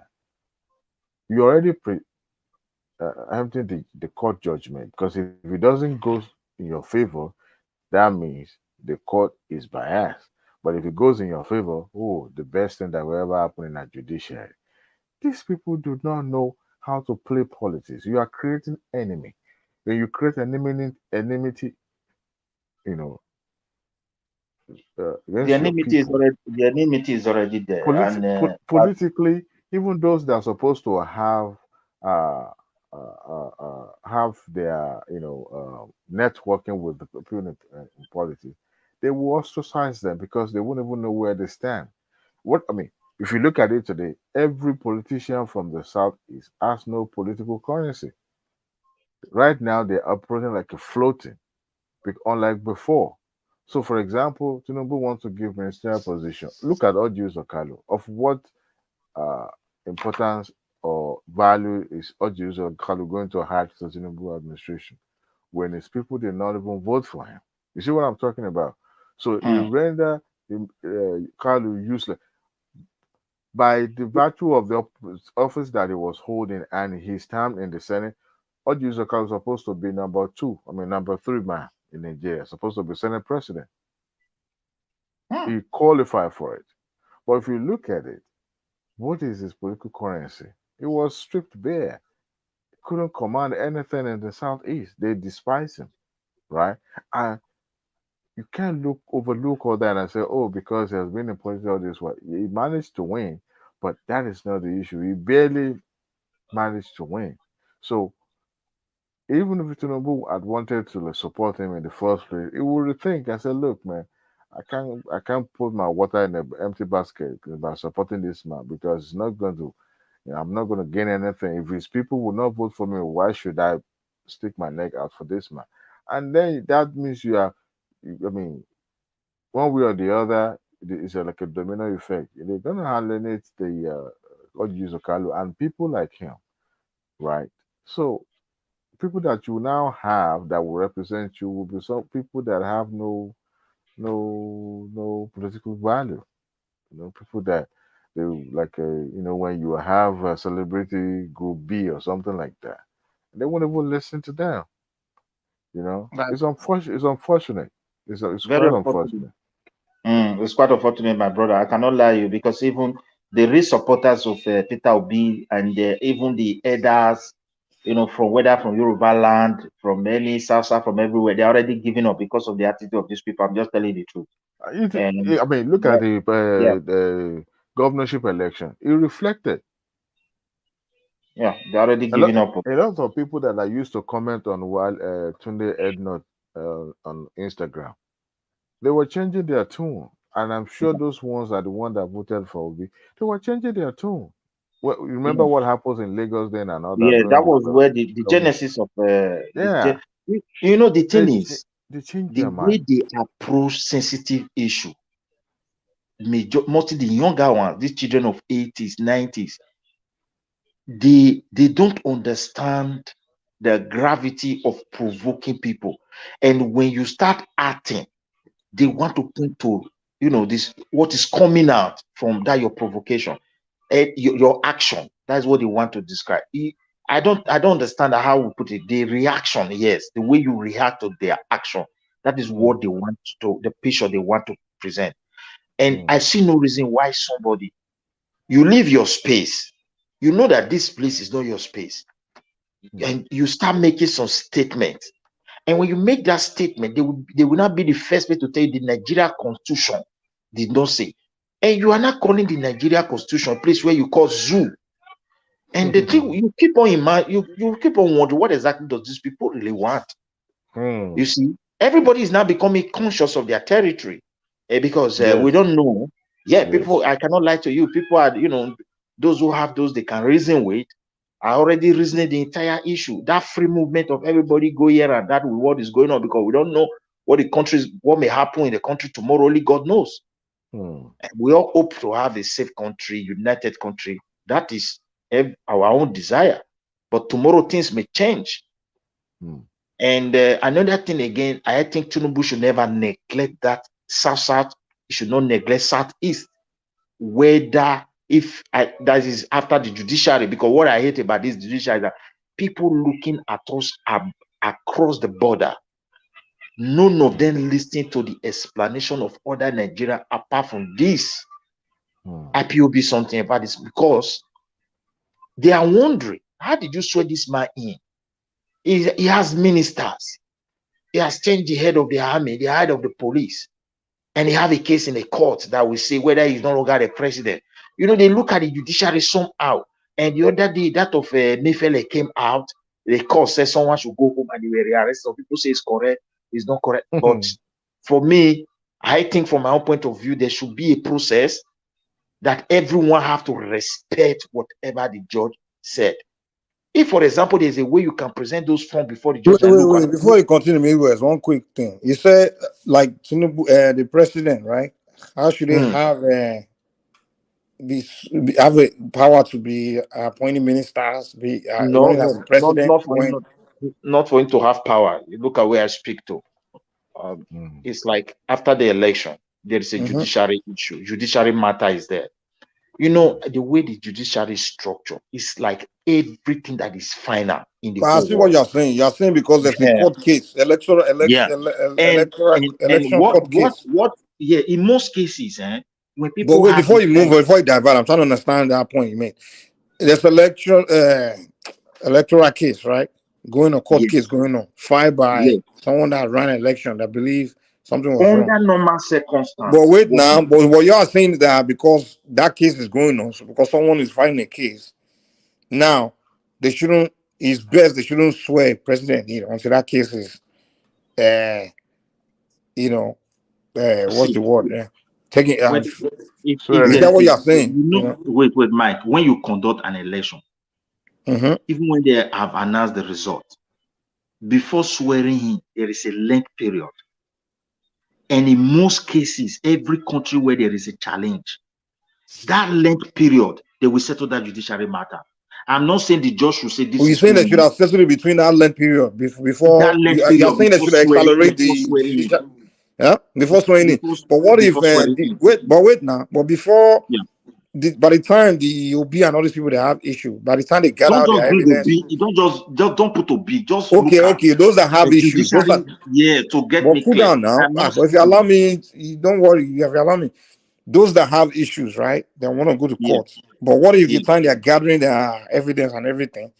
If they needed enough time, it's also wait now. It's also I am not saying Tinubu is the cause. So you should try to agree with me. I didn't say that. I'm not saying Obi is the cause. I didn't say you said it's the cause. Is the cause. I'm just referring to the way they structure. You saying the judiciary, say the process. Yeah, it also boiled down to so many other things. But but wait, before you move, I'm trying to get that clear. What if? Wait. What if, you're saying is best that he handle the situation before that swearing in time? See why there's. But wait now. Judiciary, you don't allow me. But what I'm trying to tell you is, what if the people that are going to court, what if they needed time to gather their evidence, and the time they will need will go beyond the time that's set for the president to be sworn in? Should they still swear the president? Should they still wait? Look at where my statement came from. I refer to material, resources, and every possible tools that would make judiciary. You understand me? To be able to utilize that space and settle issue. If there is delay, when you look at most of this delay, it's not the judiciary themselves. Go and bring something. because of the way they structure some certain things. Delay is bound to happen on the part of the people that want to go and bring evidence. But if things are properly arranged, it will not take time to submit those things. This is what I'm speaking to. I'm just talking to my own country. I'm not talking about whosoever is now the president today. So many people outside the country where they have all these, like, you know, some people are also advanced in this Africa, like South Africa, like other places, don't expect it that way. They believe when there is issue like that, within that short period of time, they have gotten what they want. Because it's just like people are voting, they are counting. I don't know whether you understand. So in our case, the entire system caused a lot of delay. And people don't speak to that process now. They try to speak to it like the delay has given an advantage to the person that has been declared. You see, so he also robbed the image of the country. This is what I'm trying to present. And this gap is what they are now explaining to the people outside the boundary of our country who doesn't really know that there is a process on ground that is bound to cause delay. They are not looking at it. I don't think it's the delay that's setting the image of the country. I think it's just obedience that going online with their propaganda. No, my brother, they have right to be. They have right to be having grievances because they do now. I don't want to arresting them, but it doesn't mean it's morally right to be destroying the image of the country, calling say the election was rigged, and jumping to the conclusion when the judicial result hasn't come out. But they've gone online, jumping to all the conclusion, and calling the country this and that and that and that. Now you have other media saying, "Oh, Nigeria election was rigged. Why should Nigeria have right to be talking about Nigeria?" You know, those kind of things. Saying the president is a drug dealer. I mean, just destroying the image of your country, man. Come on. Midwest, will you honestly say, come on, be fair with yourself? I understand people have right to say maybe you'll be won or not or something like that. But would you honestly say, let's assume that we don't know who wins, right? Let's give benefit of that. But would you honestly say it's clear to you that will be won this election? How can it be clear to me? Am I the INEC chairman? Exactly. So it's not exactly. That's what I'm saying. It's not clear. Let's say for example, let's say I accept that there's a chance that Obi won, Tinubu didn't win, Obi won, but it's not clear. It's not like a clear thing that okay, this person won. You can all suspect that okay, maybe it was rigged and this person won. But let's wait till we can prove it and evidence and everything, and then where it's crystal clear to everyone that okay, he won before we can jump to conclusion. But disobedience, the way they are behaving, is almost like they've made up their mind that he won that election. And they were robbed, and the attitude, the approach towards it is to destroy things that they've been wrong, they've been done wrong, and they're going online, destroying the image of the country. Naturally, about election, when you support a party and the party lose or the party won, if you won, you go to celebrate. If you lose and the party is raising a voice, look, my man, in this place they shit us. You are going to believe your party. So you can't blame those people so much. No, how can you just believe party? You don't have to be blindly following that. No, definitely it do happen. It do happen this way. And that you can because you will have your party, but you can't just conclude. Look at where you have sense now. You can't just conclude. You can't say because Mike, let me just quickly round up. You won. Now you have to conclude that you won. Come on. The next person that have to follow up is that party. They may organize some protest. It may be peaceful. Where he will address his audience. We are approaching the judiciary. What I was trying to speak to is that we shouldn't allow our things, particularly the judiciary. Do you know there are case file a year plus, nobody attend to it, all those, it boiled down to this situation. These are things that used to happen to common men. Now, when you now come to the federal level, you will now also discover that the resources is not even there, the materials are not even available. The space, when they ask for one thing, they are not going back to that institution that wants delay things to go and get something. To fix something they're supposed to fix on time. I know when Kenya was having the same problem. Yeah, one of these, the former president of Kenya and this challenge, they went to court. Before they saw him, the court trashed everything and threw it away, and that's all. You remember the drama that happens on the eve of, on that election night, when the electoral body, one of the member of the body didn't want to announce the result. I think the majority that announced the Ruto's result they disagreed. It was a drama that was happening. In fact, was capable of destroying that the country. Yeah. And but when they approach the judiciary, if this is also an African country, all those material when they demand, it did not take much time, and they trashed that case. But our own case, what I'm speaking to is that everything must delay. People see things that they don't expect that a whole Nigeria should be handling their things like that. I think whosoever that is becoming the president, they should go and ask the judiciary, what do they need? In case if this thing happen tomorrow, we want this case to be trashed and let the person be sworn in. For example, they have trashed these cases then. They say, okay, Tinubu, we affirm you because of this technicality of this and that one, you still remain president. You, INEC, social law have to be changed and you have to be taken responsible for this. The country, whosoever that want to cry will cry. Somebody who wants to celebrate will celebrate. The same candidate that challenge may not decide to say, yeah, I am. Congratulations, you can carry on. He has reached his limit. I don't know whether you understand now. So, but a situation whereby we do things is like it's only power that is playing out. In politics, there's power. In politics, there's influence. In policies, there is that, I want to strive for it. We can't take it out. You have an opponent. So that only that one alone, people now capitalize on it. Oh, maybe Peter Obi is not powerful enough. Big powers are the ones suppressing. For me, I may believe my candidate won, as this guy asked me. Am I an INEC? Am I there? Even the INEC chairman is not in everywhere. You see? So they have to put things together before they can say this is the winner. And sometimes the winner will say, no, something happened somewhere. You, the chairman, something happened, there. And those places were pointed to, the chairman is not there. So you see, all these things is what I personally, I'm not saying that Tinubu is not the problem of this issue. I'm not saying so. It is Tinubu right because the constitution has shown him in as the president of the country to have ministers. He must have it. He must go into the security architectures and do the needful because he's the president. And as he's doing it, a case is in the court. It looks somehow. Then what is the position of the judiciary in the country?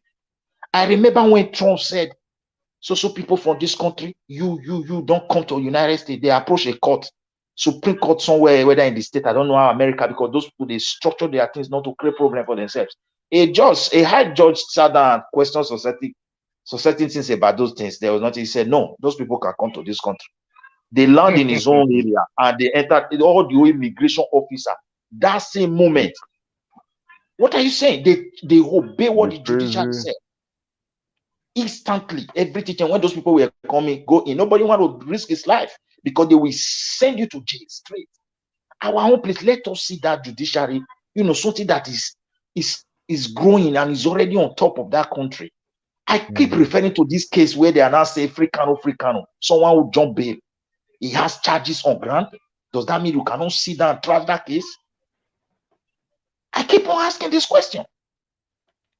Now, if, for example, the case has been settled when he was in Enza, as he's coming and going, what will you be telling? You will not be telling someone that the judge has sent, go and set him free. You arrest your people. You get them arrested. It's because the case is still legal. That's why people can go to streets, set him free. And the only thing is disturbing the country. Look at the Emefiele on that. If, for example, instead of bringing Emefiele itself, the police just went there and go and give them another court paper, everything will be settled. There's no need for it to appear since they have gotten another paper. Where is it? Is not my law, sir. Look at this one. Or there's a way they communicate to court. Even before the court is there, the judge has seen you just it's like you want everything to just be perfect, and it's like you blame the system for everything that's not going well. It's possible. The government should follow what they are doing. The point of the matter is you are blaming system because Obedience are not happy. So the system should be like this, it would have made them happier. Even if the system would have been the way you just want to describe it, these people will still be the same, man. They still behave the same way, man. It's not the system that will change their behavior. It's the people that have to change their own behavior. I beg. You can flip the system, change from this democracy to another thing. I'm not talking about their behavior. Wait, when we have dictatorship, people complain. We have democracy, still complaining. Wait, Mike, I go to YouTube. People who are not Nigerians are even queuing faster to their narration than the reality on ground. And that's what I just noticed recently. You try to go there and see platforms that are not for Nigeria. You see the way they are dancing faster to them. And what they are pointing to they sometimes when they talk about it, you will now understand where they are drawing their opinion from. So that is why I'm pointing to this thing. Even you, if you look at it, we are also in advanced country. Take for example, a Mefele, they have charged him, and you know everything's under investigation, and the DSS have found another things to present. They wait because the process all those security agents normally pass through to get those documents very fast. Every country designing like that, because that very few hour that the government gave to you, that if you pass this hour, they must set you free. But there is a clause. There are so many clauses for them to detain the person. And when they approach the court, the process for them to get those letters is very, very fast. So if they have gotten those documents, they just wire it to them. This man is not even standing before a judge today. So because why do you care so much about Mayfield itself? What is that the list of? I mean, we have bigger problem than to be caring about things not being fair for Mayfield. What about the regular people on the street that are just they are I'm not even talking about whether it's fair for him. It's not fair for my country. I'm talking. You are concerned about system being good for Mayfield. What about ordinary Nigerians that are in prison? They are still waiting trial for, for 1 year, 5 years. They are going through this system is not working for them. Why is it that billionaire Mayfield is one we are concerned about system not working for? Come on, huh? I'm not talking about him. I'm just talking about the system itself. Even he himself, don't you know the statement he made when he was doing cashless? People approached the court. He said court don't even have jurisdiction over central bank. Did you not see that statement? But now he's inside. He now realized there's a court of law. So I'm not supporting. You are not have to agree that Hagerman needs to be punished, man. The guy. I mean, what he did to people, it was terrible, man. People died for that useless thing that he did. God knows what the hell. I mean, come on. These 14 charges, maybe the man may not even escape one out of that 14. I'm telling you, Nigeria, Tinubu did not believe his eyes. When he appoint people, he telling people to check that central bank for what they came out with, he couldn't believe his eyes. Most of his policy, he's going to revise all of them. Now the reality and the state of the economy is coming out. He couldn't believe it. That these people, that these people will go to that extent. We don't know what is happening when it comes to the finance of our country, my brother. No, I mean, I think, see, even a common Nigerian knew that any person coming into the office, whether Tinubu, Atiku, or Obi, or Konkozo, we all knew. Maybe people that are not actually conversant with what was happening, during the Buhari will think otherwise. We all knew that whoever comes in will be having a hard time to stabilize the economy. Because we all knew that Nigeria actually was broke during Buhari. We all knew they were borrowing money left and right to make it look as if we are doing okay. We all knew, and it was an open secret. So, and even if Obi is in the office today or Atiku is in the office today, he will be having a hard time to get his foot down to stabilize things. Now, Atiku promised to privatize the refineries. Also privatize NNPC. Yeah.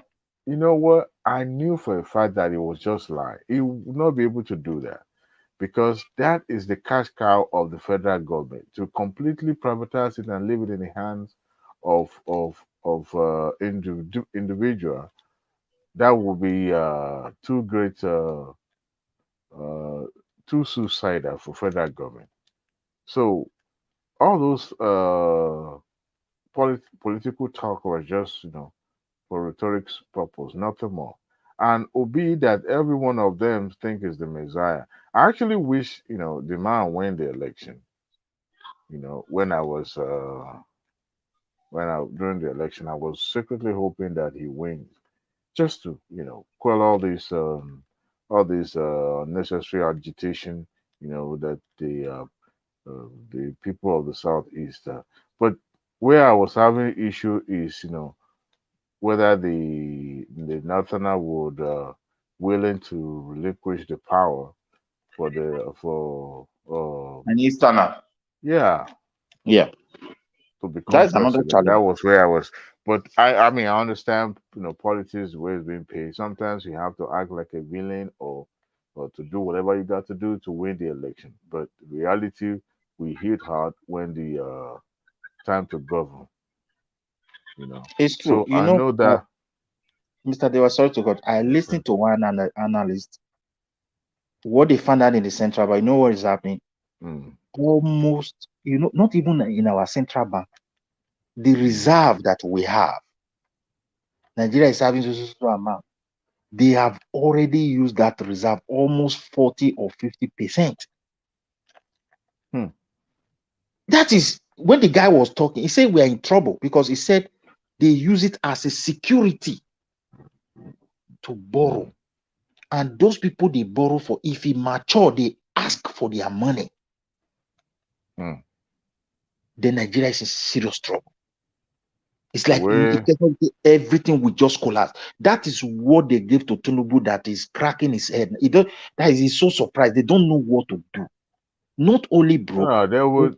I mean, the better you let people know this, Yes. Okay, member of the family, this is the situation. This is the situation we find ourselves.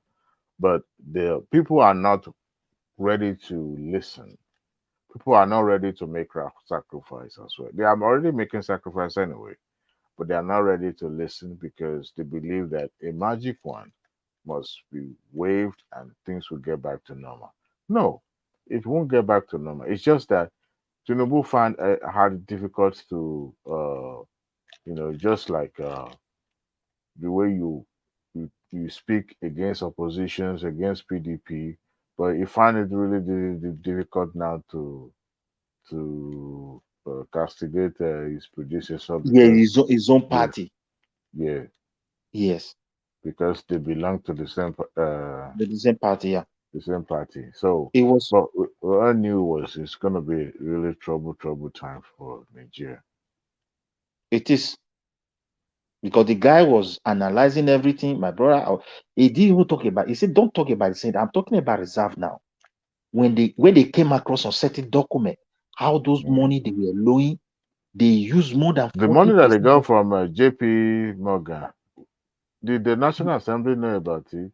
Even the guy was saying that security touching our reserve and using it as a security without even the Senate is just between the president and the Emefiele.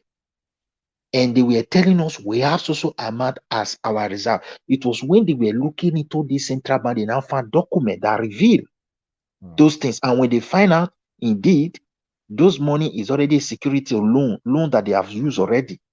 And it's almost getting to a period of maturity where the people have right to say, we need our money.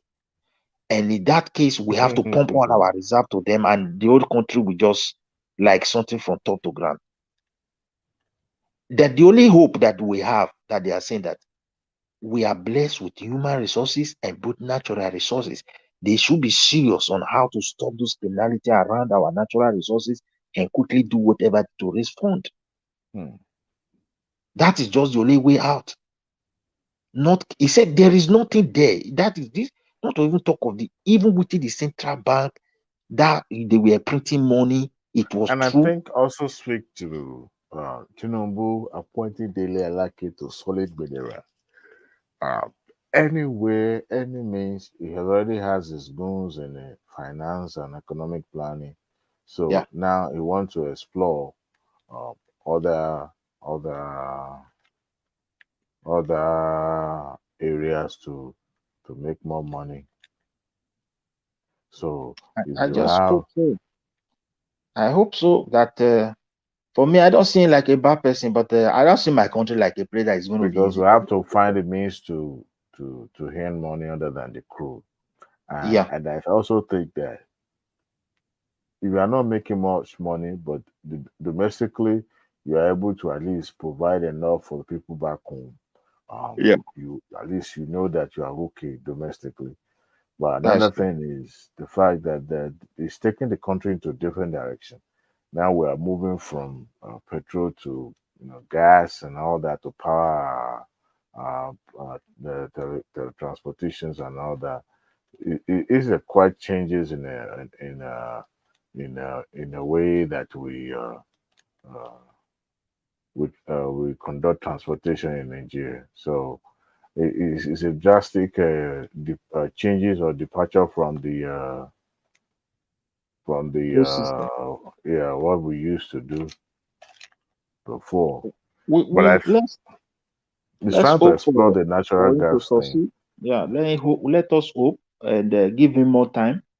And I think he should also invest in information. It shouldn't be like Buhari administration where Wike will not be the one to tell Nigerians that we have received money from federal government. It's very bad. Opposition, no information. For example, they announced those things to the state. Maybe many states would have gone up and asked their governor on time. You understand me? Yeah. But they just kept quiet, and the governor, they all made use of that money for their own personal gain. Oh no! See, it is even now that people will now be able to ask. Yes, their governor, because you can't collect such amount of money for the purpose of palliative, and then you keep it, and people will not talk. People will talk. We hope so. People will talk. Yeah, I want to go and sleep, Mr. All right, Diwali. since everybody's addicted. All right, thank okay, you, sir. I'm about to end the Good show. night. I'm about to close the show. And just all right, it's Mr. Mike, bye. All right now.